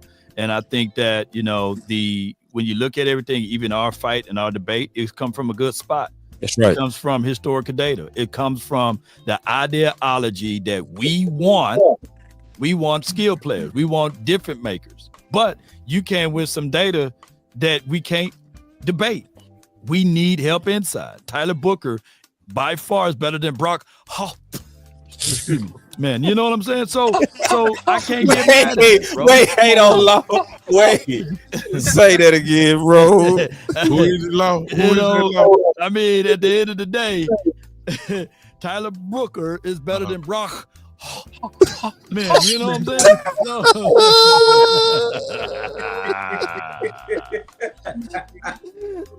Yeah, y'all know I'm telling the truth. You know what I'm saying? You are. Damn. Yeah, he's better than him, so we can't get mad at that. You know, it's just the truth. Hey, man, hey, I need to hear Preacher Law before you go, bro, because Preacher Law be having me cry, bro. Can we get some Preacher Law before we go, big dog? Man, let's go with it. You know, they say long suffering is the fruit of the spirit, right? It's been 30 years, 30 seasons. But I come here to tell you, well, you got to be where your feet at. And meaning just that. If slow feet don't eat, then we not going to be eating. So therefore, we got some speed on the team with Jadon Blue. Yeah, we got some abilities with Jadon Blue. And with Jadon Blue, I think that he will be able to run through some of these reservations that we had. And there's nothing wrong with having a piece of reservation as long as you are able. Slap your neighbor and tell him he's able. Jadon Blue will be able because we got the big wall, the triple. We got 4 T's and 1 B. You know who that is? That's Tyler, Terrence, and as well as Cooper Baby. So that's 4 T's and 1 B. And we're going to be able to run through B gap. We're going to be able to run through A gap. And we'll be able to win some games as long as you put play action in front of Dak. How about that? Come on with it. All right, my dog, man. Thanks for coming in for a second, big brother. We always enjoy you, bro. You a king, bro. Let's get it. Man, let's get it, bro. Appreciate you, man. All right, man. That boy long, man. That boy, he be having me cry. You see how that boy had that organ ready to go, bro? So listen, man. DC Universe, man. I love everything about this. Is dope. All right, man. So where we are in terms of this pick coming, bro? Where we at?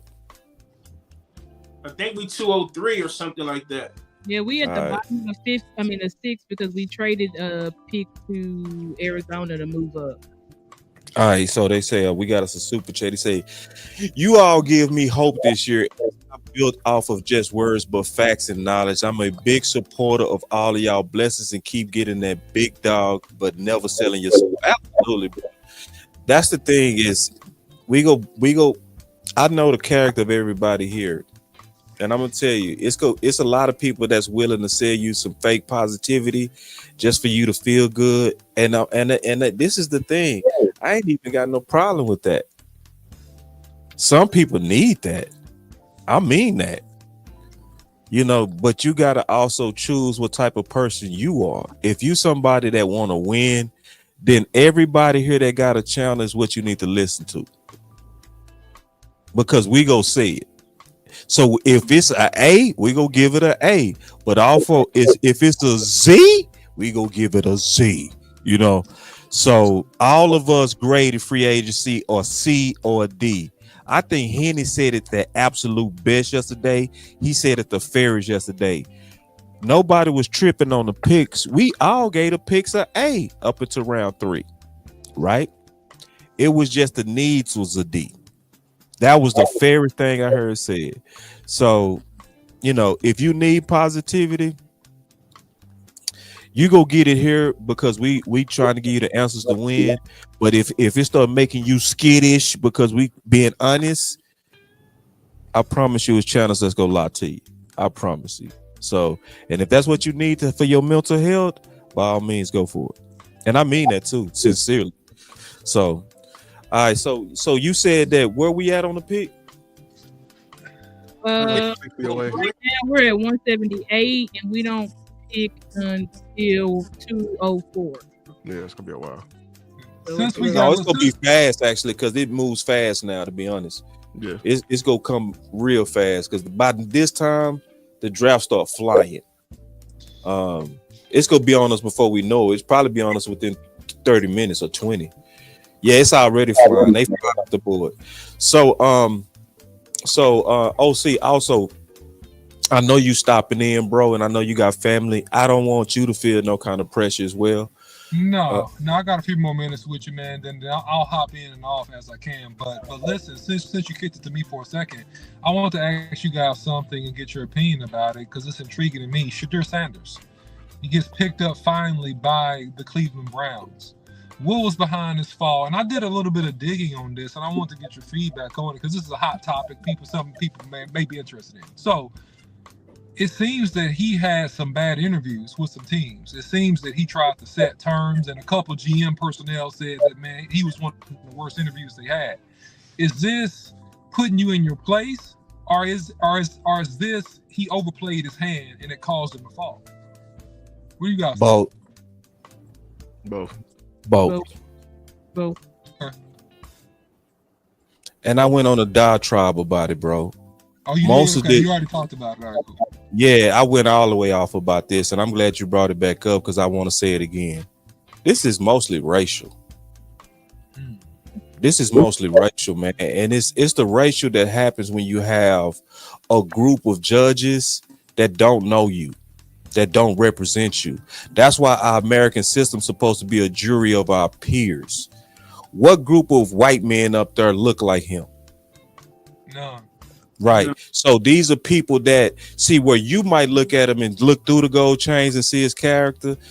Another community will see that as pure cockiness, because he won't be the first person that negotiated their terms. Because remember, Eli Manning went up there and negotiated his terms, didn't he? He did. Yeah, he sure did. Yeah, so yeah, so like now it's this is where the people that see this is where we got to be smart as black people.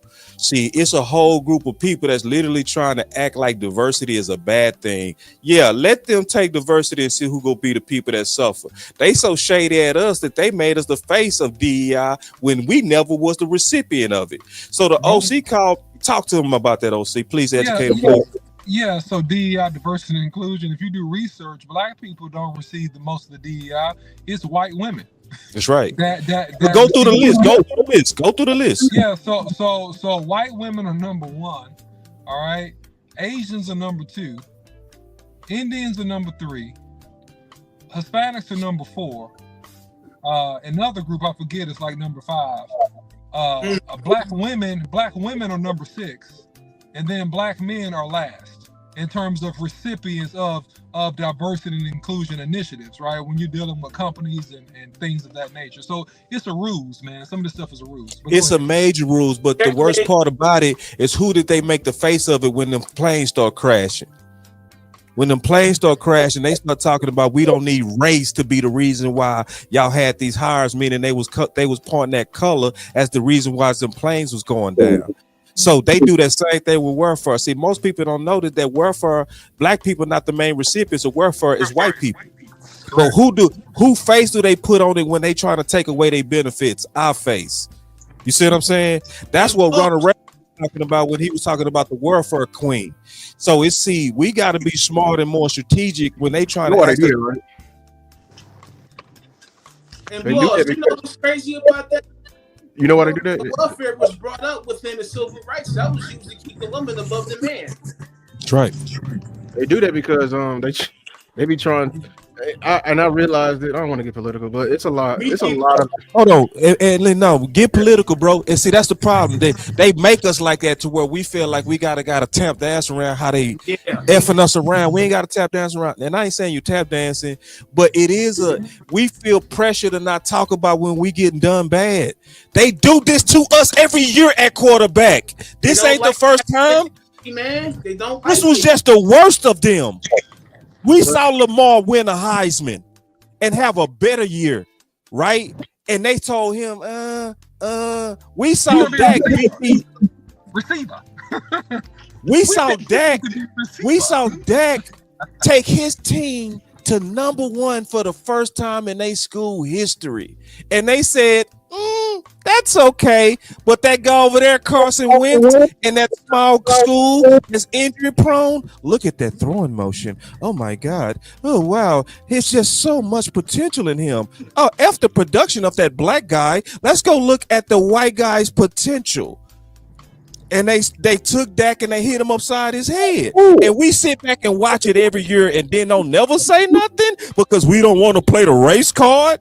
We the ones that's getting screwed around. We the ones that's getting effed up. And then while we quiet, because guess what? It happened at our jobs too.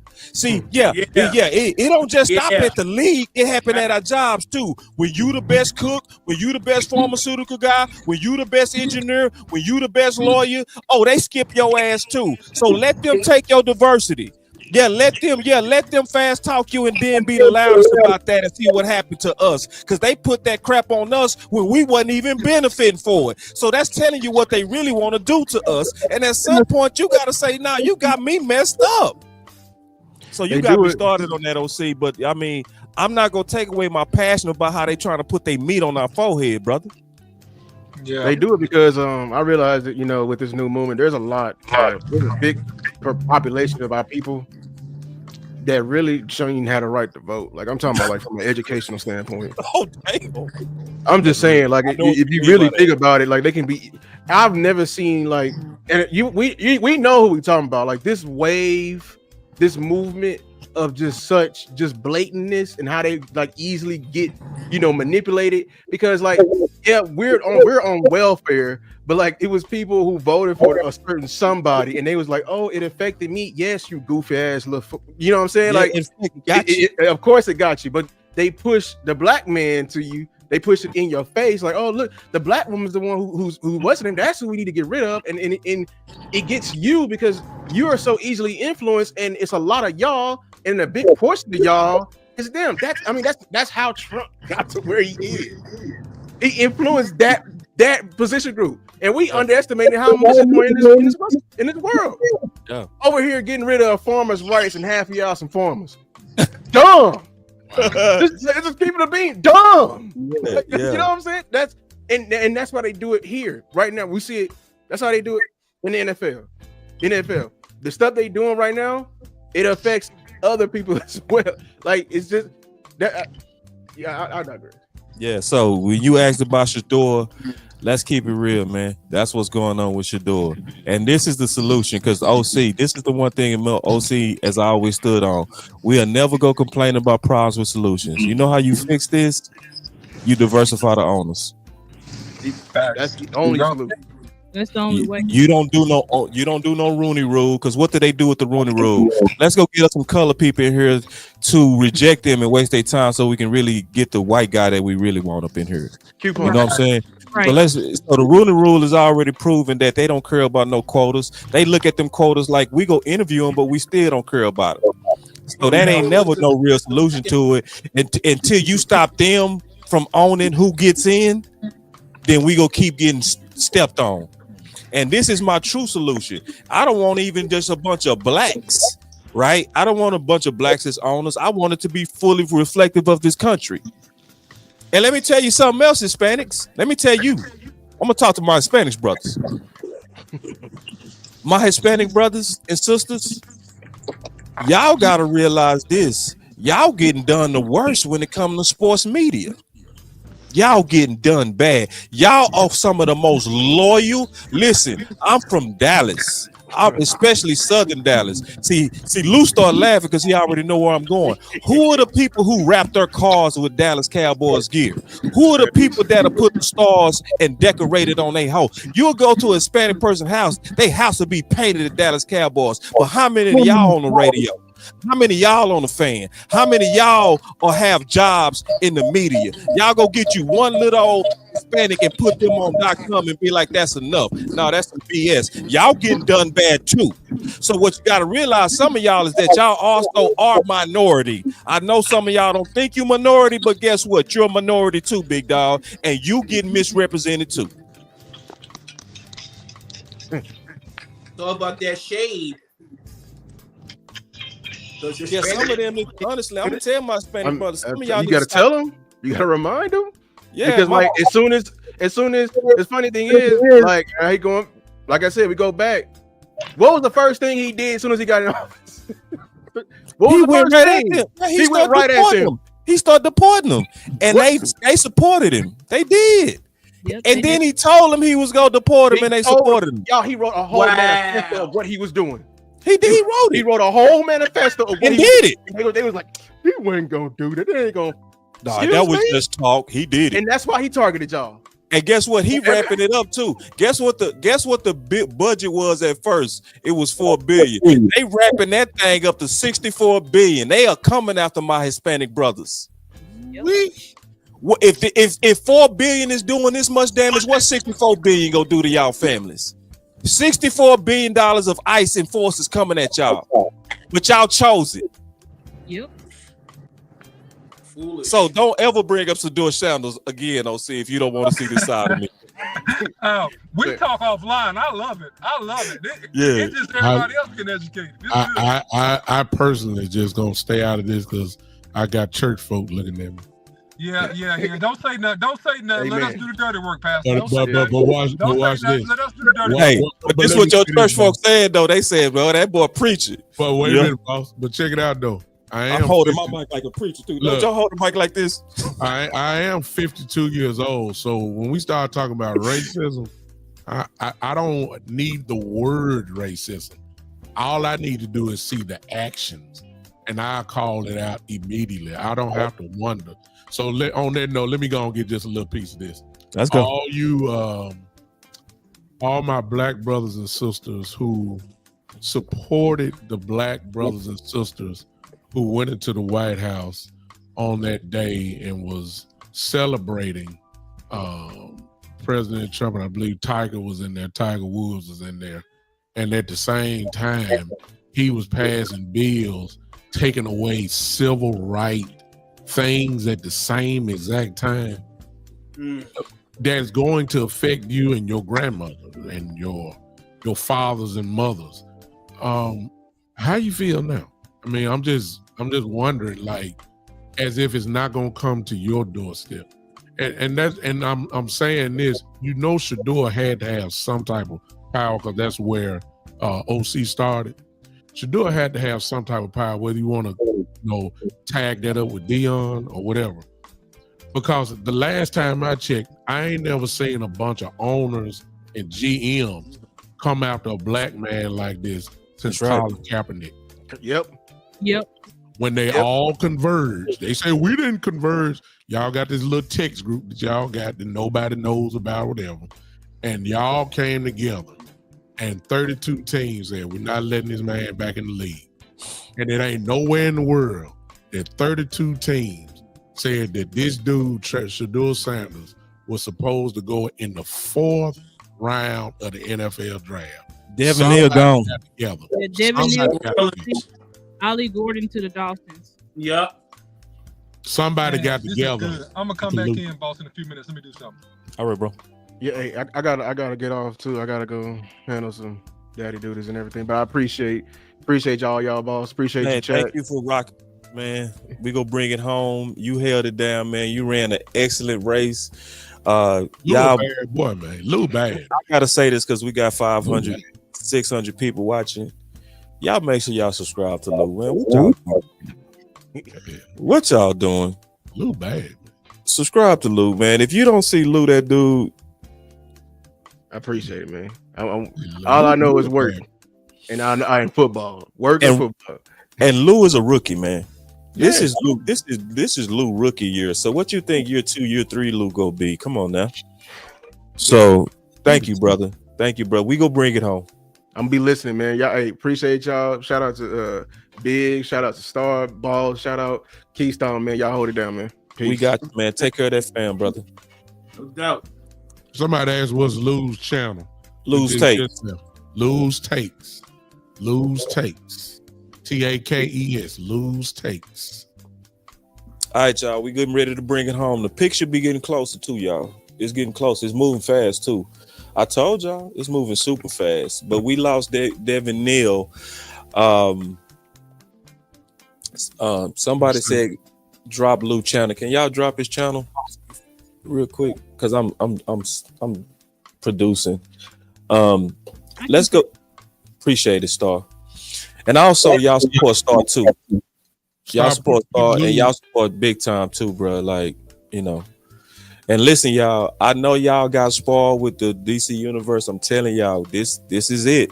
After today, you probably ain't gonna see another DC Universe until the season probably finna start, the training camp. This is not a weekly thing, y'all. But I'm also tell y'all this. You go also see more people. You go see people like Angry.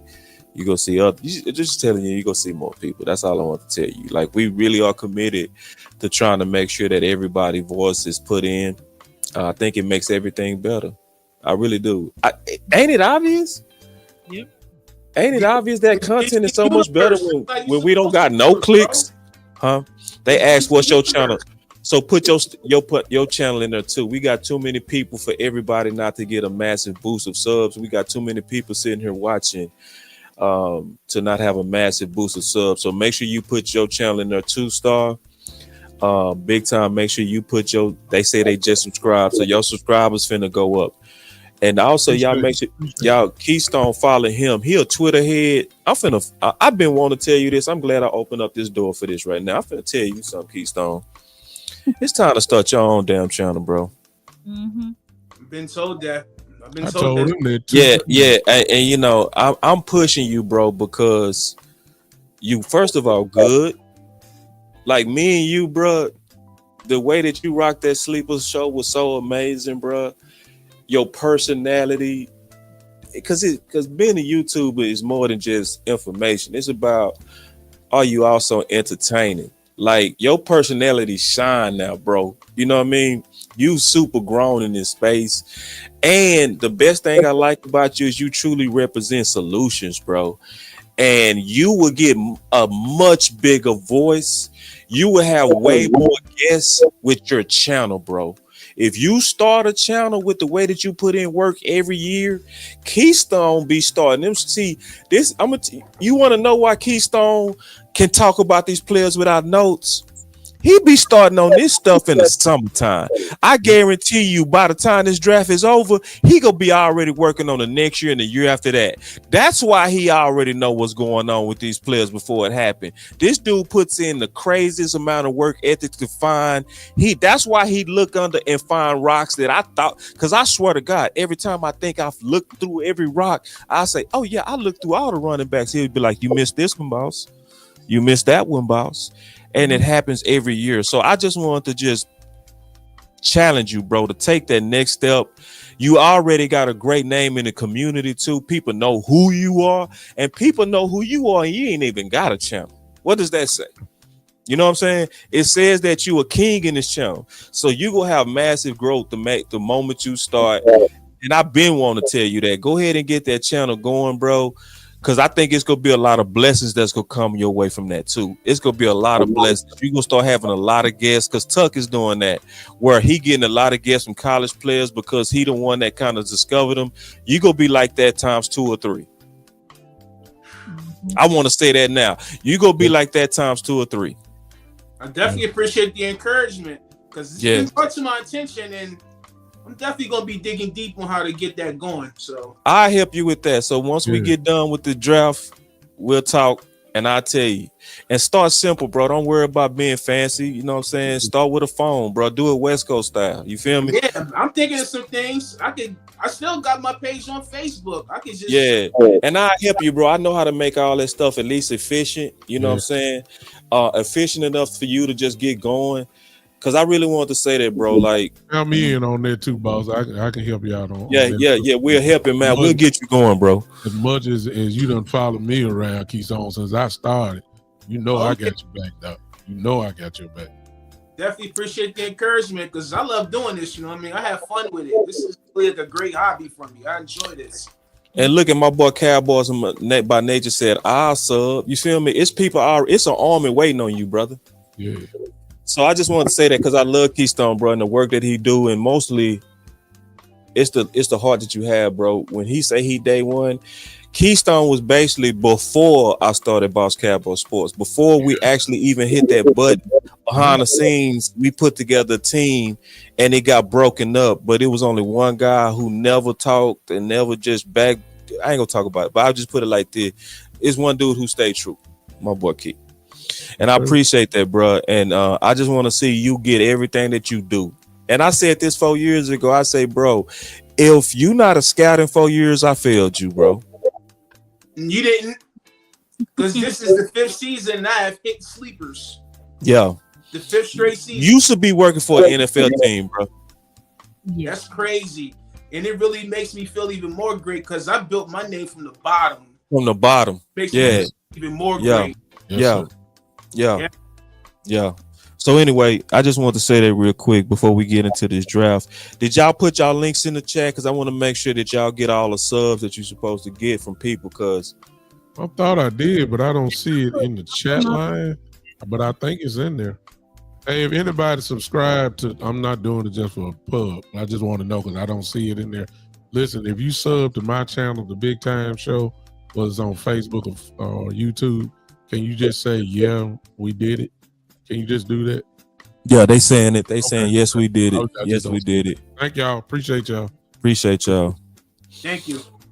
All right, so let's get back to the draft. So now, obviously, some of the top people that we was talking about, like Ollie Gordon, he's now gone. You know what I'm saying? So Devin Neal is now gone. We starting to kind of get down to Nitty let me gritty. go. The nitty gritty. It's getting slim pickings right now. The funny part that you looking at it, boss. I'm just looking at when I see Neil and I just see Ollie Gordon, and we're in the 6th round. This is one strange, strange draft from this perspective. When you start getting running backs like that in the 6th round, those guys are gonna make the team. You see what I'm saying? Right. Usually, when you start talking about 6th round, you're automatically thinking practice squad, and some of the guys may be it, but when you start talking about and I'm looking at Martinez is still there. These are guys that's gonna make teams. See what I'm saying? Yeah. They say I missed the super chat. My bad. Thank you. And see, y'all see how y'all be helping me because I be producing and I be missing this stuff, bro. And see, you see how the community work together. She said, "Salute to everybody. Great show. I want to hear Keystone cook with these late round gems. Who should we be keeping an eye on?" We starting to get into that now. That's exactly what we starting to get into. So we starting right now with looking at. I would start with Damian Martinez if with what Star said is true. If the Dallas Cowboys trying to double up, that's my top guy. You want to talk about that, Star? He's workhorse. Yeah, I love Damian Martinez. I think that he's a 3-down back. I think that, like I said, he's not fast, but he's very smooth. I said when watching him, it just looks like he's gliding. You know what I'm saying? Like he's not moving fast, but he's making a lot of people miss. I think he's was a fundamental part of Miami's offense. The offense pretty much ran through him and Xavier Restrepo, who was another sleeper. Tug talked about him, one of the best route runners. When I looked at him, I said, he's special. He's a little guy. I know he kind of missed. He didn't do well on his pro day, but I think the film says that he is pretty special running routes, catching the ball. So that's another guy who's just still out there. Another guy that I really like is Aeneas Peebles. Many people have not talked about him a lot, but Aeneas Peebles, a defensive tackle out of Virginia Tech. Hold on. Let me go to him real quick, Star, so I can. There we go. You picked the right guy because he the top DT that's left. Go. Yeah, with Aeneas Peebles, I love him. To me, he has the quickest get off of any of the DTs I've seen. I literally in my notes said his get off is insane. I don't see him getting pushed off the ball. I see him being very, very disruptive. He can, even though he's only 6'1", 282, he's splitting double teams. That's stuff that I didn't see from some people twice his, not twice his size, but people who are 330, you know what I'm saying?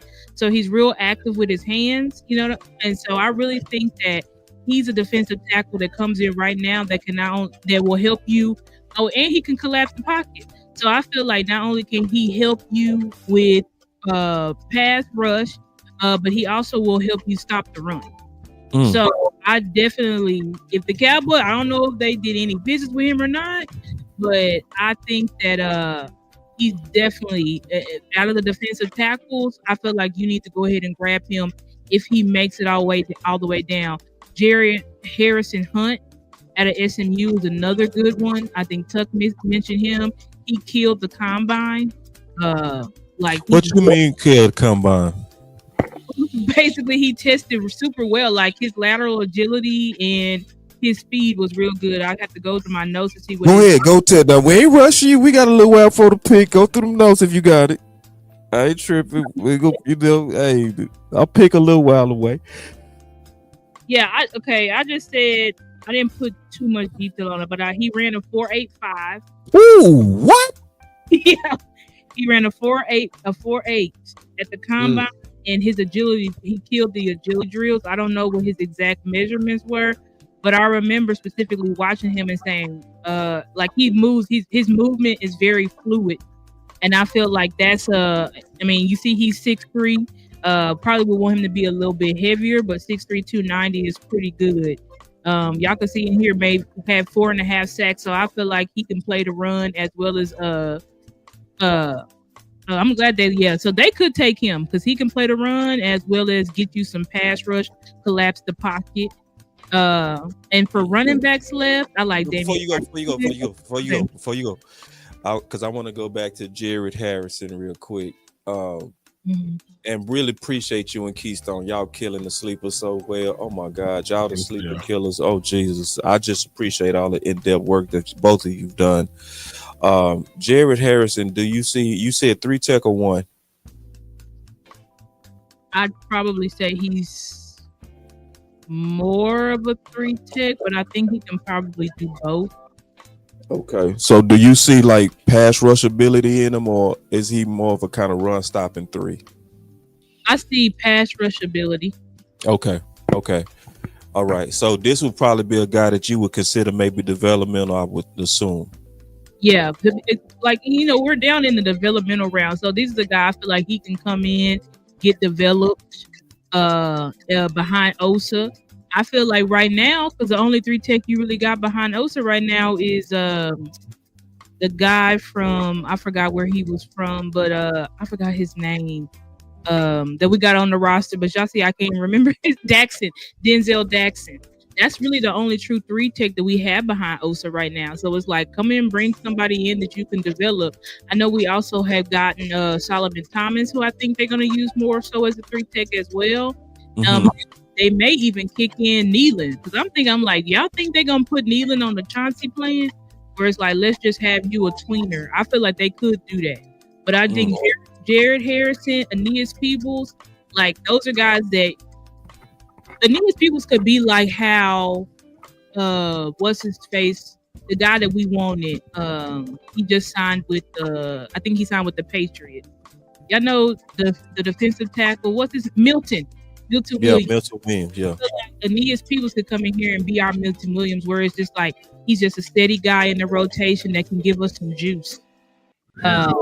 I feel the same thing about Jared Harrison. Like, just put them in the rotation and see if they can get you some juice and pop behind Mozzie and behind Osa. That's what I would. I'm a dope fiend right now, man. Do y'all have any 1 techs in y'all bag of sleepers? I need some 1 techs. I need somebody that's a big old biscuit eating, big old biscuit, unmovable. I need somebody that's like, I think landlord said it best. He called it a big old trash can full of dirt. That's heavy. Ooh, that's heavy. Yeah, that's all. Do y'all, Keystone Star, do y'all have any of them in y'all bag? Go to the player available. I got you, my brother.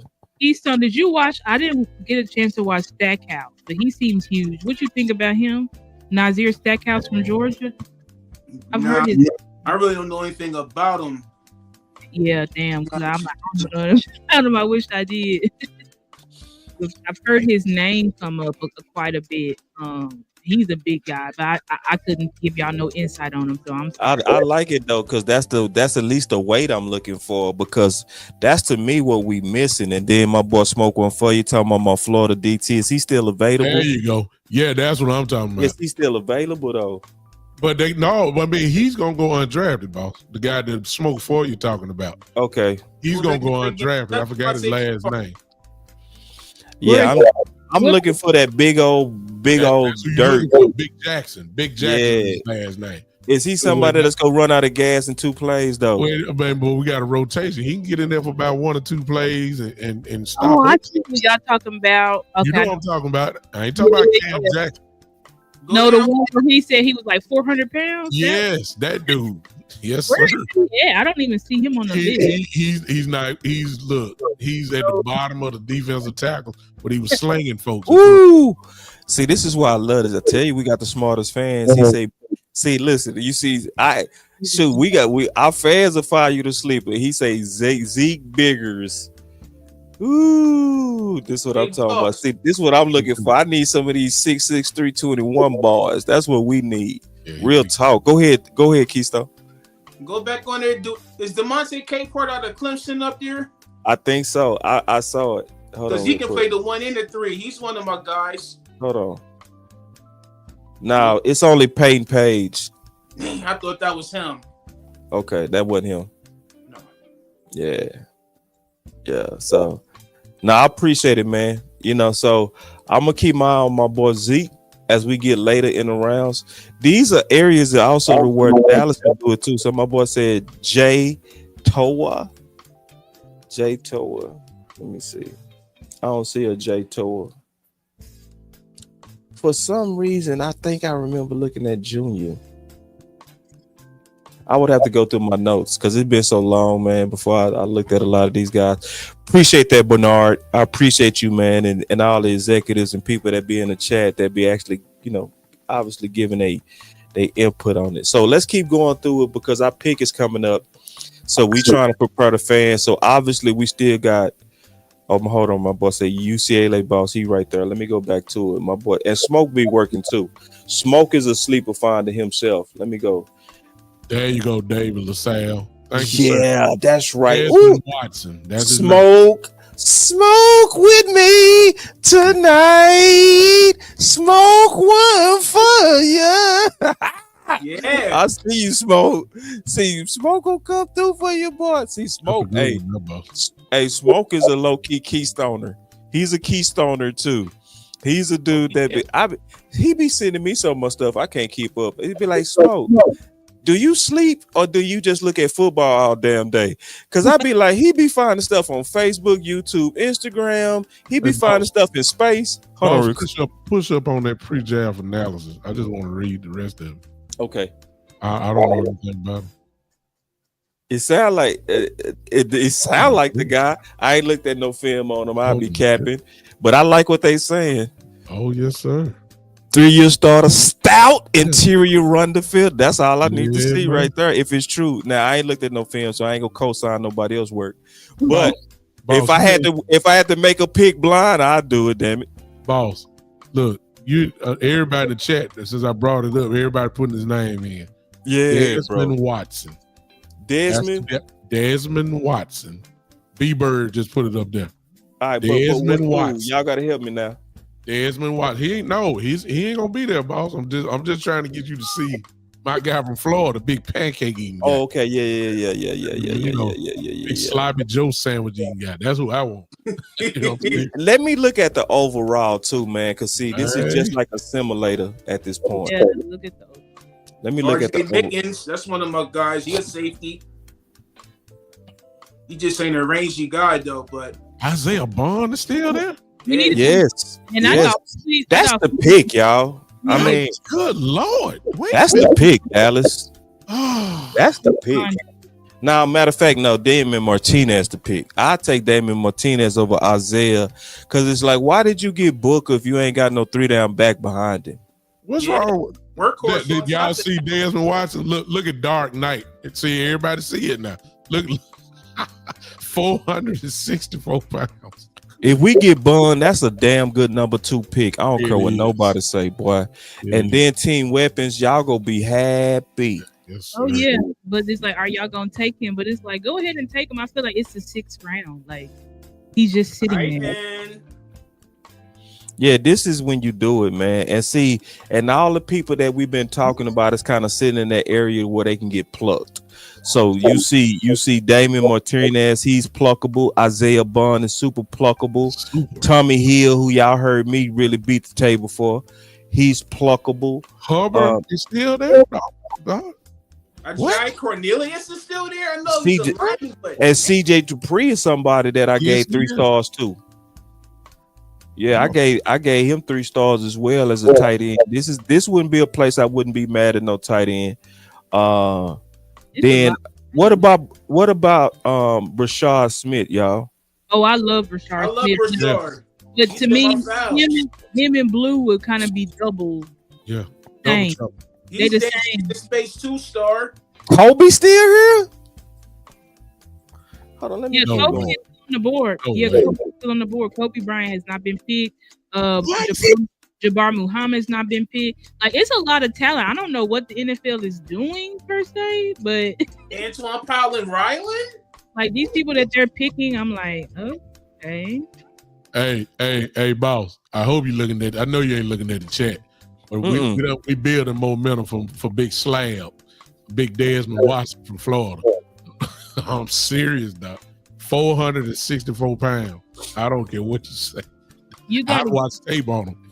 He can move people, man. He can? Okay. Boss, I man. like it. I know you would. And I know you got great eyes. Oh. Kobe still sitting there, man. So we still could get some sleeper corners. Kobe Bryant might be the pick. Shoot. Tez Johnson is Ted's still there, bro. Dallas can still come away clean, y'all. probably the pick because I would think that go out and get your coach's guy. Like, even if I would pick even him over, even though I like Bond better, but I can see them going Tez because he cleans. That's safer. Yeah, that's safer. Okay, nothing like that. It's like go ahead and get Tez Johnson in here. He would win too. He would win. This is where stat nerds overthink shit. Mm-hmm. This is where they overthink it. They look at that 4.51 and they look at their size and they getting stupid. Boss, Yo. man, forget Ted Johnson. We talking about Desmond Watson now. Put up that chat, like put up that chat for smoke one for me. Read that, boss. Read that one. With 500 pounds. Hold on, real quick. I didn't be getting landlord up here. Landlord, you know what I'm gonna do to you, man. You can't show up into the church, man. I don't care if you've been drinking and smoking out in the streets. You know the sermon is going on right now, man. You got to get in church, man. You got to get up in church, man. You can't just be in the link, bro. You got to hit that link. Boss. See, he coming off the plane. Boss, go up to two chats up. To But Smoke love it. He the one that Look, put it up so everybody can look at this. Look at this, boss. Talk to me. No, I love it because we need it. Now this will be if this. Okay, let me play devil's advocate. Why he undrafted? Because he's way too much. You know that. So that means is it a concern? What's the concern on him? Is it like what's the specific concern? He's not a 3-down player, but you don't have to be when we got a rotation like we got. I mean, come on now. You just in there to stuff the gaps. Yeah, he can stuff the gap. Well, that's exactly what we need. Quick feet too, man. He's so big. Quick feet. We need to We'll throw you out. What's up with his discipline, man? The dude is half 1,000 pounds. What's up with his discipline? Will he eat himself out the league? I'm just playing devil's advocate. I know we like all of the measurables, which looks amazing. I'm just being honest, but then I got to push back a little bit on my concerns. He could eat his way out the league, but I'm quite sure that is what's messed him up. But if he's really serious about football, then he would do it. Look at this, man. Look, Jesus. I'm trying to tell you. Look, boss. 464 pounds. Look at that 40-yard dash. Look at that 40-yard dash. Yeah, that's all crazy. Do he love football?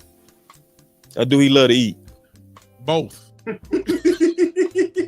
I need you to love to eat less. Well, I believe that's going to be a requirement. Obviously, on He the the internet. Zion in the NFL. Yeah, they're going to do that for him. They're going to do him, dog. But the boy can play, man. I'm talking about he's throwing people. I've watched him. No, I believe you. And see the way you keep selling them and keep pushing me back against this overall board. Yeah. And I trust you too, big time. That's the thing, bro. I do. I know you don't push no trash. Man. You know, I'm just being a devil's advocate. You know, and then you're right. How picky you gonna be right here? Like, how picky are you really gonna be for what you really need? I'm with you. Yeah, you may have to eat some yogurt. You know what I'm talking about? You know, will he eat the yogurt? The dude 400 pounds. He look like he been passing up on yogurt already. He can't eat pancakes every day. Just give him a little yogurt. He obviously been eating pancakes every day. I'm trying to tell you. See, hold on, wait. See, because Big Time you played. No. I gotta get with Big Time on this. Big Time played ball. So you ain't no casual faking right now. This dude can play, man. Hold on, what you play, Big Time? What was I was much smaller, but I played cornerback and outside linebacker. Okay, let's talk. So when you played, you know that the game should not have you at 400 pounds unless you got a discipline issue. No, he has a discipline issue. He's just like Zion Williams. He don't eat a half a slab rib. He eat the whole rib. I mean, I'm sorry, but the boy can play, man. I watched the film on him. He is ain't no moving him. I'm serious, and he's slanging people out the way. And The see, dude B-Bird co-signed it too. I'm telling you, B-Bird, no, man. Hey, y'all are excited though. I'm seeing a lot of excitement on the sleepers, man. I'm trying to tell you, man. Said he in the back. Who? OC, he said backstage. Oh, see, okay, I see him. Okay. Look. Yeah, man, real quick. No, I though, believe I Smoke. don't mean to come in and fire him, but I want to get on to my big baby from Florida. No, you're not picking. Don't pick. No, I'm sorry. I love y'all. I respect that he's a 3-gapper. He ain't a 2-gapper. You know what I say? 2-gap technique. The boy can play 3-gap. But why no, OC? Talk to us. Huh? Discipline. Why? Why Because you already know, boss. Because I played. Listen. Let me give you some background. I played at my highest weight was 347. Okay, that was the highest weight I was at. All right. You played at 347, bro? Yeah, that was my sophomore year in high school. Yep, my sophomore year in high school. Who was that big? I got up to 347. I'm telling you. Look. Ew. Yeah, look. Now look. In college, I played the highest I played in college was 315. But really, my sweet spot was like 295 to 301. Like that's where I really played, right? Like that's playing like this.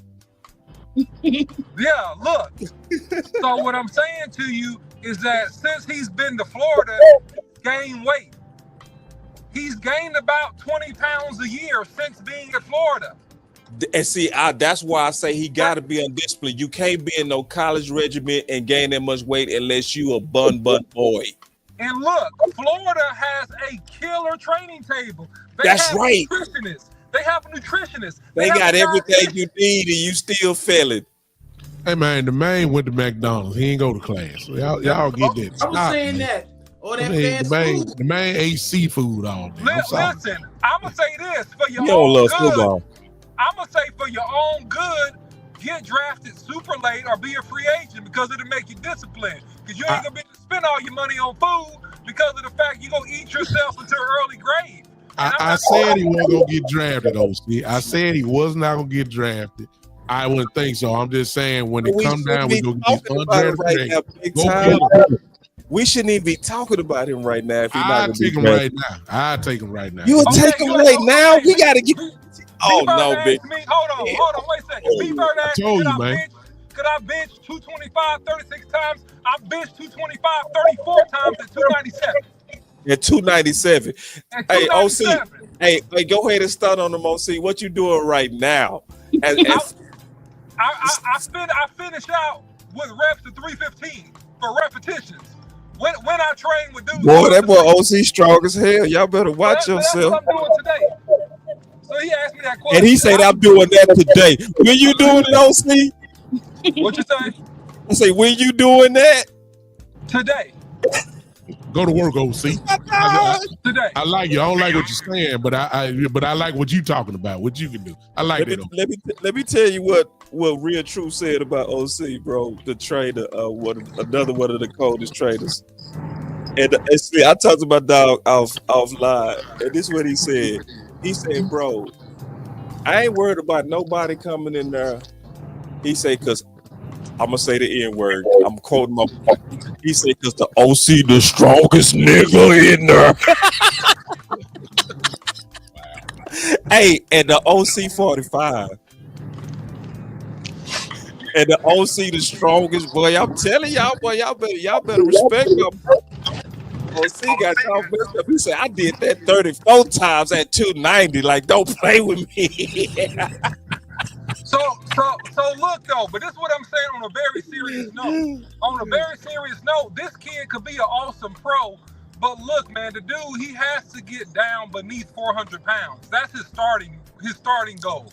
Like, get down beneath 400 pounds because it's just no way, man. You're like, yeah, you'll be all right for a couple years, but man, the knee trauma, the back trauma, man, $1 million and unlimited filet steak mignons, bro. That's not a good combination if you already have the discipline issues, man. Look at D-Block. Look at D-Block. I agree, OC. D-Block look like it too. Don't he look like he 315 15 times. Look at D. Dang, my boy D Block rep 315 15 times. Yeah, man. Man, we need to draft you. Jesus. Free agent. Can you move D Block? D Block, can you come off the ball? Landlord the league. We get you a contract. You get your contract, B Block. B Block. We need to draft D Block. Man, no. Okay, let's get back to the business though. All right, so we was looking at what's available. So are y'all finished with that fight, or y'all still fighting? No, it wasn't a fight. I just wanted to give commentary about it because I was looking at him and I was like, man, he could be a great pickup right late or free agent. But when I looked at his weight year to year, I was like, oh no, that's a bad sign. Oh no. Yeah, that's kind of what I'm on, bro. Do you look? Cause see, I know about being in them Division I programs. They do everything to get you ready to play. And if you keep gaining weight, that means you're choosing food over the game. I'm just being honest, bro. And it's like, but I like what you said, OC. You got to starve him. You got to draft him so late to where he can't. Because if you draft him where he got enough money, it's gonna be worse. Yup. Make him work, bro. That'll be the best thing for him. Yeah, make him work, make him hungry. He needs to be trying to get a contract. That's when I would get a dude like that. So I ain't mean to kind of piss on y'all vision. I said we need to get him undrafted. I just told you he's not gonna go drafted. I'm saying if he does not go does not get drafted, he should be one of the first calls you should make because he can help you. D Block, I need to D Block pray for me because I'm finna start hitting it hard, man. I'm gonna get into the training game myself. So I need to hook up with you somewhere in detail, man. Get me back in love with Waste, my brother. Dude, all you need to do is come to the north side a couple times a week and you'll be straight. You talking about me? Yeah, you. Man, no, you ain't saying nothing about a word, man. I wake up at 3 a.m. I'll push them weights on you so hard, you'll be like, boy. Hey, well, come on then. Show me better than you can tell me. Show me. That's what I'm talking about. Tell me, big dog. So, so these boys, we getting closer to our pick. What we about 20 away, right? No, we close. We about 4 away. All right, so let's get back focused, y'all. So we was going through the availables. It looked like it's a lot of good things here. It is. What would y'all prioritize based on what's here? So we went through. Oh, they coming out fast. Ooh, all our bets gone. So Martinez gone now. Where he at? I think the Texans just took him. Or the Texans, it's not showing up yet. Let me see. Hold on, let me look. I might have spoke too fast. Hold on. No, he's still there. He's still there. So the best of backs is probably Martinez and then Smith. Yeah, Smith. Martinez, Smith. I also like. He probably gonna go undrafted because nobody know about him. But I love Corey Kiner from Cincinnati too. He's another guy that I think is a 3-down back, but he a sleeper. I don't know if the Dallas Cowboys are interested in him, but I mean I would take him. But not right here. I'm taking Bond or Tez Johnson. I wouldn't be mad at Tez Johnson right here. I think you need to go ahead and go receiver. I feel like that's the best on you, or cornerback if you want to. You wouldn't go Damon Martinez over them? No. Okay, because you team weapon. That makes sense. Bond. I'm not taking over Bond, but I would take Damian Martinez over Tez. But I feel like with Bond, like he slipped so low. I know he got a case, but I just feel like with the talent, you need to just go ahead and get him. That's just how. Because he's a high level talent that's falling here to the 6th round. So I feel like this is the area for the character issues guys. They got flaws, but they still got talent. Yes, sir. What's going on, everybody on the panel? We got my brother in the house. Oh my God, the nefarious. Hey, Lord. Yes, sir. Yes, sir. How y'all doing, man? Landlord from Alabama. What's going You on? back at the crib, brother? Yeah, I'm back at the house. Okay. Yeah, if we get Bun right here, I'll be quiet. I'm good. Yes, sir. I'm gonna be silent. You mean silent how? Like happy? Happy, yes. No. He my last hope. Yeah. For receiver. I forgot about What him. about Tez? What about Tez, bro? he okay. He little though. You know what I'm saying? Yeah. He ain't got the breakaway speed like he do. Bun could change. He could change the defenses. He could take the top off. Yeah. He could take some pressure off CD Lamb. See, it's nobody better than a breakdown Bun than you. Yeah. Being that he was from Alabama. Can you go ahead and give us a deep dive as we getting closer to the pick? Yeah, I told you his story. Like when he was at Bama, you know, Jalen Milroe wasn't that developed really yet. He just took another step last year towards his passing and his reading the defense, his accuracy and stuff like that. So him and Bun tape, you know what I'm saying? But later on in their tenure together, they started cooking. So yeah. And then you seen he transferred to Texas, and now he trying to blend and gel with a new quarterback all of a sudden. So everything that he been doing lately has just been on the fly. He ain't built chemistry with no quarterback for real yet. So I feel like if you get him in your program, you already know he had the top tier speed. He was really the number one receiver coming into Texas over Golden, but then he got hurt. He was really holding it down. So like I'm really intrigued on a player like him right now for sure. Like for sure right now would be a blessing. You know what I'm saying? Right now would be a blessing, like zero risk. Cause I mean if he crash out, cause he do got that YN energy. If he crash out or something that, you gotta explain YN, bro. YN, that's the young on the block, you know what I'm saying? He's talking about the wild Negroes, the wild Negroes. Yeah. You know what I'm saying? But if he do crash out, you know what I'm saying, you will be losing a player that you got in the 5th round, 6th round, 7th round. Who cares? You know what I'm saying? But the reward is way greater than the risk if you pick him. Let me. They got a 136 overall. You getting a lot of pushback though. You getting a lot of. No. I'm just trying to get the concerns on it because I think this is where people missing Bun. See, when you dealing with landlords, you dealing with somebody who been watching that Isaiah Bun all the way up to his years at Texas. See, I think a lot of people getting their analysis from just Texas. You know what I mean? Yeah. And so this is where, cause see, I don't think nobody broke down the sleeper potential in him better than you. You know what I'm saying? Yeah. So I think if people looking at his senior year, okay, I see where y'all coming from. Now, this is another thing that I think people are sleeping on, and then I want to hear from you, Henny, as well. I think people are sleeping on that dude if he was to get his act together and find Christ, and get out the streets and get his mind right. Man, that dude got some Xavier Worthy type upside speed. Yeah. Yep. Like, remember, people booed him because they expected him to break the record. Yeah. See, but then they didn't look close enough.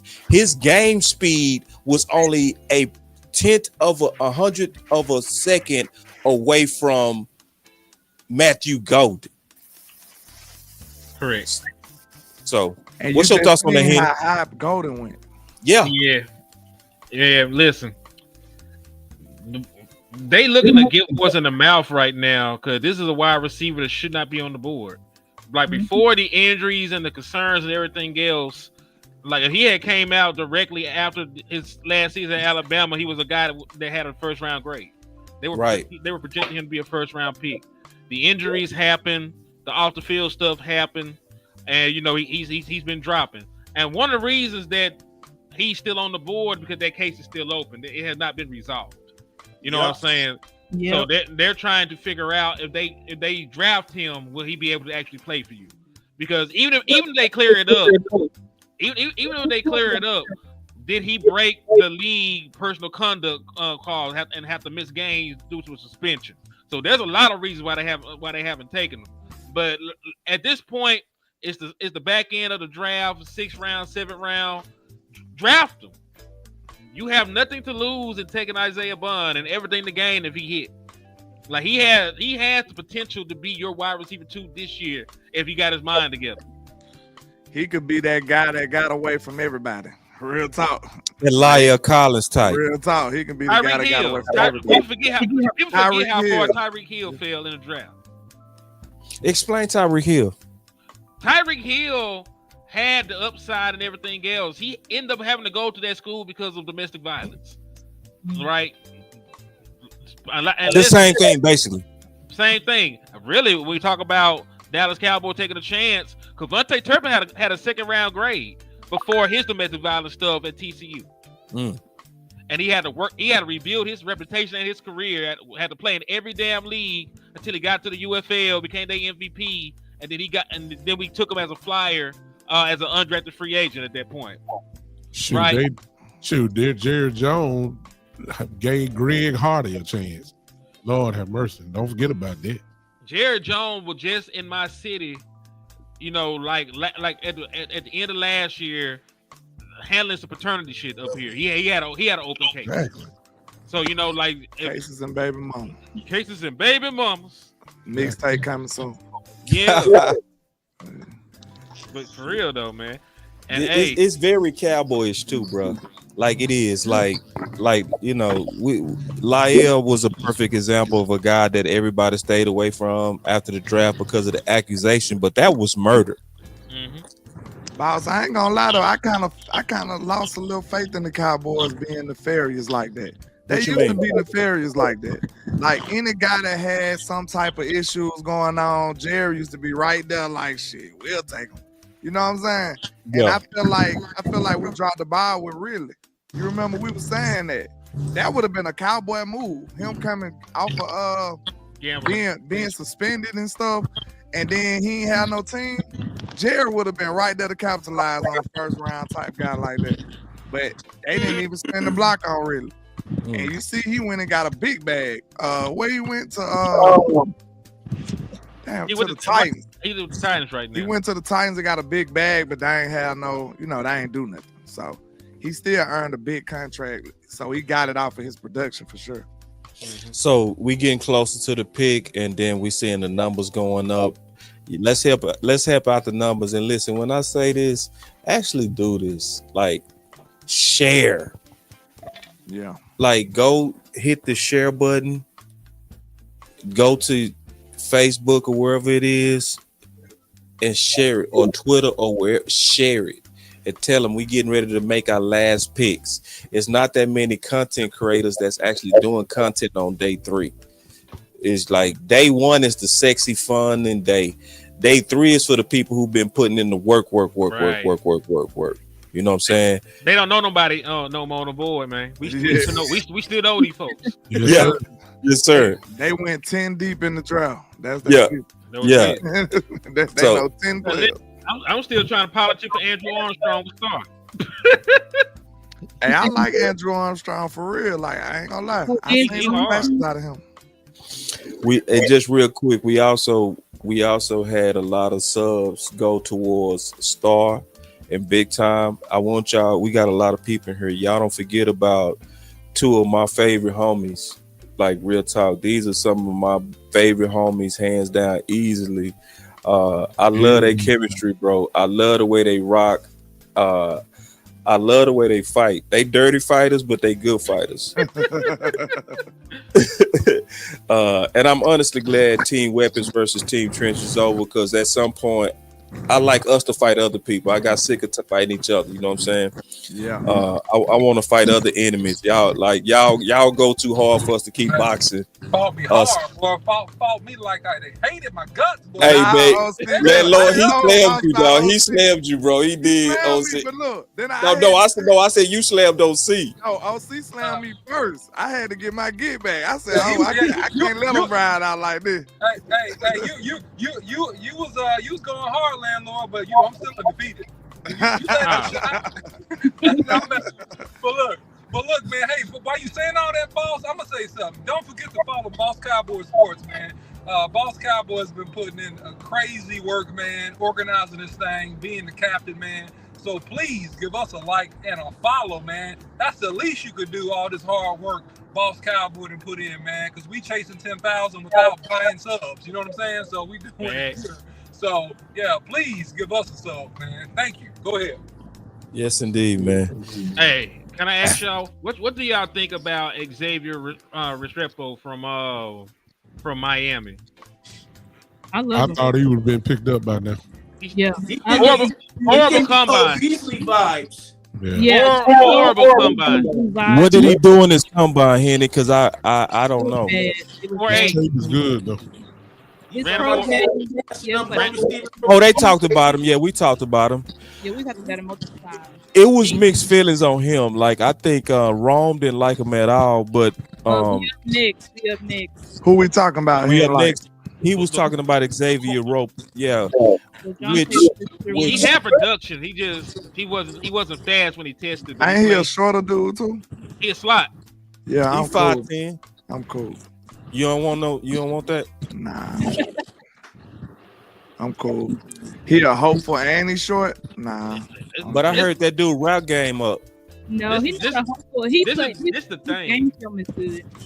He's like a 1,200-yard receiver. It's just that he didn't test that well. Like he He's kills a dog. people. Folks can't guard him. He always open, but because of the combine and shit, it's not. Pick is in. Oh, line, man. Chill out. No, they saying it's O-line. They went O line. Man, they be wilding out. They be wilding out in the streets.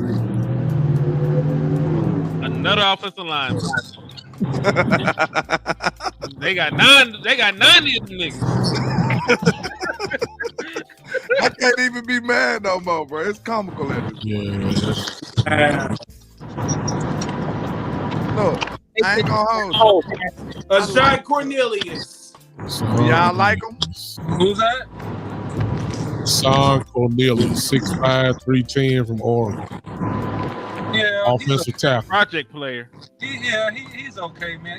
It's just that they want to go cheap, and they sign some of these veterans to be camp bodies, and they're gonna cut the camp bodies, and they're gonna keep the draft picks. That's what this is about. This is strategic. They're gonna try to build depth organically, like they always do with offensive line, and they're gonna cut some of these guys that they just gave these little cheap contracts. They're not gonna make the 53. They're gonna end up being on practice squad or end up getting cut. Watch what I say. So a lot of these guys, several of these guys they just signed, they're not gonna end up being with the team. They're not. They're drafting these dudes. That's what We got another pick coming right up, right? I think so. We got another pick coming right back up. We got 2 picks in the 6th still, correct? I mean, No, we don't have any more picks in this round. Excuse me. We traded got 3 both to of them. 7, don't we? We have 3 7s. We are the first pick of the 7th round. But yeah, but right now we don't have any more 6th round picks. So it's That's terrible. 1, 2, 3, 4, 5, 6, 7, 8, 9, 10, 11. It's 12 more people before we pick again.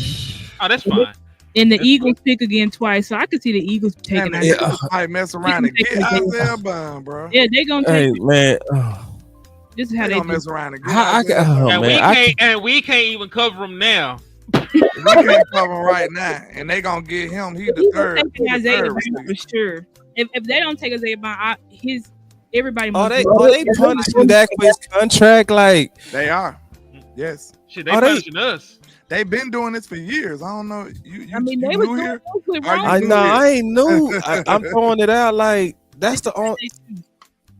It makes No. no sense. We Y'all don't told see. you Let me say this real quick. Y'all don't see the way we go about building this team. It seems like we never want to been build talking on about it. top. I ask myself this question: how could you build something if you constantly replacing it? Like you trying to build a brick wall and you keep putting a brick down, and then you take it back and then you put another. Like you will never be successful like that. That's how it seems like that's the way we like to operate when it comes to building this football team. We don't build on top of nothing. We just replace everything. So Because now you just got a bunch of new stuff with no camaraderie and no direction. I don't like it. Because you don't spend in free agency. Like all you do is draft people. You let them play out their contract, and then when it's time to pay them, you draft a replacement, and you just repeat the cycle. What you do? You let them age out. You let them leave. You get the comp pick. You don't even try to trade them when the time is up, and then you just rinse and repeat. Yeah, you gotta be able to. You gotta have something solidified there and build on top of that. It just seems like we just wait till somebody finna retire, You see, everything was the low hanging fruit to me. Like Zach Martin retired. Oh, we need Booker. D Law left. Oh, we need the Boston College kid. Even though you drafted D-Law replacement last year. Bro, listen to what they did with defensive end. They just drafted Nealon last year in the second round. Then they brought back Dante Fowler. Then who else they brought? They still got Sam Williams coming back from injury. Like, I just didn't see why you needed an end right there.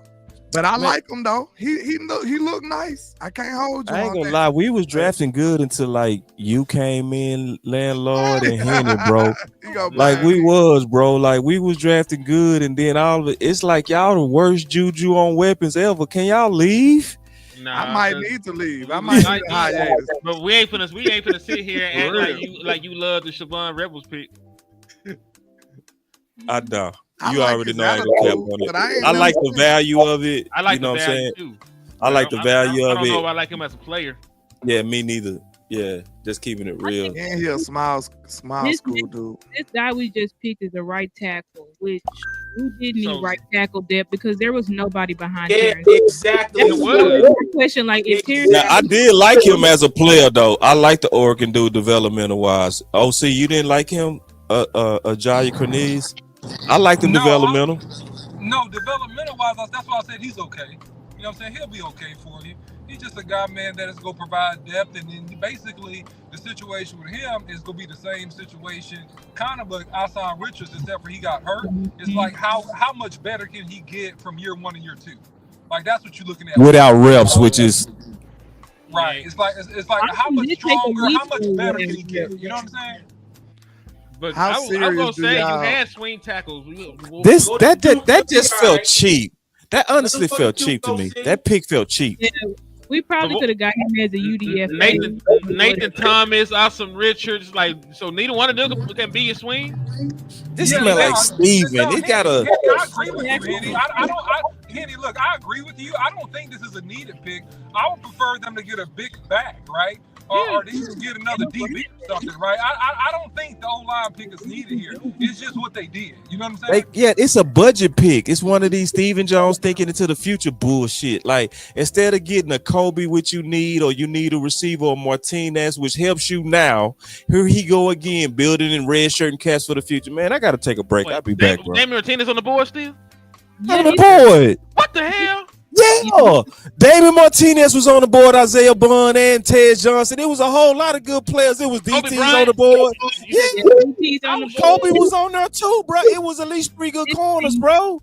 It's Steven I because didn't mean to be drunk, bro, but damn, man. Jabbar Muhammad on the board too? Yeah, Jabbar Muhammad. It's a lot of talent still out here. I don't know why Steven would go O tackle there. It's like Steven, you could have got him the last. Take a break, bro. Listen, nobody He took probably much did at this that point. to be funny though. He's so goofy. Like we just be doing goofy stuff. Oh, Yeah, we he can. probably did it to be funny. But hey, we did need the backup right tackle, so I'm happy with that just because of that. We did need it. I do think right tackle was a need because I mean you could have possibly, if Steele goes down, you move Guyton to right, I guess, and then you kick Tyler Smith out. I mean, I guess that would work, but I don't think they want to do that. I don't think Tyler Smith, the left tackle, is anywhere near as impactful as Tyler Smith, the left guard. Even in like emergency situations. I didn't like him playing left tackle last year. I didn't either. That's what I'm saying. I don't think they want to do that no more. I don't think they want to move Tyler Smith at all. So I think your backup left tackle is awesome, and then they just got this backup left tackle for Steele. I just think this guy, he probably would have won a UDFA, but maybe they know something we don't. I don't know. So if Steele go out here and get whooped next year, this is my concern, OC. This is directed 100% to the OC. You know what I'm saying? That's fine. But nah, I just want to know if Steele go out here and be sorry next year. I'm talking about getting whooped. Yeah. Y'all gonna come right back in this war room and tell me we need a right tackle? No, I'm not gonna say that. I gotta see how it plays out. But what I will say is this: you have a Sam Richards coming back, so I think that he would be more so likely to be your swing and go to right tackle if there was an issue with Steele. And I think that based upon his jump from year one to year two, I think he's good enough to do a solid job out there if you just give him enough reps. Okay. So that's where I think this is. I mean, you got a couple journeyman tackles that are in the building. You got a journeyman guard who retired, who may be a surprise. So you may get some pleasant surprises when you get into camp, and then you'll get those guys that are letdowns, and they're going to get cut. But the secret sauce to this, and understanding this, is something that I've been saying from the beginning. It's about the philosophy of the head coach, and it's about how that offensive philosophy will go based upon what that OC wants to do, which is your head coach, which is going to be a power zone run game, gap scheme with play action pass. He'll open it up in some respects. So he's going to be heavy on trying to get the best offensive offense possible. But let me say this, landlord, too, while I close. I don't think this was his pick. I think this was a Stephen Jones pick. And I think the draft was going too good, and Stephen had to jump in and have to say, and then he started throwing some picks out here, and I just think it threw the whole flow off. That's what I think. I think it's a Stephen Jones pick, to be honest. But I do want to say this too. A lot of why we pick a tackle, then it's like everybody picking tackles now. I don't know. I feel like everybody's drafting kind of weird. Y'all don't think that? Like, I feel like it's just because I mean everybody's passing on Bond. I thought the Eagles for sure was gonna take Bond right here. They picked some tackle, Cameron Williams. Don't worry about that star. They picking at 209 too. They just picked at 207. Yeah, that's true. They can still pick them up. But the Eagles, they really have just gone defense, and the Eagles have only drafted Eagles and offense. I mean, Eagles. They've only drafted defense and offensive line. That's it. You got to think all they drafting for is depth for real. They got their depth. Hold on, I got you. Hold on. The only thing they missing for real is a safety. They impact big time. They got safety. They got the boy from Texas. No, I ain't talking about from the draft. I'm talking about before the draft. They were really missing them but a safety and what else? A defensive end maybe. They probably got both of them. They traded away T.J. Gardner-Johnson, so yeah, you right about that. Because remember they had open case. Maybe we take Andrew Armstrong. He the one in the cut for me. He the like the last hope. I like what I seen from him. I really did. Hey, you know what bullshit when I was talking about him. What? Talk about Andrew. Yeah, you put him on Front Street. I peeped him out for you, man. You did. We don't have the wide receiver at all. That's gonna be it was hurt. And listen, landlord put me on Jordan James. That's why I was crushed when he went a couple people. Now, did y'all see who took my guy, my pet cat in the draft? 49ers. The 49ers took 49ers, yeah. And you know how they probably seen the same characteristics I saw, bro. They felt, man, if CMC get hurt, that boy gonna go crazy. Why would I tell you? That's because who was that running back they had last year? Jordan Mason. Yeah, that's their replacement. He went and got a bag, didn't he? They somebody paid him in free agency, if I ain't mistaken. Carolina has taken 3 wide receivers. Who they just draft?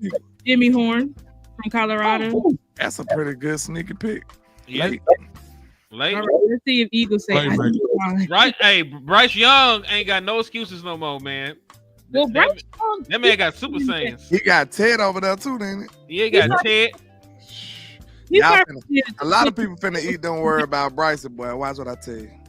I believe the landlord. He started to put it together. Like he was for the end of the year. He was one of the best quarterbacks. So I think it clicked for him, and I do think that Ted is gonna help him with Jimmy Horn, and he still got Xavier Legette, and you got Rico, and you got Koki put the ball last year. Remember he had like the 50-60 yard touchdown against us when we played. Yeah. Who you say, Henny?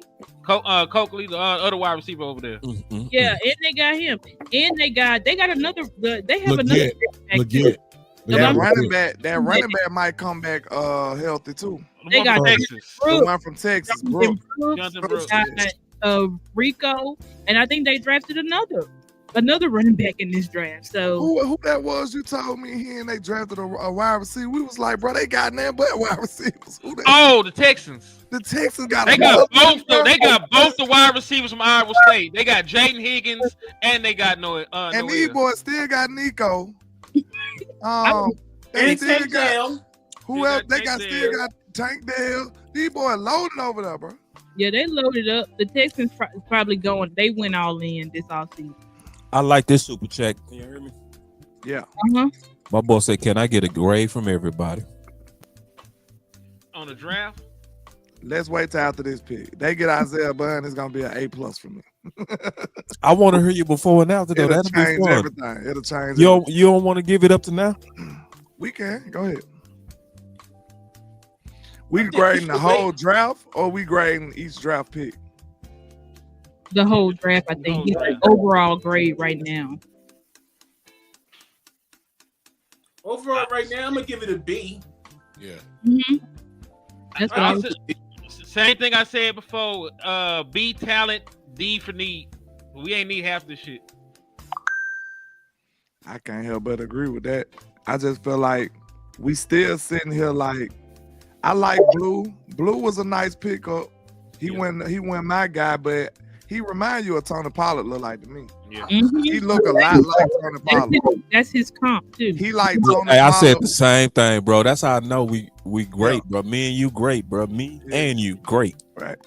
But I looked at him. He look like he got a little more passing ability than Tony did, though. Just a little more. Because Tony couldn't catch it well. Yeah. He looked like he got just a little bit more receiver in him than Tony did. Yeah. Down show, hey, you saw him in the Eagles- playoffs catch out the backfield. Antoine Powell Ryland. Is he good? Okay. The Eagles took him. Eagles. Well, at least They they is didn't killing, go yo, wide the Eagles receiver. is killing this draft, man.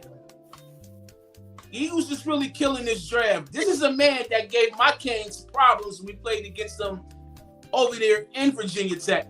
They really had us beat when it came down to that last bang play. He had about 2 or 3 sacks that game versus Miami. That's what put me on to him.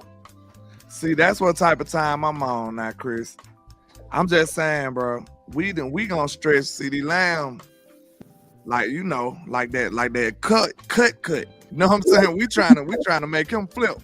We don't have nothing but. I can't say we have nothing but CD, but y'all get what I'm saying. Like, this man had to do everything, y'all. And he publicly came on there and said, y'all help me. And the Cowboys said, nah. He is Peoples. Of course they did. We good. Who took Peoples? The Ravens. The Ravens have killed the draft once again, like they always do, bro. They don't have no pressure. They went out and they signed DeAndre Hopkins. They just got they just got a wide receiver in the first round in Jordan Adams. What's the boy name? Zay Flowers. Zay Flowers. Yeah, they set. They got 2 tight ends. They got offensive line. They can just draft BPA now because they went shopping before the draft was here.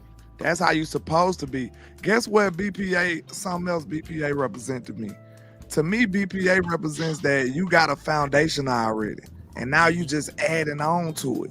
See, you filled all your voids. You know what I'm saying? We not in that position. We don't have that luxury right now. Yeah, we back on budget at the end, bro.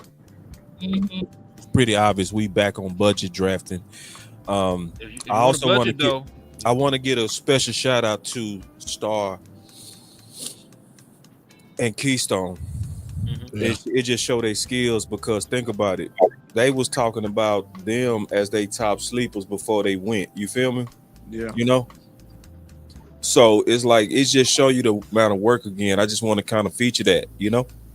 Is that they named these sleepers by name and then they went to your better drafting teams again.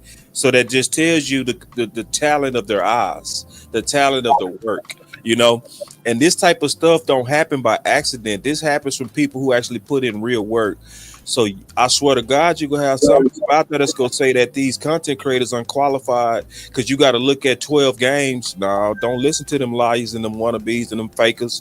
You got to listen to people who actually do this work. So when you see your better drafting teams consistently going with the people that be talking about this, like Keystone and Star, it show you, man, that it's about people that put in the real work. It's a lot of pretending out here, man. Y'all better be careful. Facts. Big facts. Yeah. How soon we pick again? It's coming up quick, bro. It's finna fly now, bro. We're 6 picks away. And them picks go fly. You know, so that 7th round gonna go. It's gonna go. Cause see, they know they against the TV clock now. You know what I mean? So they got to get off the air. So And we picked 3 times in the 7, so let's see what they do. These last All right, weeks. so it's time to start looking at what's available again. What if we got Ted Johnson and Bun? That'd be crazy. They That'd just went be great. wide receiver. That'd be outstanding, right? It's almost like I feel like Team Weapons getting punished, bro. Everybody, I feel like Team Dak, Team Weapons, and Team Weapons is getting the ass whooping because Dak getting his. I mean, shit. Team running back ain't got too much love. They even get a 3 down back. No, they haven't. They got a committee back though, which I'm still cool with. They got a real nice committee back. Did y'all see who Samson would end up going to? Browns. And then they paired him with somebody, didn't it? The Browns, and they got Junkins. The Browns. I told you, Yeah, man, Junkins. what I said about my boy Samson. I said you gotta pair him with somebody. Yep. Real quick, y'all, because our pick coming up. I want to get us back on us if y'all don't mind. I don't mean to cut All y'all right, off. cool. You go ahead, hurry up, put it up. So, do y'all want to look at the overall, or do y'all want to lock in on running backs and receivers? Running back and receiver or the needs now? If they go on budget, like we need to go ahead and look at running back and wide receiver, because there's no reason at this point to take anything else. Right, I agree. You done messed up. You got everything else. Like what the hell? The only thing I can see Defensive is tackle. that corner. Oh, defensive tackle. They So I ain't get think defensive we're gonna- tackle. But at this late in the draft, you ain't getting nobody to play.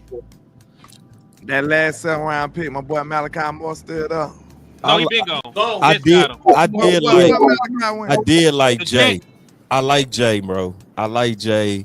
I haven't did no major work on him. I just like the pre-draft analysis. You know, just reading it now. That's the wrong way to like somebody, but hey, shit, I like your weight. You know what I mean? And they said Jay is 3 year starter and start until you run defender. So, you know, if we still trying to get somebody late on, so I'll be cool with that. But I still will put these weapons and running backs over all of it right now, because I know I would still prefer a vet. I would want us to be starved out at DT, to be honest, because I want a vet over any one of these rookies, especially a late round DT. If the Cowboys draft Bun, bro, that'll be the headline Jerry need. That'll be the controversy Jerry need. That'll be some jersey sales Jerry might need. Like real talk, I think it'll fill out the box. Yeah. He might be able to go as an undrafted free agent, to be honest. what And if I'm Isaiah Bond, I'm coming to Dallas so fast because they wide receiver 2 is so wide open. Yeah, man, come over there. They don't take over. Yeah, I'm coming to Dallas. If I'm any one of these receivers, I'm coming to Dallas. Like, because when you're an undrafted free agent, you now get to pick the teams that might fit your scenario better, you know? So, but I just don't want them to get cute, bro. I don't want them to get cute and ignore this talent. I don't. So let me go to running back real quick. It's just Smith out there. They're gonna be going to undrafted. Quinn Allen, Calvin Nungai, like Bill Maffa, Corey Kiner. Yeah, they gonna go undrafted. Marcus Yarns is there out of Delaware. First CAA. What's your thoughts on him? Because his measure, I mean, he looks small. The 5'11", 193. Is that another Pollard? You would trust that to be like a 3 down back at 193, 5'11"? Okay. So that's kind of Pollard 2-ish. Yes. Okay. You was talking about a late round star. You was talking about a late round sleeper back that you felt could. Yeah, Corey Kiner. I love Corey Kiner out of Cincinnati. I think he's a 3 down back. He just hasn't been talked about. I had DMV look at him. DMV loves him too. He said he's his favorite type of back. But me and him talking, he said, yeah, he definitely gonna go undrafted because just don't nobody know him. Yeah, they don't even have no write up on him. Right, nobody knows him. But when I watched his film, I think that he is a 3 down back, explosive, good, very good ball carrier vision. Yeah, I think he's complete. I could pull up all my notes on him, but I watched a couple games with him, and nobody talked about him. So I feel like that's a guy that you could get if they don't end up drafting another back. That's a guy that you could get as a UDFA, which we usually do good as UDFAs. I think Ulysses Bentley is also good out of Ole Miss. He caught my eye when I was watching Trey Harris. He's pretty explosive too. I don't know if he's a 3 down back, but it was a lot of times he was getting a huge runs where I had to look him up. I was like, who is this? Hey, those are my favorite types when you find them when you ain't looking for them. Right. Those are my favorites. I've never missed on those types where you looking at this player, but when you looking at this player, this other player keep popping off. Jumping off the screen. I swear though, I've never missed when I found them types. So I love what you just said, Star. Let's look at corner. Yeah, it's all them corners still there, bro. Kobe Bryant, I think, is still there. Tommy Hill. BJ. Now I'm gonna be honest with y'all. I did hear some things about Kobe from some very reputable people that I didn't like. Like what? I'm just keeping it real. Like Kobe kind of might not really know what he getting himself into. I was talking to an NFL trainer about him, and he was trying to tell him, man, y'all, you need to get ready for DK. His mind is right because he was like, FDK. See, you want to hear that, but then it's like he asked him, how many times did you hit the weights this week? He's like, I ain't hit the weights this week. Now, so if you getting ready for the training camp, we got an NFL trainer on. His name is the OC. What would you think around this time if you got a player that's not hitting the weights every day? You're not taking your off season seriously because you're in May. You report in July. So this is the time where you got to make your gains. That's right. You got to make your gains right now. So, OC, you work out with your players. How often are you hitting the weights? 4 times a week. So how would y'all feel to know that the OC hitting the weights more than him? It's crazy. So what would you say about a guy like that in terms of love and taking it serious? Just keeping it real. You probably don't love it like It's just that he doesn't prefer to lift weights. He don't like to lift weights. So you got certain players, they got preferences. He don't really like to lift weights. He just like to play. But he don't understand the importance of it as a necessity of his success. That's fair. So because of that, he doesn't take it seriously enough.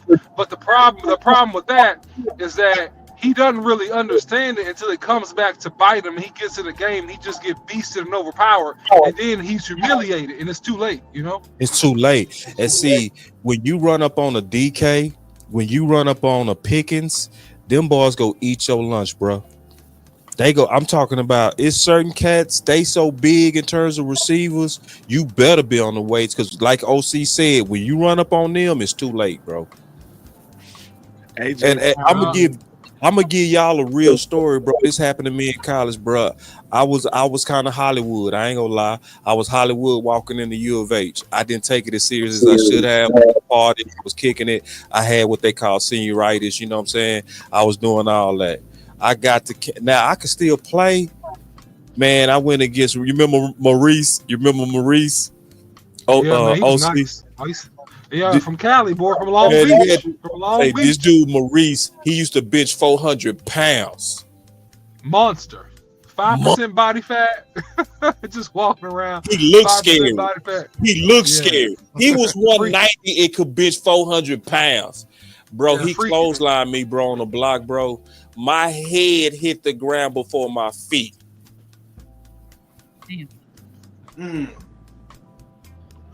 Yeah. I don't even it's embarrassing to tell that story, but that happened, bro.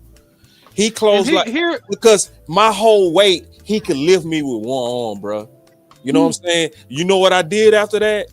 What happened to me, OC? I became a weight monster. You know what I'm saying? I gained 20 pounds of muscle in 1 year, bro. And then he tried, he couldn't do that the next year. The next year, he was my first rep coming straight out of, you know what I'm saying? You know, because it'd be some cats you want to see again. You'd be like, okay, let's try that shit now. Let's try it now. You know what I mean? Like, and you know, that muscles, he couldn't do what he did because now I was strong. And yeah, so anyway. Yeah, like, and I'll chime in and give more context just real quick. Just like the misperception of college to pro with players, man, is this. When you're in college, man, you're used to guys being really fast or you're used to them being really strong. You're not used to both. And when you go pro, they're both. And you don't really get that until you go against certain people, and then after that, man, you like, Lee, man. When you I face didn't them, realize you was this strong and this fast, all at the same time. Like, that's what I at the think same happened time. to Tyler Guyton, to be honest. 100%. He wasn't used to seeing that. He Yeah. wasn't used to seeing that speed and power all at the same time. I think it shocked him. I think it shocked him. Hey, let me ask y'all a 100%. question though about the O-line, because I'm just trying to figure it out. All right, he's still on it. Worst case scenario, who's the weakest link on your offensive line right now? Tyler Guyton. If there's no improvement with what there should be, it would be the guy you saw with the words the last night you saw. I think that's fair. Tyler Guyton. Yep. I agree. I know that he's better, but just with the train of thought of we ain't seen him since then, it would have to be Tyler Guyton. That's fair. That's the dude that got the most to prove right now, even over the rookie. Yeah, so it's concerning that it is. Are you how confident are you in both of your tackles on a scale of 1 to 10? And 10. we didn't put all this resource in the line. But I don't know how confident I am in Terrence Steele. I'm a 10. I don't know. I'm a 10. I'm gonna tell you why. I'll be quick, OC. I'm a 10 because Clayton Adams didn't have all the talent that he had, that Dallas has, and they was a top 3, team in terms of offensive line. You know what I mean? So when you got that lack of talent doing so much with a great coach, then you give that coach way better talent. I think that's going to transfer. And I think that they are committed to really helping these guys out like Mike McCarthy didn't. Mike McCarthy put them in a real bad situation with all that passing. Like, that's a confidence stiller, especially for rookies. You know what I'm saying? Like, I'd never forget Coach Marv always said it best. He said, man, you want to get them guys lathered up, So I love that comment, man. I love that. So Mike McCarthy almost took their confidence. And what I hated about Mike McCarthy is he knew better. Like he said himself, you don't want your offensive linemen playing on their heels too much. And yet he did that to them. I think they go establish these guys' confidence on the ground. I think you will see the emergence back of Steele. I think you're gonna see a major jump on Tyler Guyton. And I think it's gonna hide the deficiencies of even Tyler Booker, because Tyler Booker gonna be a rookie. But the key thing that Zach Martin said when he retired, he said, y'all think I was better than what I was. He said, what really happened is that in 2014, we was committed to the run and it hid my deficiencies. That's why I'm a 10. All right, so let me ask you this real quick. Without the projection, because you're projecting a lot of stuff right now. Yes, sir. Without the projection, just from what you've seen from them last year, what would your confidence level be? I think the confidence level, if you base it only on last year, will probably be a 7. Because players will go jump from year 1 to year 2. Offensive line, they typically make their biggest improvement between year 1 and year 3, but in particular from year 1 to year 2. And then also you got to think about the style of offense and how Marty Schottenheimer's gonna call this thing. You got to kind of eliminate the West Coast and spread concept, because it's not going to be the same thing. And so when you start letting Steele come off the ball, and it was a couple years ago, it was 80% of the yards that Ezekiel Elliott got was behind Steele and Zach Martin. All right. And so if you look at this thing and then you look at Guyton, okay, also I'm gonna give you guys some sauce. Like Schottenheimer will line up a tight end and run weak. In other words, he'll run weak or run left, right? All that stuff is gonna help Tyler Guyton to get in the flow, get his feet underneath him. And the thing is, strategically, and I'll tell you guys this and I'll shut up. When you start running the ball, even if you're not like ripping off huge runs, but if you're coming off the ball and you hit defensive linemen, what happens is when you get into 3rd and long or 3rd and medium, they're a tick slower. They're a tick slower because of the pressure and the punishment. And that tick slower a lot of times is what helps you make that block. So that's why they're gonna be okay, man. They're gonna be all right. I'm not promising we're gonna be I'm not fighting, I promise y'all. I'm we just 2 picks away, y'all. Okay, I'm just trying to understand. To my understanding, isn't run blocking the easier way for O-linemen, right? That's the easiest thing to do, right? It helps them. They on the attack instead of defending, instead of backing up on their heels. So like, if our whole plan was to run the ball, why we gotta have these premium picks? It felt like the premium picks should be to pass block, right? Because run blocking is something that, that's pretty simple to get. Yeah, you don't have a lot of really elite run blockers, though. That's the thing that people undervalue. Like, it's not easy to be an elite run blocker and To to move be able somebody. to move somebody effectively, and also to get your feet and shoulder pads in position to cut people off that run 4.7s and they 320 pounds and they bench press 500 pounds and they're technically sound, right? They get paid millions to beat you. So that's not easy, right? So if you find a premium guy, and so I think this goes to your greater question, landlord. We on the without clock. asking. All right, good. So I'll be quick in 10 seconds.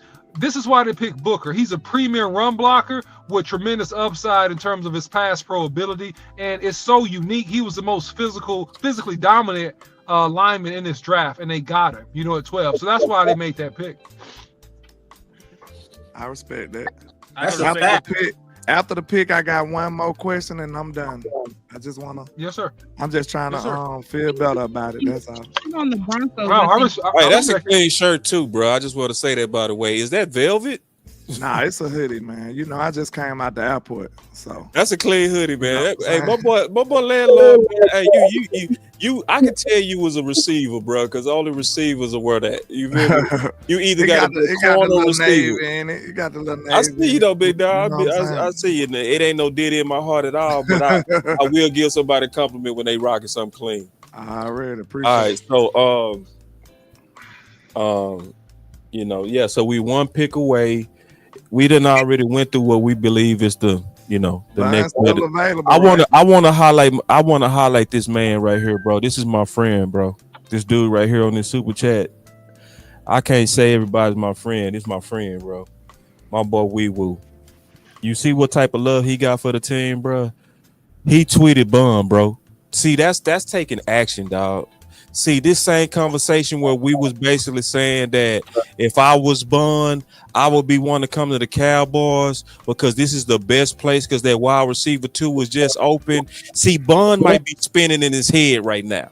He might be spinning, right? He dropping. You was a former first rounder. We just saw somebody take their life, right? So somebody like we will literally just could have settled him. You feel me? With hope. Like, bro, it can get better for you, bro.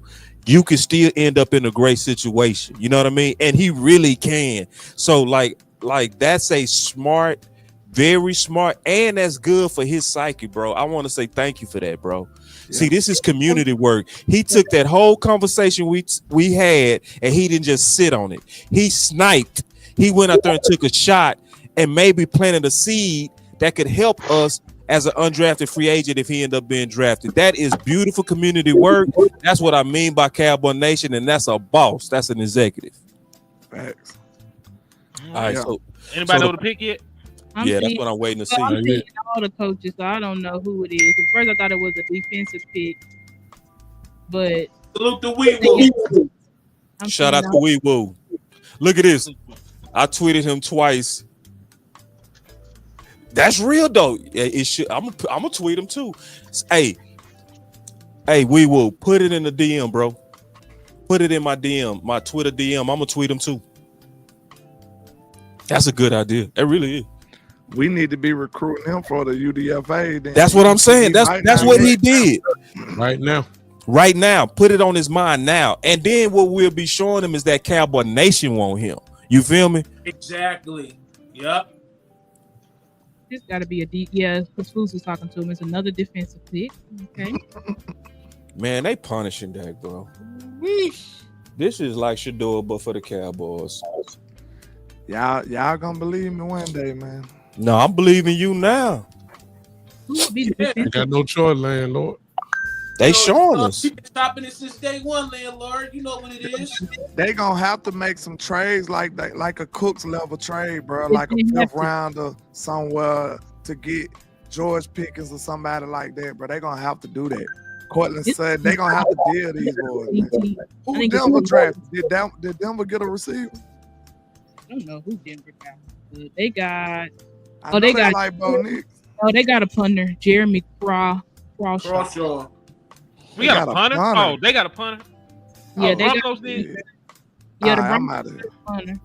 Oh, I thought that was the Cowboys. I was about to say, Lord. No. The Broncos got a punter. I was gonna have to exit stage left. we got some defensive player that I don't know who the hell it is. Maybe it's a DT, probably.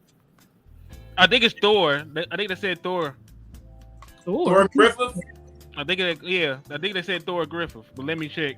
If that is, that's Pete's guy. Let me see. Thor Davis. What's his position? Defensive tackle. Defensive tackle. He went to Louisville. Shout out to Pete. Well, let me see. I seen. I keep seeing people drop names, so I don't fucking know. It's not updating quick enough for me. Yeah, they even said on the website Isaiah Bond was the best fit for us, but I think he. Oh! What? It just pissed me off what she just said. Was that Bond the best fit? Yeah, it's just like why they keep. It's like I think he's going undrafted. this ain't. Oh, see, I see you thinking. No, I don't know, bro. What you think about it? Yeah. I see you. I just Befuddled Yeah, is the I word, just- I think. yeah, Befuddled. yeah, befuddled. Like, Befuddled what's is the the word. direction, Yeah. man? What's the It- direction? I should. It's more like be farted. Yes, it's kind of like eating some nasty gumbo. You know what I mean? Have you ever had some nasty gumbo? You know, I've had a lot of gumbo. I'm a gumbo connoisseur, and people just overcook the meat, or they make the okra just burst and it's slimy. It's like you just mixing a bunch of stuff in there, and it doesn't That's really bad, have a boss. rhyme or reason. Yes. They got your boys. I ain't mad at that though. Who? I'm not mad at that though. Thor. Yeah, Thor. I ain't mad at it from now. UCLA. Obviously, Obviously, though. That's not bad. Obviously, though. I know, right? See, don't call me out here because I kept it real on myself too. But I like what I read. Can I be a stat nerd once? Nah. Yeah. Yeah, you right. I can't call it out and then do it. You right. You don't know this man played last year. No, hey, I just like what I read. Hey, can I? Because I was honest though, because you know somebody would have capped. I know people cap quick. They be, I did massive research on this guy. This guy's gonna come in. He's gonna stop the run. He's gonna, yeah. I ain't do none of that. I just like what I read, and I like. Hey, don't tell me you don't like 342 though. Here, come on now. Don't tell me you don't like that now. We had fat niggas before. They ain't stop nothing. They ain't do nothing. We ain't had nobody 342 Arkansas OG. We ain't had nobody, man. Man, come on, man. Open up the liquor store, bro. Hold on, wait a minute. Open up the liquor store for me, bro. What we doing? How big was our boy from Kentucky? You know what, bro? You know what I figured out? This is what I figured out about me, you. This is what How big was Bohanna? You was right, and it did take him 3 years. You right, because he did come around. But you right. I ain't gonna fight you on that because you actually right on that. That's not on him. That's on Dan Quinn, bro. Because y'all remember that year that Dan Quinn made him lose all that weight. He made everybody lose weight. Thank you, Star. Star, I love you. And then we got rid of him early. We did Which was dumb. Thank you, Star. Thank you. Thank you. Now listen, I didn't say that I didn't like the man. I didn't say he ain't do shit. I didn't say why he ain't do and I know that's your standard too, bro. Okay. So my boy, we will tag. Hey, but check this out. I want to say this though, that I noticed. I ain't gonna lie. I'm being all the way honest. I'm gonna be very transparent when I say this. I done fought Henny and Landlord so hard that I done figured out that I gotta come down for fight them. Like I swear to God, like I be ready to fight them for no reason. Now they done fought me so many times that even when they being cool, I still. Hey, I did that on a couple of boss lads. I was like, man, we actually on the same page, but they done. I swear to God, bro. That's how intense the fights was. I swear to God. All right, I'm gonna go tweet Bun right now, y'all. I think y'all should join me. Oh, we got the hashtag. Hold on. That's it. Angie, look at that community work.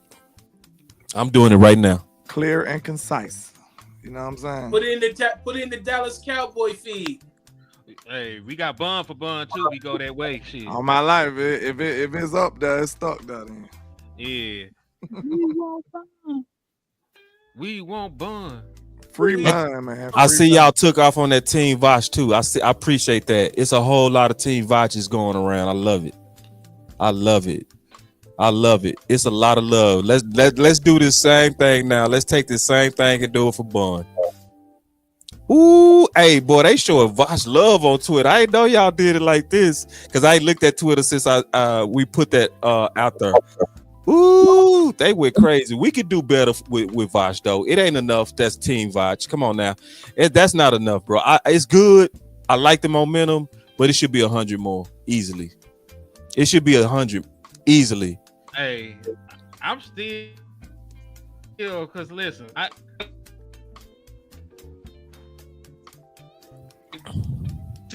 You breaking up, Hen? Hen, you breaking up, brother. I wonder where did that tight end Hen like went to? The Fanning dude. Oh, he went way early. Where he went? Man, I don't remember who he Where went your tight end went, Hen? who? Harold Fanning? Yeah. He been gone. I forget where the hell he went. He went in the third round though. I'll see where he went because he was a tight end. He went. I'm finna Google it. He went to the Browns. He get the Browns got every damn going body. Stupid this draft, bro. Yeah, he went to the Browns went crazy. They got Jenkins, Sampson, and him. Crazy. Bro, they went crazy this draft. Then they got Shador. These boys they done went crazy. The Browns went ballistic this year. Real talk. Who they get?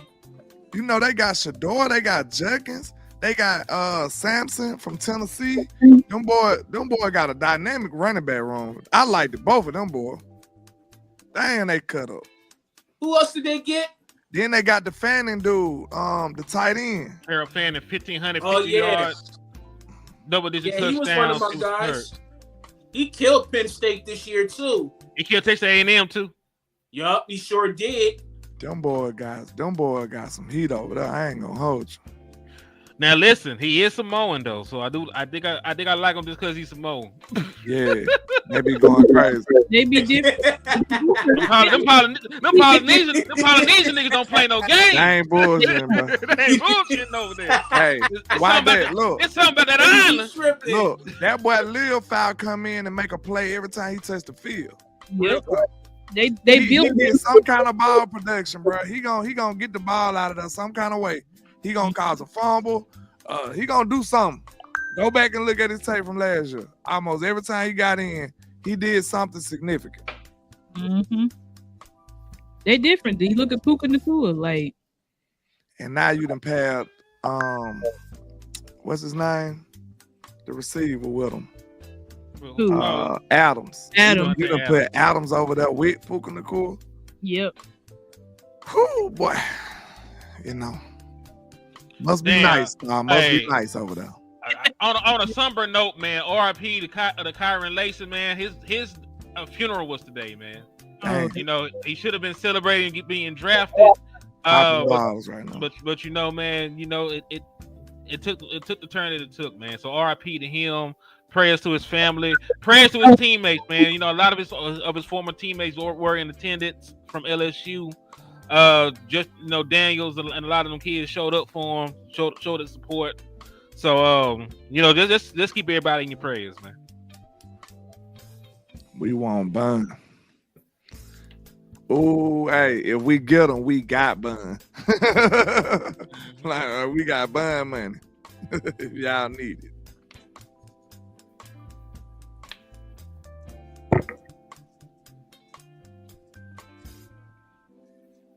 Yeah. So out of the people y'all seen, who had the most impressive draft so far to y'all? The Ravens. Philly. Kansas City had a great draft too. They still got Jalen Royals. I say Philly, Kansas City, and the Ravens. New England had a good one too. New England did have a good one. The Chargers low-key got lying. a good draft too. Chargers got Trey Harris. They got Amarian Hampton. Yeah, they had a good draft. I seen that. That's two great players right there. Baltimore picked up a lot of starters, man. Yes, they did. So I sent my tweet out, like, and I mean that, bro. Like, I ain't with that crying stuff. Like, I believe in taking action in anything I can take action on, bro. Period. Like, complaining do nothing for nobody. You know what I'm saying? We know we need a weapon. This is something that we can directly influence. If you can directly influence and you just sat on your hands, I don't want to hear your crying. I don't. Wee Woo was perfectly right about the timing to go out there and try to put it in this man's head that Dallas Cowboys got wide receiver 2 open. I think that was one of the smartest tweets we How had. many more picks we got in the 7th round? I think we got 2 more. 2 more? Yep. If they flat, listen, running back, wide receiver. If you do that, I will shut up. They have to. It's like we don't need. I could see them going corner again, but come on, bro. You, like, you got too many corners now. You got too many corners now. Yeah, we do. So basically, what you're saying is you trust that it's gonna be some good ones in free agents, undrafted. Basically, that's what you're saying. For what, corner? Yes, sir. Corner, probably. Yeah, I mean, think about the depth you got at cornerback right now, because you're gonna have Butler coming back. You just drafted Revel at the top. You still got Trayvon Diggs. You still got DeRon Bland. You re-signed. You got the Kyer dude. Yeah. The trade. Israel. Still got Israel. And you got CPL Carson. Like, you like 7 deep at corner. Somebody ain't gonna make the team as it is. You need a wide receiver to go in that room. You need another running back. And a running back too. You need a wide receiver and a back. Bruh, you know, listen, if we don't do no trade, you know who the biggest winner of the draft this year? Is Jalen Tolbert them. Jalen Tolbert, Mingo. Them boys won. Florida. Them boys winning right now. They need to be popping some bottles. Because they finna get a chance. Them niggas got job security. Yeah, they finna get a chance. I had good job security. They going crazy. Man, this is exactly what Voss said. I think what Voss said this about 2 months ago, bro. He said that, and he had to put a disclaimer because you know Cowboy fans don't never want to look at Philly as something to learn from. He said, "No, I know y'all don't want to hear this, but this is the difference between Philly and us. We draft to push our bad players up. They draft free agents to push their bad players down." Yeah. That's the most underrated statement of the whole offseason, bro. You know what I'm saying? So think about it. We was trying to get Keenan Allen to push Mingo and Tolbert down. They trying to get them and safe people like what's up, boy? We got this offseason. Paris Campbell. Paris Campbell, that pushes them up. You know what I mean? It's like, because like if Mingo really that dude, why you afraid to put competition around it? If you really believe in him, we'll go put a vet Keenan Allen on his ass and see if he can stand it. You feel me? But now you protecting him. You protecting him. And see, that's the most underrated statement of the whole offseason. And it's summing up what we seeing right now.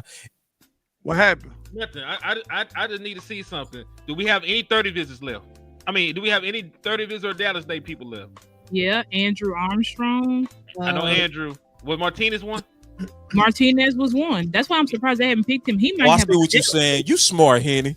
You see why I say this boy one of the best in the space, bro? I see exactly where you going. It took me a while to catch up. You saying those gonna be the first people they target in the undrafted free agents? Is it gonna be the first people they target in undrafted free agents, or is it gonna be the last 2 people they take? Smart. It's one of the 2. Y'all clap it up for Henny, man. That's a smart dude, bro. So the only reason that I felt comfortable saying that Rebel was going to be the pick because he was the last person there that was a 30 visit. Yeah. Yeah. And it happened just like that. Boy, Henny, boy. I don't know if I can say he's smart because he ain't got the glasses on right now. So he ain't smart right now, boss.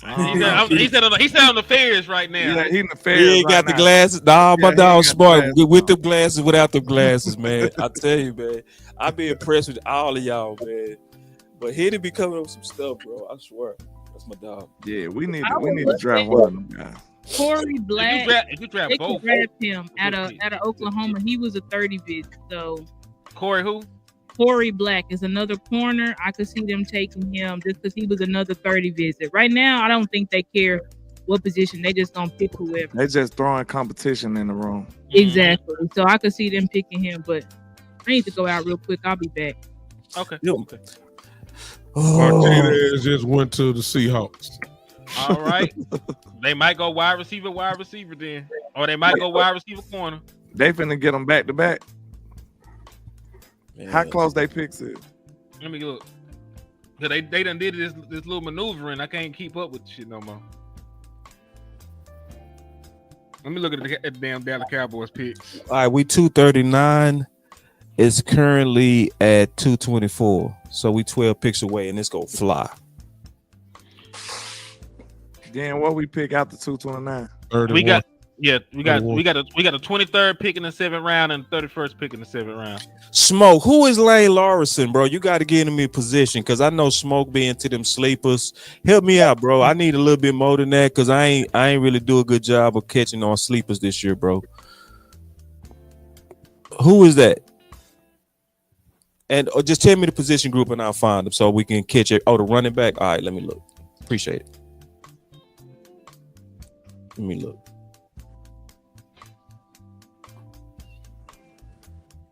Man, we got us a damn good day 3 draft show, though. I ain't gonna lie. I'm surprised Brashard Smith is that low. 1 year on task, man. That's scary to give somebody a couple $1 million. They only did something once. True. We Because over here. he was underused in Miami. You know what's funny? He didn't play running back in Miami. Do y'all? Let me ask y'all a question. Do y'all really feel like we go get Breece Hall, bro? Hell no. Me It neither. don't make sense. No. Because if you get him this year, it's a 1 year rental. You have to give him a contract the very next year, and I don't think they want to pay a running back. Exactly. We need to get Gary Wilson. Ooh. That's who we need to be getting. And from the Jets. They're not gonna get rid of Garrett Wilson now. Garrett Wilson only wanted to leave. Aaron Rodgers to bring his ass back. Yeah, I don't think they're gonna get rid of him either. Just wonderful, man. Well, let's just hope that they do to us, and that's that.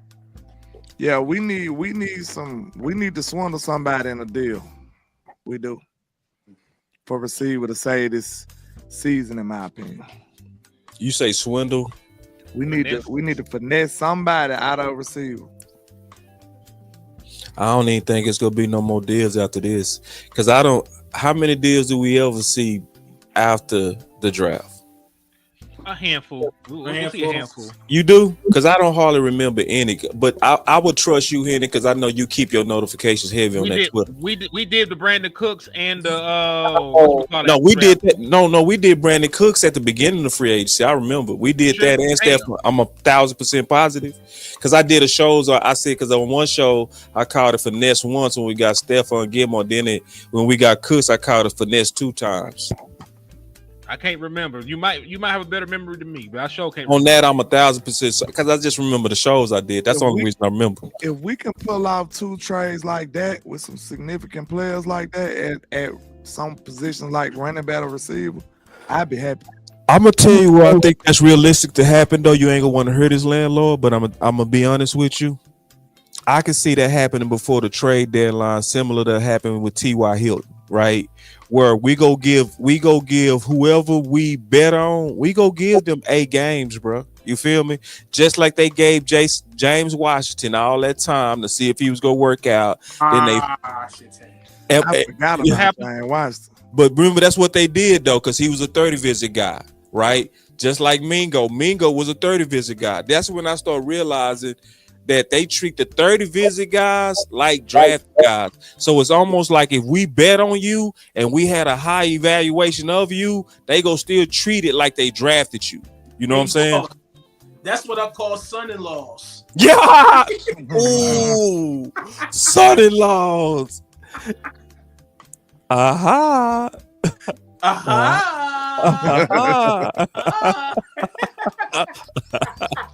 Son-in-laws. So you got the sons. See, the sons is what you drafted. The 30 visits of the son-in-laws. Who we let go off the board, big dog? Who we miss off the board? Because I know they hurt. Titan Crawford. Who? One of your sleepers. His sleepers. It's one of his sleepers. I couldn't hear the name. That's all. Crawford, Kitten Crawford. Yeah, and that's your guy. He's somebody that he really sold on a sleeper show. They got the best athletic safety in the class, man. In the 7th round. Shout out to RAS on that one too. Yeah. Yeah, that hurt, man. Son-in-laws. Yeah. Hey, yeah, that's fly. Cause that's a perfect way to explain it. Cause that's what they do. So like, like Malik Hooker was a 30 visit guy. So when I met Malik Hooker, and me and Landlord, we met him, right? So we sitting there talking to him, and I was telling him because I wasn't seeing it right yet. And I said, bro, you must be special because they usually don't kind of deal with free agents. You know what I mean? Yeah. I said, you must be a good dude. But then I start putting it together. He said in that same interview that Jerry himself called him.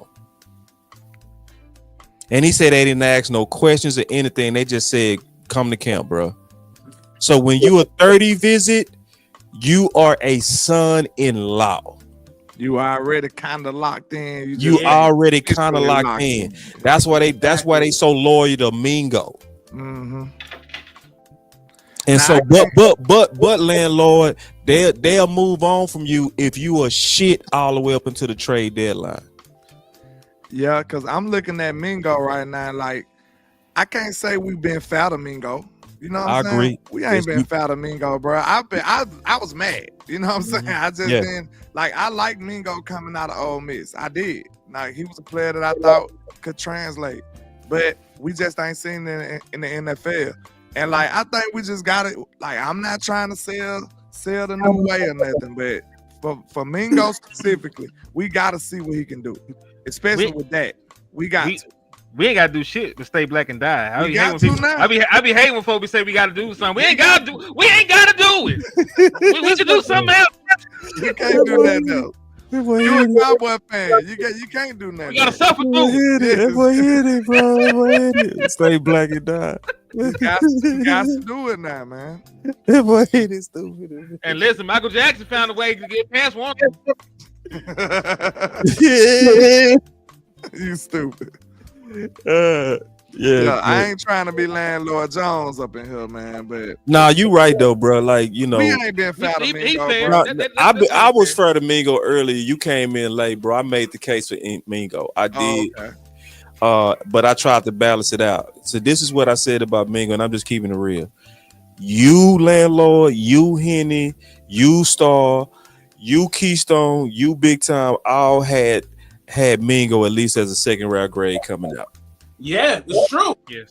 Yep. Right. So if we would have got Mingo out the draft this time, we would have been okay, I'm ready to believe again. My case for Mingo was this: sometimes cats are drafted into hellholes. That's true.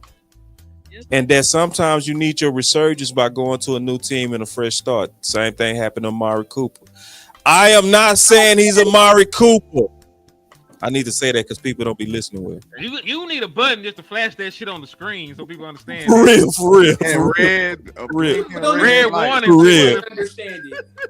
For real. But sometimes you get drafted into a hellhole, and when you get drafted into a bad quarterback, bad offense, bad management, everything bad, then sometimes you can be a good player in a bad place, you know.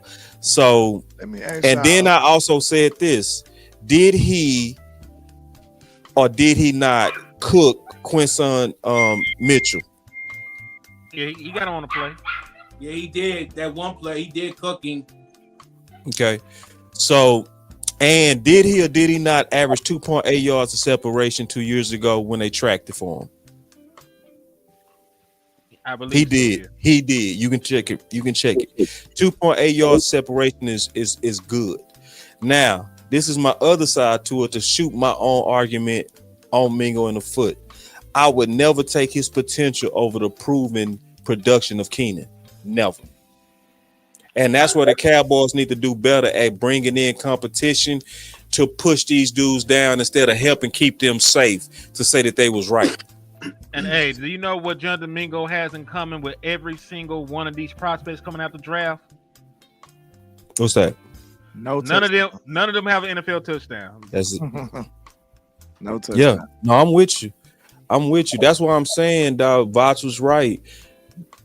I hate to say it, but be like Philly and go get a vet that'll push these dudes down or show what they really about. Because if y'all really, we really believe he can be that number 2, where he wouldn't have no problem going against Keenan.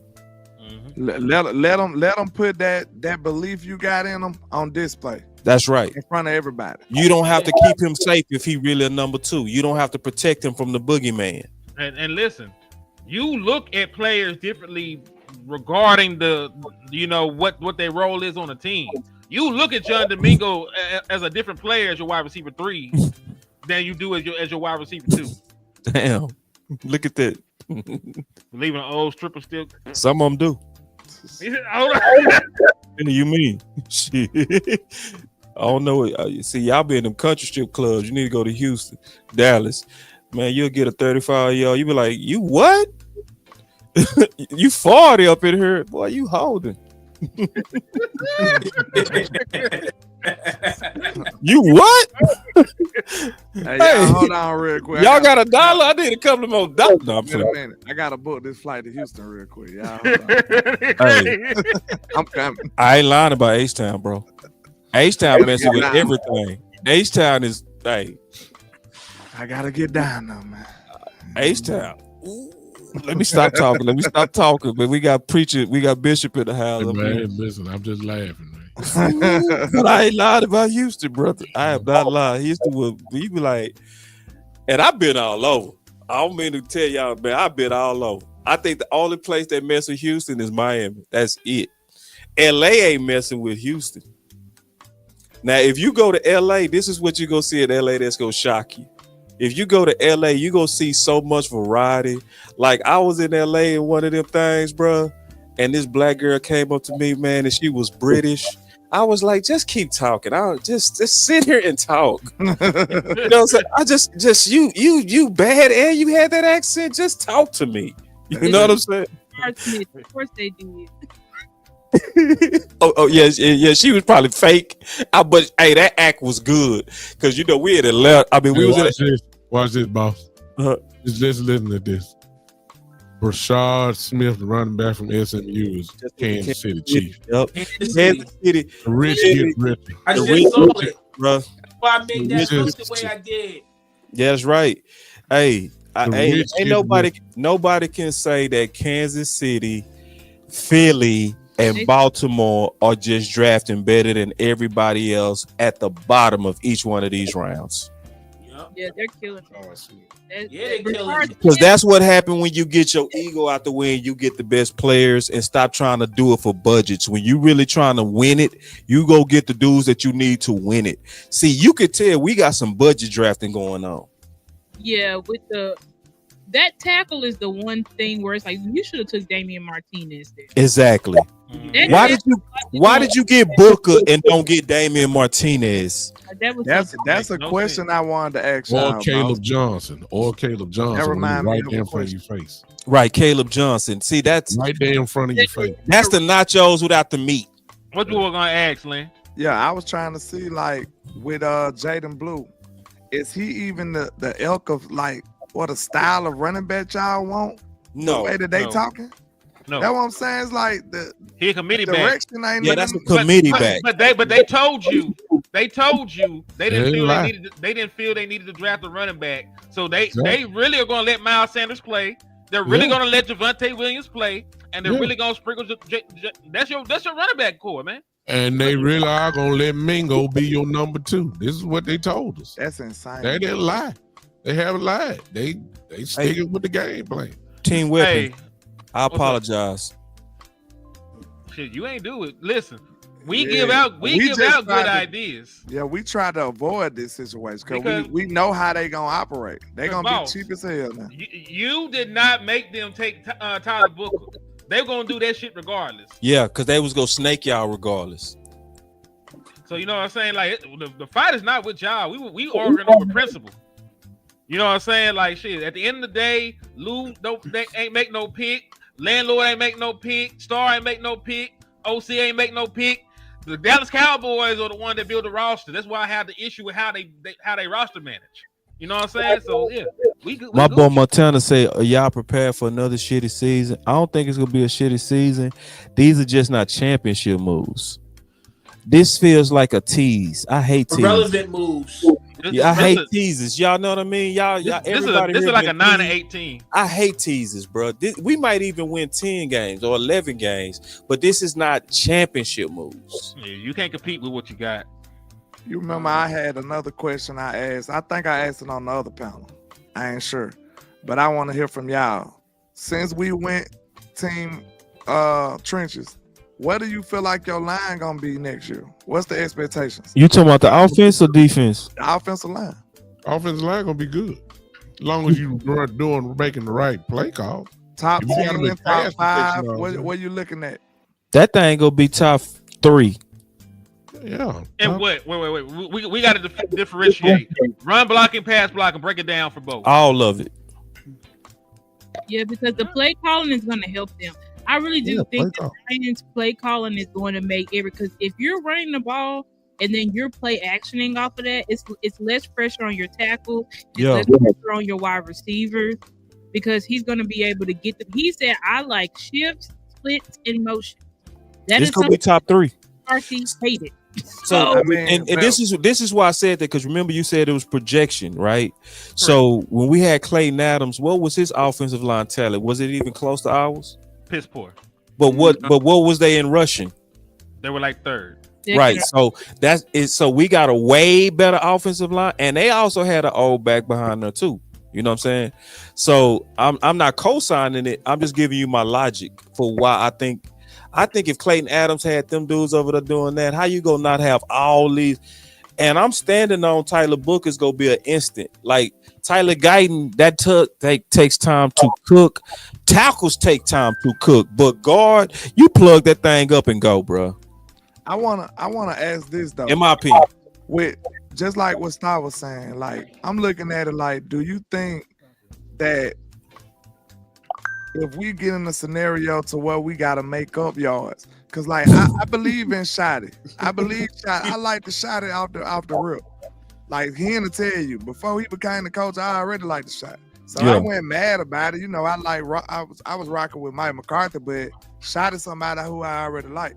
So now I'm looking at it like Shotty has never called plays for the Dallas Cowboys. We got to take that into consideration because I don't think people understand it's a natural bright spotlight on all of our offensive linemen. And he gonna have to adjust to that. We thinking that like the run game is just butter, but they call us for holding calls left and right. Like it's typical for us to have a holding call almost every drive. That's the type of stuff we do. So Shotty gonna have to take that into consideration, getting used to being the Cowboys play caller. Yeah. Like, bro, we might want to run the ball all day, but that might not be able to be possible with the way they call the games when we play. They don't let us get away with nothing. So we gotta take that into consideration. And once that happens, how we gonna make that yardage up, man? I'm afraid of that scenario. Because then you got to go to what he did as offensive coordinator. So look no further than Seattle. And while we talking wide receiver too, there really wasn't no wide receivers in Seattle until Metcalf came. So what did he do? Lockett and his tight ends were his highest ranked guys. So while we talking about wide receiver too, there might be some real game playing with Jake Ferguson going on. You know? Knock knee, James. This ain't right. I'm gonna say this real quick. I'll go after Henny. Go ahead. Oh, I'm sorry, I ain't trying to cut y'all. No, go. Y'all got a little bit too much faith in Jake Ferguson right now. Oh, I was gonna beat you. I was gonna beat you to that, Hanny. You beat me to it, but I was gonna try to beat you. You cut me the pass. But I got a good answer for you, bro, that I truly believe in, and I know I'm not capping with. Span forward is gonna take a big step up, bro. I'm standing on that 20 toes. I got 10 toes. I found 10 of them. Found 10 more and put them down. So let me get a background on that before you go. I'm gonna get a background on that. Y'all been hearing me talk about real truth, right? Mm-hmm. And remember when I said because of who he working with in the off season, I moved him up on my board. Yeah. And then he showed up for that pro day. What happened? Swole. Who you think did that? Real truth. You were telling me about your partner. All right, so Real Truth is working with Span. And I'm gonna give you I'm telling you the background. I ain't lying, bro. I'm not lying on this. This is what Real Truth told me.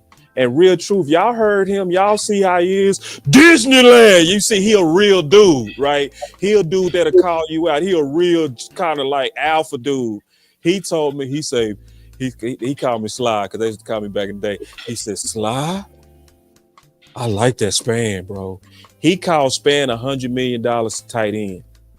And he said, bruh, he say Span gangster too. He say Span called me out. You know what I'm saying? And then Dak ran up on Span. Dak ran up on Span and said, damn. You know what I'm saying? What you been doing? You know what I mean?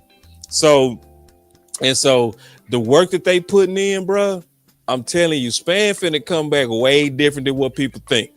So like, we want that weapon, which I still do. But I'm telling you, count on a big jump with Span. I'm not a little jump. Count on a ginormous ass jump, bro. Ginormous. He was telling me he's working on his dominant eye. See, when you dealing with Real Truth, bro, Real Truth go have that dude. He got that dude doing the most drills. He say when he get to camp, he gonna be faster, way stronger, and he gonna be way smarter. And I guarantee that's gonna happen. I'll put 20 toes on that shit. Hey, when you got inside information, so I ain't gonna knock you on it. The next pick is coming up in 1, 2, 3, 4, 5, 6 more picks till our next pick. Cause I'm about to collapse. But I said that in terms of encouragement, like that we do got some people that's developing that we not accounting for that development. That's all I'm saying. Because you brought up tight end, I was gonna bring up tight end as an asset that we not counting on. And I'm gonna be honest, y'all, man. Listen, y'all. I'm gonna be honest, y'all. Be ready for politics at tight end too, because we got a big old fan base that do not want to get Ferg out the way.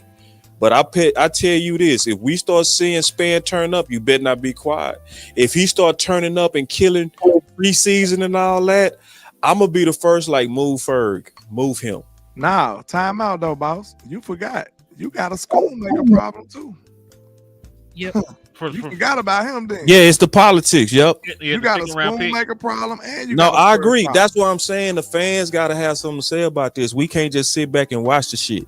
But this the thing. They'll slime Schoolmaker out for you. They ain't gonna slime out Ferg. They love that boy. You gonna have to catch Ferg slipping. You try to get him out the way.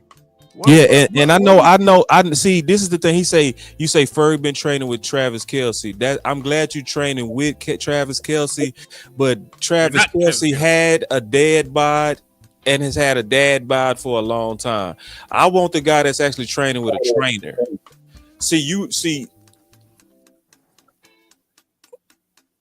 But politics is an issue though. That's true. So that just mean. Oh, we got Lou back. That just mean, to be honest, that just mean that Span gonna have to show out in front of the lights. That's what it mean.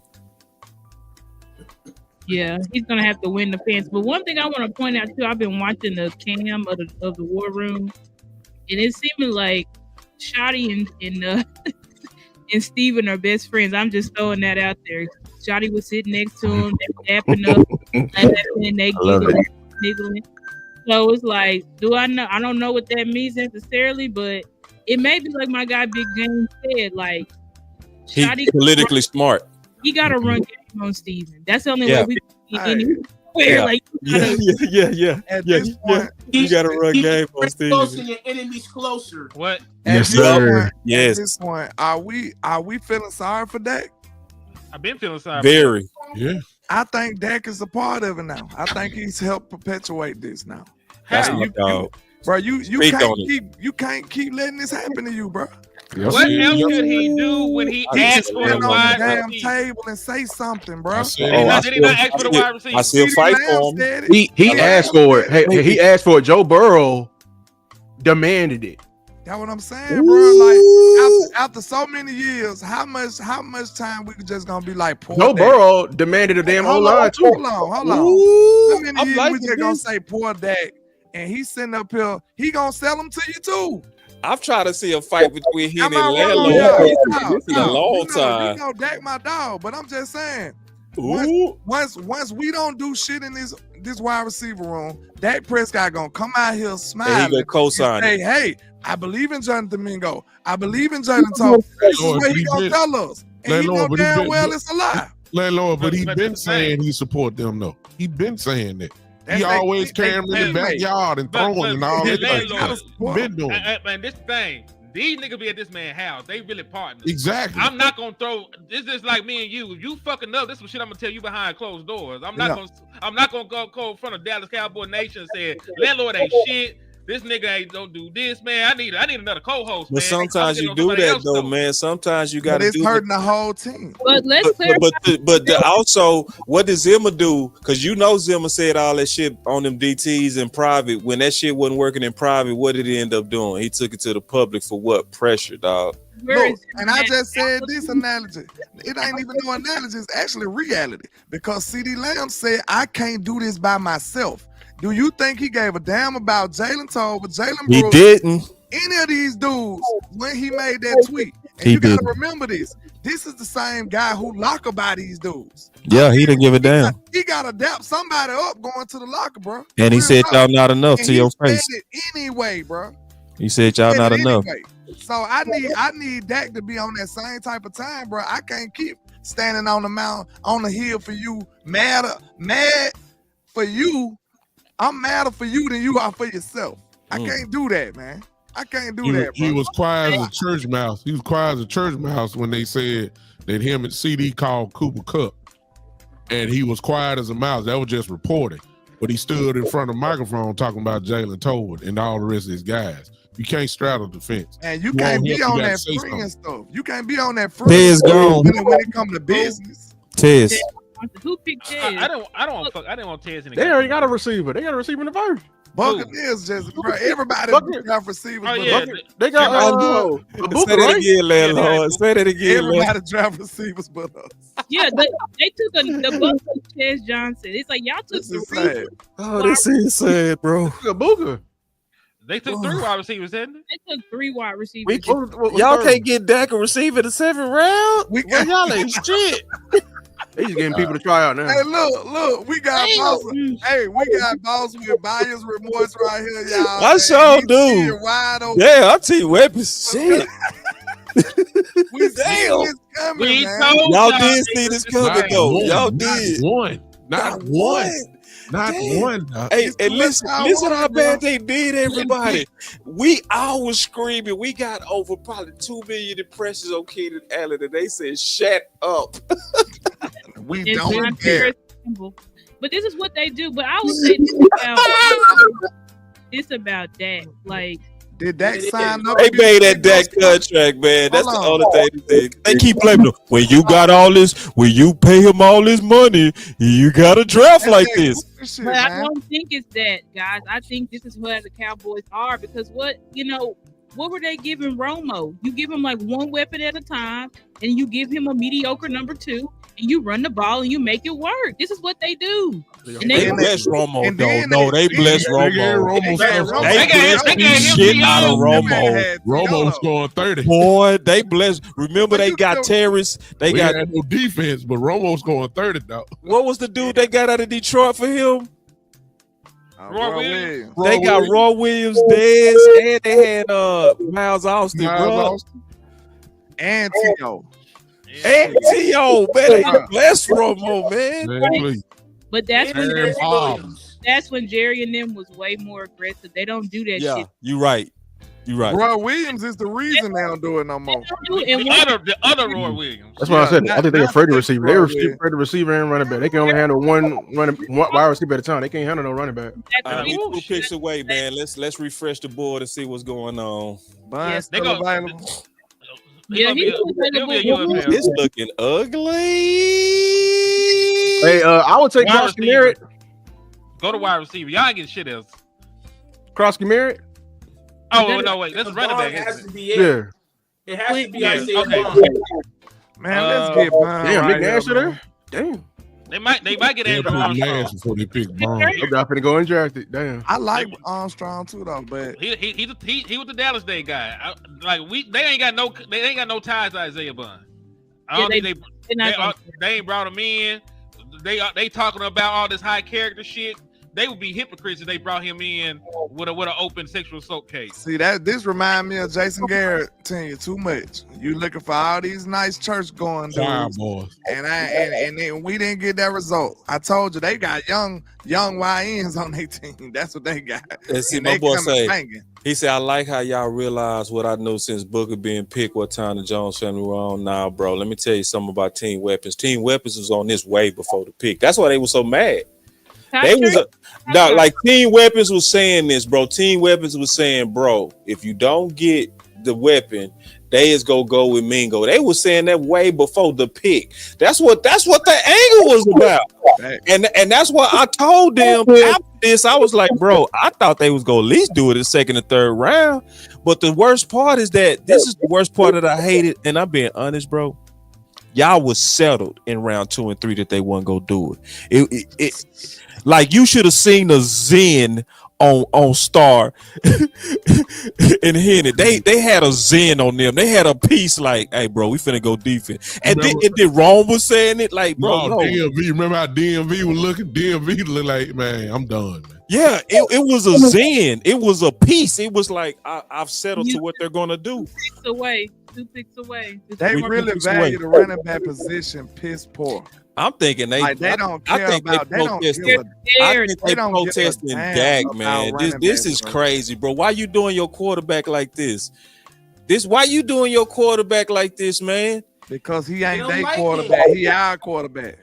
They don't like him. Watch out, landlord. You just saying something right there. I'm telling you something there, landlord. I'm telling you straight up. He ain't their quarterback. He our quarterback. And I'm gonna tell you why.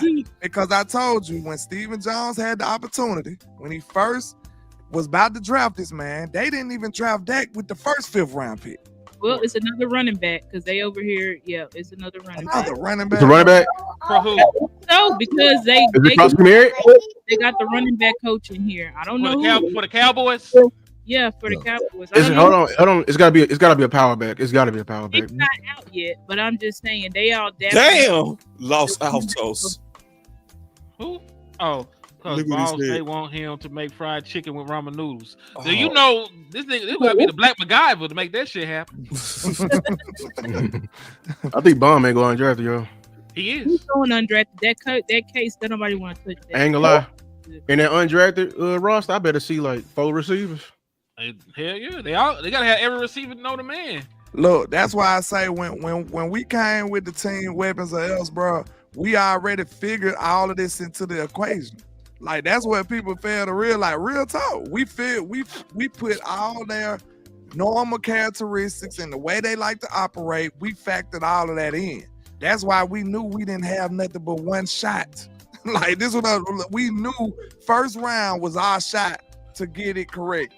And we needed a little help. We needed a Godfather offer, really, because we seen they still passed on Golden. It was universally understood, bro. Even Team Trenches knew that wide receiver 2 was the top need. And dog, listen, they ain't drafted a wide receiver in the 2nd round in 23 years. Yeah, they not just. That's 23. So that's including Romo, right? I'm sorry, y'all. Tony O'Brien was the last one. Y'all know I'm mad, and I'm trying to come around to it, but I'm gonna ask y'all this, bro. We just drafted Nealon last year, bro, in the 2nd round, bro, and we got Sam coming back with Fowler, and you still drop another one. Well, he a good player though. I'll say he a good player. He is, bro. But it's one of those budget moves. It's a budget move. I'm gonna say this. This is what happened when you change defensive coordinators 3 times in 3 years. Exactly. Say it again, because he don't have no sponsors. Everybody don't have no sponsors. I was saying that earlier, Henny. You changed defensive coordinators 3 times in 3 years. They should have brought Zim back, bro. He gotta get his own niggas in the building now. Yeah. I said that earlier, Henny. Did we not say that? Yeah. So now you have no camaraderie. You know what I'm saying? You have nobody who's co-signing this dude. So now he's just useless. So okay, Nealon ain't got a sponsor in the building. Phil Maffa. Ooh, I love Phil. The running back? They took Phil Moffitt. Oh, okay. I like that. Clemson. I do. I haven't seen him. Clemson. From Clemson. Phil So I guess he's a power back, right? Yeah, he's a power Alright, back. I'm good. Downhill, can catch out of the backfield. You called it too. Man, y'all better clap it up for Star. She called this, y'all. Y'all better clap it up for damn it. He was early on this, damn it. Shout out to the best draft show in the world, man. See, when we talk about sleepers, they get drafted. You hear me? Let me give her flowers. When she or Keystone talk about it, it get drafted. You hear me? Yep. Let's go. Don't give Let's me go. one more. Run him down You know, to us, undrafted. dog. This yours. Run him down. I'm like, I gotta bring up my notes on him, but where he at? Where you at, Phil? Boy, shout out, hey, Star guys are showing the power to women. Don't y'all ever y'all life say women don't know football. She kicking some ass. Yes, yeah. Don't you ever in your damn life say that old dumb ass shit, no chauvinistic stuff. Now, if you willing to study and put your heart into it, they can do it too. Somebody put Star's channel in the chat, please. Everybody need to go. Yeah, put Stars, bro. Cause see, Put it that's in. impressive, bro. This. Yeah, she done did this a couple of times, and Keystone. Yeah. To where their top sleepers went to the top drafted teams. That's no lie. But can you break him down, please? Star, somebody's asking for your cash app, sweetheart. Oh, Shaq Ward. Cash app in there. $, Stargazer Sports. Hey, 4'5" to be a 4'5" 40 and being almost 240 pounds is not bad. Yeah. See, I love it when her sleeper is the one we drafted. Woo! Let me see if I can put it in there. They said, "Do I got?" Yeah, can y'all pass it? Can y'all put Angie? Can you help me out? I don't know if Angie or Ty Church, so I can do these notes. If That not, is Angie just put in it. Shout out Angie Angie, just man. put it in. You know, Shout out Angie already Angie, bro. had you, bro. Come on, Working. that's Angie, goddamn it. She ain't driving no more. Shit. But my notes on Phil Moffitt, I said, get downhill quickly. Has wiggle to him. Gets 20-yard game through accelerating and can use it on power calls. Okay. I said he's a short yard. You can use it as a short yardage back, but he can also catch out the backfield. Patient, good vision, will follow block. Right. He's a guy, he can break away. Like he broke away versus Virginia Tech for multiple big yard games, 20-yard games, 30-yard games. He also has the ability that he can go to the edge. So it's not just like he can only go downhill. He can also zone play. And also before he had a shoulder injury. That's why I think he went way down, because he was first averaging 106 yards per game. And he had a shoulder injury, and then his production went down. But if that shoulder injury is healed, which I hope it is, you know what I'm saying? This is a guy that can really, really, really help us. This is the power back we need. Like I said, 6'1". What the hell wrong with Yeah, Phil Moffitt, I like Phil Moffitt a lot. So I see him pushing. I know we got him in the 7th round, but when you look at Phil Moffitt, I see him pushing, and Miles Sanders or the other veterans. I feel like he will push them. I do not see him as a practice squad guy. I see him making a team and playing. Isaiah Pacheco was a 7th round pick. My boy Dallas Law disagree, but that's okay. You know what I'm saying? I respect Dallas Law. Dallas Law is also a straight shooter too. That happens, and that's okay. You know what I'm saying? Obviously I got to double check myself. I still like it though that I still like it because I know Star's not going to, especially intentionally, try to recommend somebody as a sleeper that she don't believe in herself. You know? So I know she deeply cares about these Cowboys. She stood against Zach Martin when everybody else was not willing to. I trust her fully on that. I gotta fully, I gotta verify because I trust people and I verify, but I do also like back and forths like this. I think that's healthy too, because y'all saw earlier, Foots, Lou, and I and other people, we had like a difference of opinion, but when we sat down and talked it through, we more so kind of came more so kind of together, So anyway, that happens sometimes, and that's like Law said. This is the war room. This ain't the pillow room. It really is. Right. Is Jaquindon Jackson still on the board? Yeah. We got one more pick, y'all. Undrafted. Or do we have any more picks left? Is One that more it? pick. We have one more pick, We got one more pick. and it's coming up pretty fast too. So I want a 3-down guy for undrafted. Yeah. Hey, we got more people in the building now. We got close to 700. Oh, Caden Pratt lasted this damn long? Oh wow. Isaiah Bond. They should just get Andrew Armstrong here, the last pick.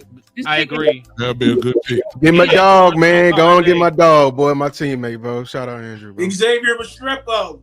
Or Restrepo. Just take a wide receiver. Come on, Cowboys. With the last one, man. Give them that. Like, golly. Hey, did they get my other dog? They get KP? Kendall Paul? You chat? No. He's still going? Okay, undrafted. Bring him in, Cowboys. Shout out to Angie in the chat. Just working, man. Thank you, Yeah, Angie. man. Angie going crazy. Thank you. Angie's going nuclear. The ultimate team player, I swear. The ultimate. And she Thank loves you, Angie. all of us, bro. See, Yes, she show nice. love. She's it's I don't want to just single her out, you know what I'm saying, but she deserves it. Like, you know what I'm saying? But just I am. She got everybody's chat in her clipboard, obviously, because Yeah, she's 'cause flowing. He put like, and this is love for the community she doing it for, and the reason why I said I don't want to sing her out, because she don't want a bunch of attention, but like when people putting in work like that, we go give it to her, you know what I'm saying? And the way that she love the team, this is teamwork. Like her cousin the same way, Chris 214, the same way. Like this is all about winning, bro. They do this to win. I love it. Amen. How many? Let me ask you this: what do y'all Hey, feel Lelo, about how you Nick feel about Nash? that pick? You feel like we're going to the Super Bowl? I love Nick Nash. That's my pick. Nick Nash is still on the board. Hey, man. I love Nick Nash. That boy will It's go. what He it go. is, He will bro. high point the ball, man. We got a collection of He characters. can't that separate receive. from nobody, but He will go get the ball. He He'll plays go get the big. ball. He go get it. That's why he got production. You don't get like 1,100. What do he have? Like 1,200 yards this year? That boy playing straight jackpot. Straight jump ball. Straight jackpot. Straight jump ball. Straight jump ball. Nothing else, man. What if we would get Nash and then come in undrafted UDA and get bombed? They need to do We get everything. however we get. We mine, got lucky, I'm good and with some of our best things happen in luck, like Dak was luck. So we just got lucky. Yeah, I would hate it. It's gonna validate they We dumb into greatness all the time. We just dumb. We just Yeah, that's Because why I would hate it, because it validates their bad decision making. And that's why they keep doing this shit. It's So they Nash, stumble. God shows mercies to children and fools, man. is Nash more of a possession receiver? I'm just Yes, asking. he is. In the NFL, Nick Nash. In the NFL, Nick Nash, bro. Possession, I don't know. I say so. Just because he can't separate. This jump ball, right? Is there a term for jump ball, or is that possession? That'd probably be a Possession. possession. He ain't going nowhere else. 50-50 ball. 50-50. Red zone, 50 Red zone threat. possession. Yeah. He ain't finna run away from nobody. They try to say they 70-30 guys, though, Hey, Superstar Status, I guarantee you, I don't have no way to verify this, but don't be surprised if Shiloh Sanders, who will go undrafted, ends up with his brother in Cleveland. Yeah, don't come here, 'cause we don't sign undrafted undrafted safeties. We let them walk. Exactly. Hey, but I'll say this: Jerry Jones don't care about selling a Shiloh Sanders jersey. It's still a Dallas Cowboy jersey with Sanders on the back. You know, Steve don't like safety. We let Julius Wood walk, and Julius Wood was balling in was a preseason. baller. He said he made was Johnson walk. And we keep on the roster. Well, let's go. Wow. Oh yeah. Before we get to our pick, I also want to commend the chat. The chat has been steadily growing in day 3. I've been doing draft shows for about 6 years. Usually by day 3, Keystone will tell you what happened in day 3 most of the time. People tap out. People tap out because it's a long show. It's a long show, and it's fast. but it says a lot about y'all love for the team. I want to also clap it up for y'all, man. Just real talk. It's real talk. It tells me about y'all commitment, man, to the team, bro. So I really, really appreciate y'all, because I was expecting it to dwindle down. This shit been going up, and it shows y'all that y'all truly invested. And Jerry and Steven and Jerry Jones Jr., notice about your fans, man. They love you. They mad at you. They love you though. Not you. They love the Cowboys. I love the brand. I don't love them. That's what I mean. Hey, They love the Cowboys. Hey, let me ask you, what happened to Tommy Hill? I know people like Tommy Hill more than this. Tommy Hill, cornerback, Nebraska. I don't know what's going on with Tommy Hill. That make no sense to me. Is he hurt? It's a lot of surprises today, man. Yeah, it's a lot of surprises. I agree, bro. Tommy Hill don't make no sense to be sitting right here to me. Go ahead and get your analysis on Tommy Hill then, so that we can kind of. Now listen, Nebraska is known for defense, and Tommy Hill was the corner over there from Nebraska. Any of the big name wide receivers that came to town with his assignment, I believe he's about 6'1", regular size. Right there in that pre-jab, gonna answer your question. Start with that first sentence, and then next sentence on the second one. That's gonna answer your question. They treating him like they did Will Johnson. He's injured. Let me see. Foot injury, 224, and he didn't run at the combine. Oh, so yeah, I'm gonna say he was their number one corner. He didn't really have a lot of interceptions, but he does get his hand on the ball. I wouldn't. Listen, if he gonna keep falling, just bring him in as a UDFA. But I'm surprised. I doubt this guy would have been at least a 4th round pick. It's a reason why he ain't running. That's all I'm gonna say. What's that other big back that came out of Clemson? Is Maffa better than him? That was just the last year, wasn't it? Who? No, they didn't have a big back. They had who Philly Well, got. he ran big. I think he ran high. Melo's in here? What? Yes. And Melo Kobe. And Kobe? Both of them? Yes. Oh, they still there. Hey, bump Tommy. Bring them both. You said Kobe don't like football. Well, But shit, bring his take him. teammate in here. Bring his team. And the ball. Yeah, He got Melo Dallas. too. Muhammad still. Muhammad from Dallas. Hey. Muhammad right there. Yeah. Still. Ooh.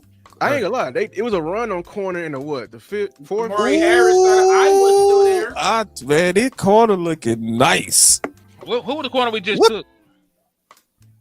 Chevelle? Jamari Harris out of Iowa. Ravel? No, we took another corner since then, didn't we? We need to go corner right here, y'all. I'm sorry. We just need to give up on receiver altogether and go corner. Hell nah. We're gonna at least get a 7th round pick. Man, Bun is not gonna be drafted, bro. Bun is not gonna be drafted, bro. And ain't no guarantee. Get the corner here, bro. Get Andrew Armstrong, man. You said you've been talking about getting Dak a supersized weapon. There's a 6'5" nigga with 1,000-yard production in the SEC sitting right there. No, that's true. No. You right. Get my dog. No, talk. Get my dog. Talking it out, bro. Yeah, that's what I'm saying, man. No, Get my dog. You know why? I might be able to rock with what you're saying, Henny. Huh? I might be able to rock with what you're saying because probably these corners might not get drafted, so you still might be able to get them. You know what I'm saying? That ain't the corner I want. But we need corner bad though. But we got somebody. You go trust you come in and be your number 2. Now we need to go corner because they starter calibers, bro. They're starting caliber corners, bro. Listen to me. There is no reason outside of this man being older that he is still on the board. Andrew Armstrong led the entire SEC in receptions and receiving yardage. He's 6'5", ran 4.39 in his pro day, got a good ass catch radius. 4.39. At his pro day, yes. Hand, you know. Yes. Cowboy. Hey, at his pro day, it was 4.51 at the That's some good ass numbers, and that's a lot of production. I like what you're saying, bro. We need to go ahead and get him. Like he sold them on. Yeah. He sold them to me. Yeah, I like and it. then, dog, man. And then Lou, know the man. We up here trying to set the interview up. We need to go ahead and draft the nigga. That's a good case, Henny. Them corners gonna be there. They get my dog. It ain't no guarantee they gonna come to Dallas though, because they gonna be UDFAs. But the same thing with Bond though. We one pick away. Thank you, Angie. behind. So yeah, that's the same thing with undrafted free agents. They may not even come to Dallas. Like Bond might go to Houston. Just they don't even need him. He need our lawyers. We got some different lawyers. I know. That's true. I know a Cowboy lawyer too. Talk to him. Get it done. Talk to him. I'm connected. Jared make it work. Yeah. Oh, yeah. So T-shirt say Cowboys getting Gilly. Yeah, go with the receiver. Thank you, Henny. Yeah, because that's some good insurance. I could see him coming. I could see you can draft Armstrong and then get Bun in the free agent. Yeah, so you DFA. And pick up Gilly. Yeah, and you could cut the fuck out of Jalen Brooks or somebody else. No, Paris Campbell. Is Andrew Booth bags packed yet? I'll go help him. I'll help him. Damn. Wow. I volunteers tribute. We should have took Andrew safety. Booth still on the team? That's what I'm saying. We need to go help. We need to go pack them bags immediately. He continue to hoard people. Continue to hoard. Hey, y'all. We finna draft another offensive lineman. Hey, please. Hell no. Hey, Lord. Hey. Get that bullshit out the air, Hey, man, Lord. you want? Hey, I'm gonna tell you why Shotty been sitting up there slap dapping with Steve. He wants some trade. You want to know? It's what I said earlier. When you get the truck, you let your lady go on the girls' trip. So he got Booker and let him have the rest of the draft. That's how you got to do with them dudes. That's why he happy. I like that value pick. I like that value. That value right. I like it too. You lying. You lying. They're finna get a defensive tackle or some shit. There's another defensive play. Wait, hold on. Let me see. I'm looking at the live stream. How are y'all so ahead of me? That's what They're not on the phone though. And every She looked at DallasCowboy.com, so she now can see what the it room. is man, you know that Alabama stuff is kind of old. Might be. You know, y'all kind of low key. We did get Bama. We got Booker. We got Bama. I got the fiber optic though. You know, my shit top notch. That's true. We got Bama. That's what that suburb living is, man. Y'all got landlord messed up. Hey, chill out. No, they don't. They only put fiber optics in the. You know what I'm saying? Yeah, you gotta have that sauce. My boy Lane got the money on. Man, he got that money on. Washington got my guy, Ja'Cory Cross. Man, you solid, Smoke. Cross the Thank you, mirror. Smoke. I wanted him, bro. I wanted. We should. I love Smoke. I wanted Smoke. Cross the mirror, bro. Smoke. I really love you, bro. You a good dude, bro. Like my boy Smoke done sent me the Dallas Cowboy free agent tracker, bro. The undrafted. Yeah. That's so solid, bro. See, and the community is dope, bro. You see the love they do, bro. They's like, boss, I got you. I ain't even asked for that. He got me, bro. Did you see both our guys go, boss, in this round? One, well, it was a tackle that we like, probably better than one we got. Remember we liked what was his name? Jack Nelson. Oh shit. Yep. He went to the they got to steal with Jack, boy. And then I think Thomas Cardone. Nothing, dog. I ain't talking about that. I'm just looking at He something. be reacting so crazy. I'm thinking we just goddamn traded for Tyreek Hill, goddamn. Yeah, boy, Henry be tripping. Hey, I swear, hold bro. on. I ain't gonna lie, Oh bro. wait, Black did go to the Giants. I spoke Corey about Black. it. I thought they was on- Corey I Black. thought it's We on gotta the be- clock. We on the Yeah. clock. It's gotta be a defensive player because I see. I'm glad we didn't get Chris Paul Jr. That's just me. The linebacker. Yeah, he talking. He He gone already though. I'm glad we didn't get him. I'm glad we didn't get him. We talked to Lou, y'all, and we just drafted none but linemen today. That's all we doing. Yeah. We rocking with Lou now. I was just tripping that Seth McLaughlin was still. What's going on? What's going on in the room, Star? It's beyond me. It's a defensive player because now Flus is on the phone. I just don't know who it is. Corner. They celebrate. Woo. Corner. McClay, ass niggas. when McClay roughing up his son, like they got known about this pick. I'm like, who the hell is this? Can't be somebody. Is there any D tackles left? Yeah, there's some tackles. We just took a defensive tackle when you were gone. We gonna double dip at it. No, I heard y'all. We took the poly guy. The who? The poly. Yeah, dude from the Polynesian guy. Listen, Thor Griffith? I like him though. It's Thor Griffith. I like his right up. They took Thor. I think I'm thirsty as hell. They took him this time for real. it's Thor. Multiple people saying Thor Griffith. Yep, I like Thor. I told you I like Thor. Who's Thor Griffin? He a DT? He's a DT. Defensive tackle Louisville. Louisville. Matter of fact, Keystone, you put me on the boy. I liked him. He was So a did 3 Pete. tag. That was He went to what's that smart ass school? And then he transferred. You know what I'm talking about? Started at H. Harvard. Oh my God, you didn't know Harvard? Yeah, I'm blanking. Listen, let me tell you something. smart I ass get it. schools No. I'm blanking. I I'm get just it. blanking, I get it. man. Let me say this real quick. That's a testament of how hard he been working, bro. Because that been happening to me all week. When you've been putting in crazy draft work and prepping and all this kind of stuff, your mind start becoming mush after a while.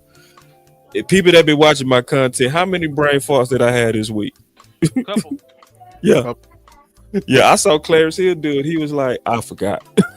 When you doing all this work, man, you ain't got time. You gonna mess up somewhere. Yeah, you go. Yeah. Oh, you say he's hoping it's Griffith. It's not Griffith. Yeah, I don't know. This not showing up. I'm like, who the hell is It ain't happened yet. Yeah. Y'all guessing. Y'all have What I do know for sure is you had 10 picks and you didn't pick one wide receiver. That's a damn shame. They told you that they told you that John Domingo. They told you that John Domingo. You did. I gotta say, 10 weapons won. I'm being honest. Y'all did. I ain't got no choice. If they didn't pick, It ain't Pollard, over yet would it because be a they receiver? can do some trades. They can do some trades, but I Yeah, you don't better have do a lot that, of bro. open. You gotta show me. Is it a guarantee they pick receiver if they don't pick They the told O-line? They told you that John Domingo was your fourth round pick this year. I'm saying if they didn't say Booker, do you think wide receiver would have been a pick? No, Yeah. it would have been Ted. It would have had to been Ted. Ted was the only one. Look I like think- the exception. So I it would think have been I think Stewart. they would have moved down and still got a receiver. I think they definitely wanted a receiver because that's why they was fighting. Yep. I think. Wait. We took Tommy King Besota, defensive tackle from Maryland. What's his profile? I Y'all don't watch know.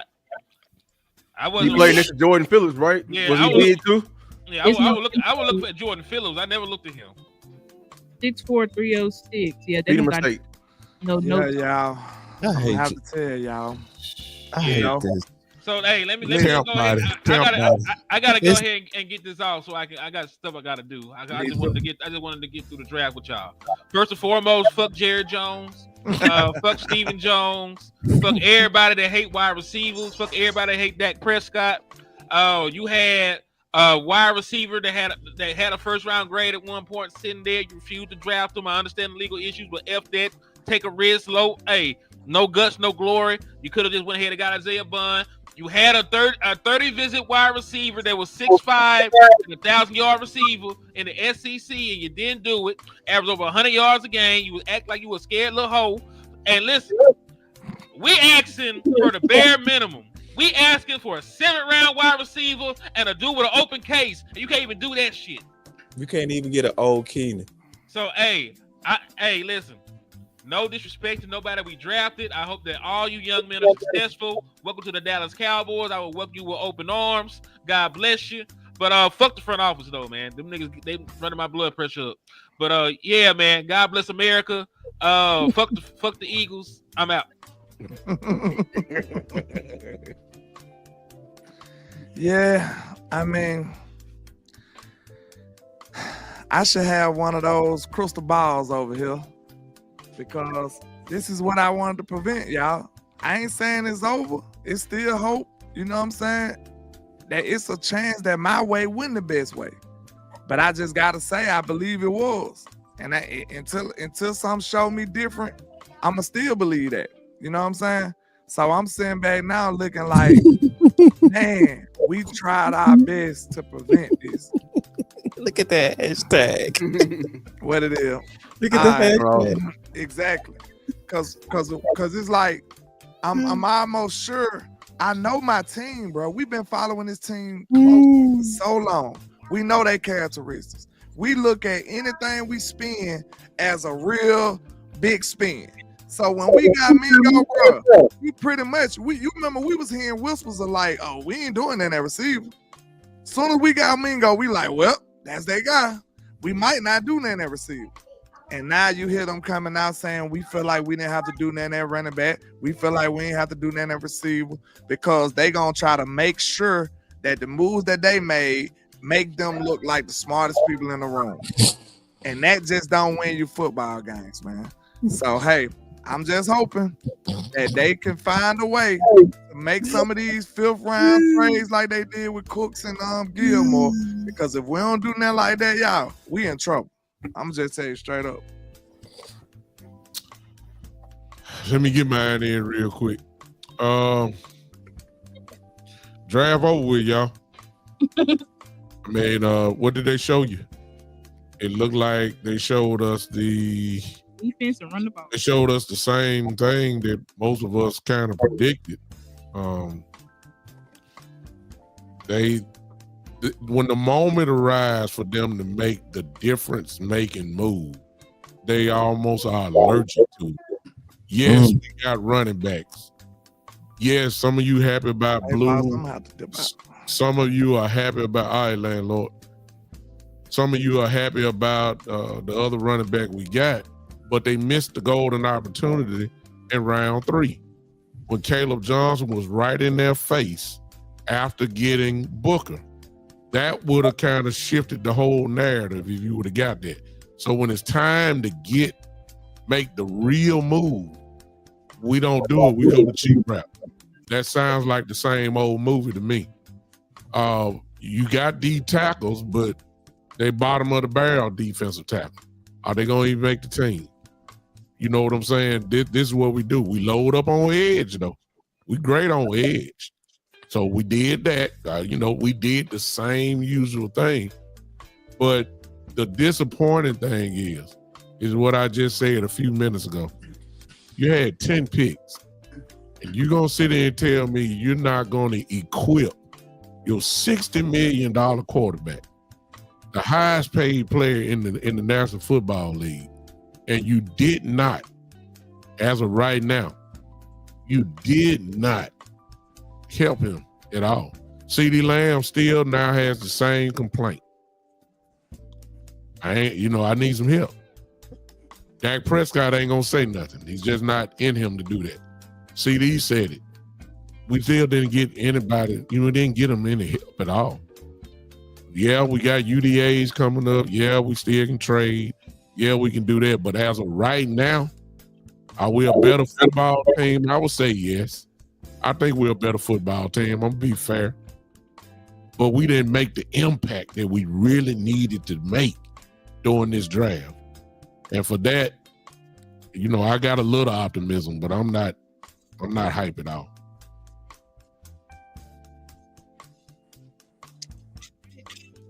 I guess I'll go next. I think with this draft, I still think that with the talent that we got, especially the first 2 picks, I think those were talent-wise on run picks. I think when we got to 3rd, that got kind of weird. I probably wouldn't have went Revel. I probably would have went Caleb Johnson or a wide receiver there. I'm gonna be honest. But they really like Revel. They feel like his medical checked out, so that's what they went with.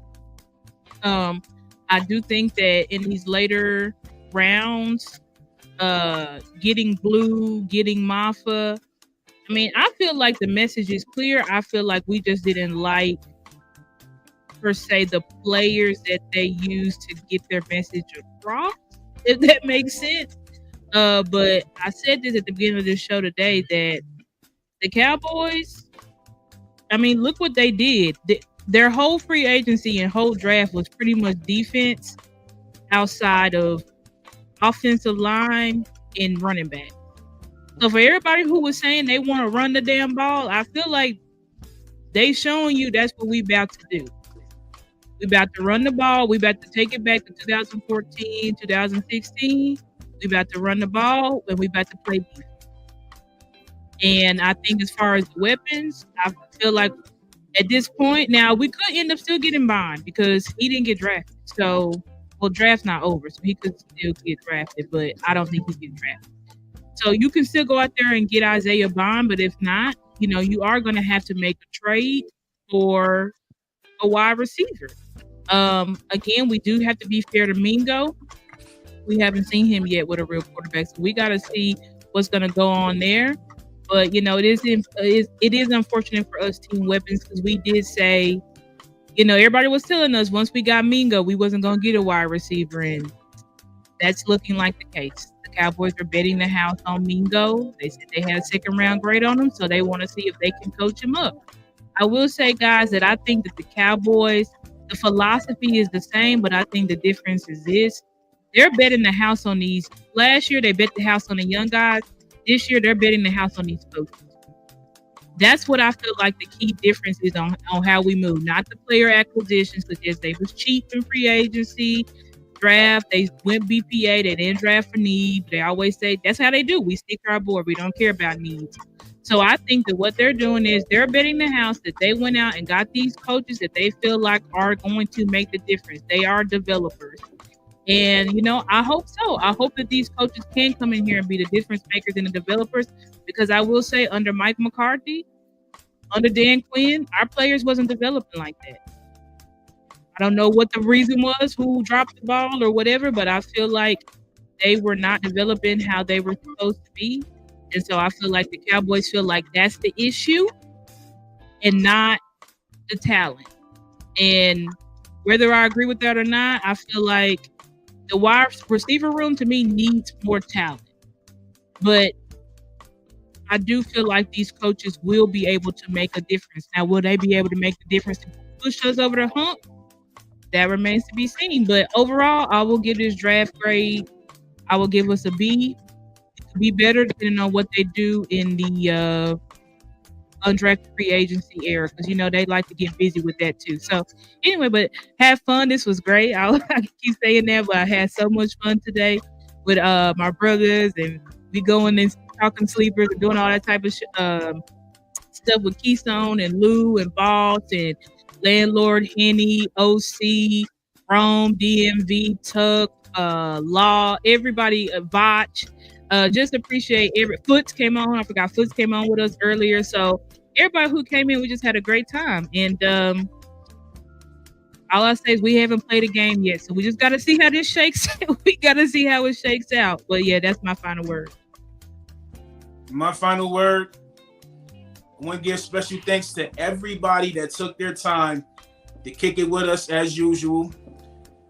And this draft, I have to say this has really been my best work, because I felt like I almost hit the entire draft, if you really ask me.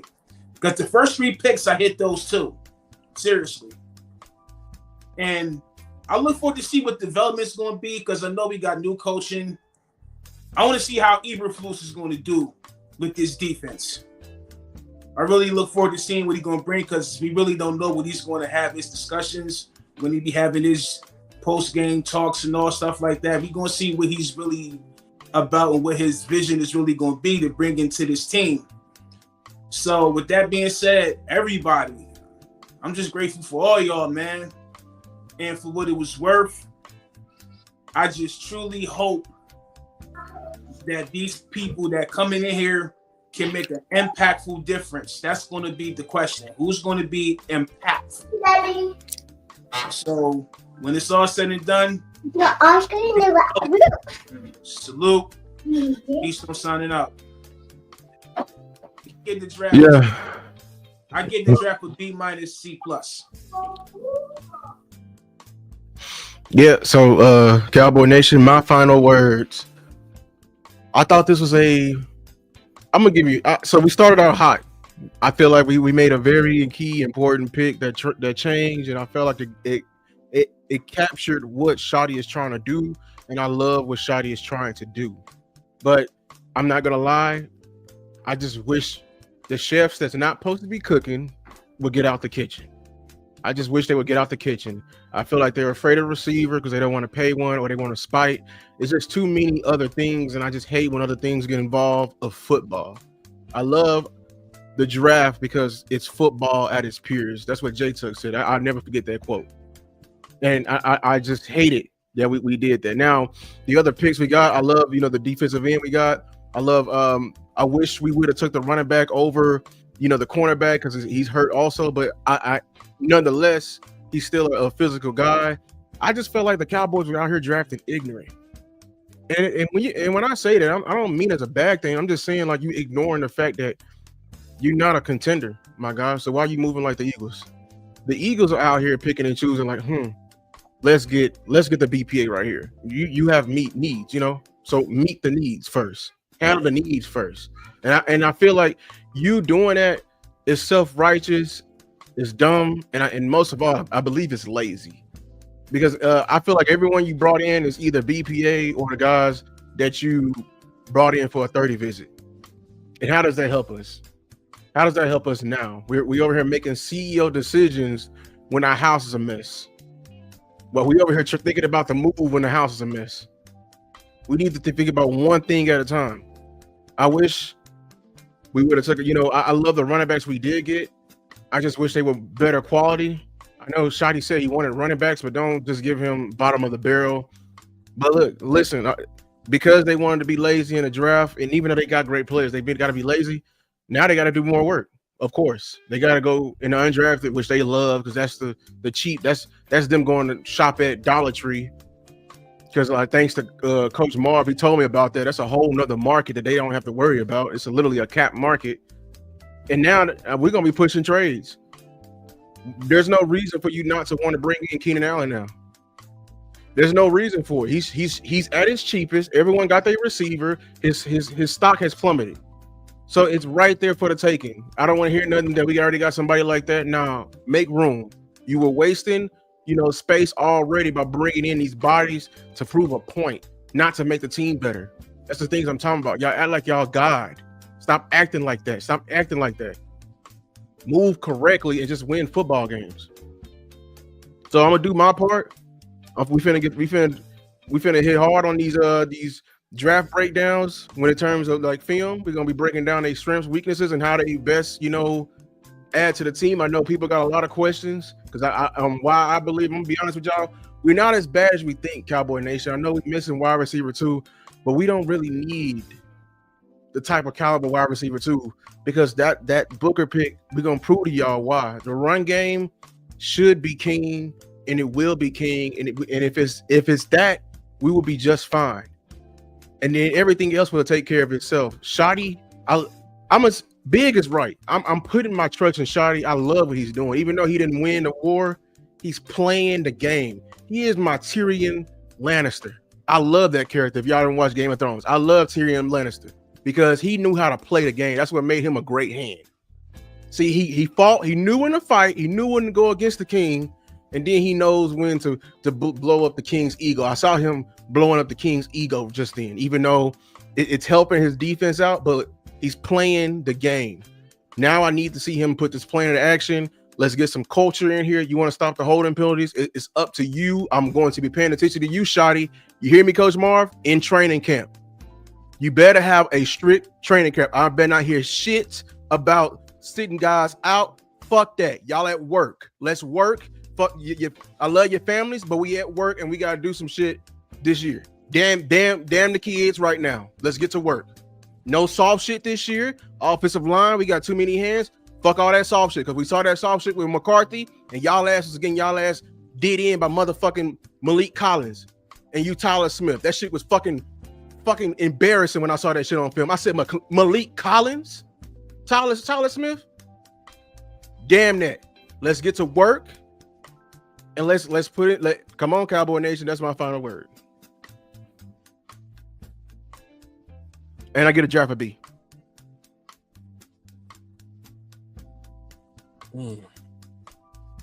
Well, first, I don't want to draft the grade yet. I want to sleep on it because there's some players on there that I don't know enough about to really. I don't want to say it because it'll be feelings. It's a lot of them that I knew. Some of them I don't. Like that DT that they picked up, I don't. I like the write up on them, but I don't know them. So some people that I have to look at before I want to give my grade. We might do one more of these. You know, you go probably get one more of these DC universes before we take a significant break from DC universe. I think it's fair to wait till these undrafted free agents come in. I want to show y'all a site that that can help you while you're looking at this. My boy Smoke sent this to me. So Draft Network is going to be having a updated UDFA signings as they're being acquired. So we want to make sure that we bless all of y'all with the tools that's going to give y'all what you need to know what's going on. That's very important. And then once that come in, and then I look at it, I'm gonna research those guys, and then I'm gonna start trying to get y'all the grade that I think I have, and then I'm gonna also grade the entire free agency. At this point, we have enough to grade the entire free agency. On the surface, it doesn't look bad. It just disheartening when you don't see the obvious top need not addressed. When you see wide receiver 2, everybody, uncle, mama, daddy, cousin, all of us knew wide receiver 2, and Big Time said it best. How do you go 10 picks and don't address your biggest need? So I'm gonna give you a chance to maybe see if you got one of them trades up your sleeves that you was promising me, because you promised 2, you ain't gonna come down with 1. You was talking about you on the phone, and there could be a significant trade coming down the pipe. It got to be something like that if you didn't touch receiver, or it was what y'all already leaking out now. We believe in Mingo, and we finna run with that. So, so I'm gonna just pause for a minute. Y'all give me a second to pause, and then I come back with my grades and all that kind of stuff. Lastly, most importantly, I want to thank everybody. The whole draft show. I want to thank every one of y'all. Y'all did a great job. I mean, I think this is the best draft show I've ever been a part of.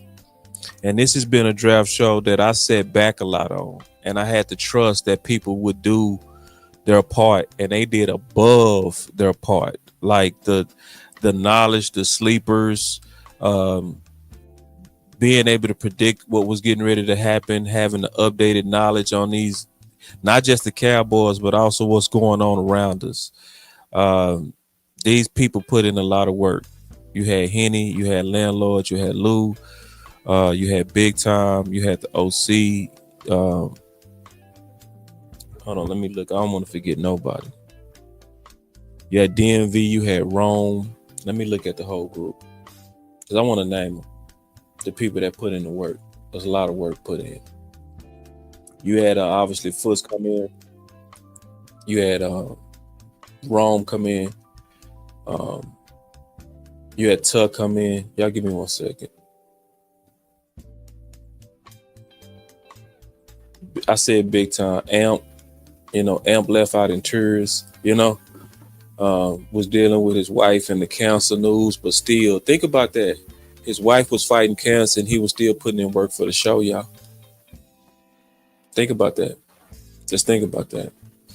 So I really appreciate all that work. And then lastly, I appreciate y'all. I appreciate that it's still over 500 people in here and the show is over. That shows that y'all love for this team. So I appreciate the entire DC universe. It's not one of us. It's not a clique of us. It's all of us. And we're going to continue to give y'all this sauce. And it's not going to stop. We got a lot of work to do. I'm going to be honest. The thing I didn't like at the end is DTs at the end, because I know Stephen Jones, in his mind, that's going to help us next year. And we all know that generally late round DTs, especially, you don't trust them to save your season. You did not really help Michael Parsons with that. Yes, you drafted DTs, but I've been looking at this too long to really trust that's going to be the answer. But yeah, so we're going to be coming back, man, likely one more after the undrafted season. Then you go kind of see us retreat into our camps. But then you go see more DC Universe going forward, and it's going to always probably be different. So y'all stay up, man. It's your boy, Boss Cowboy.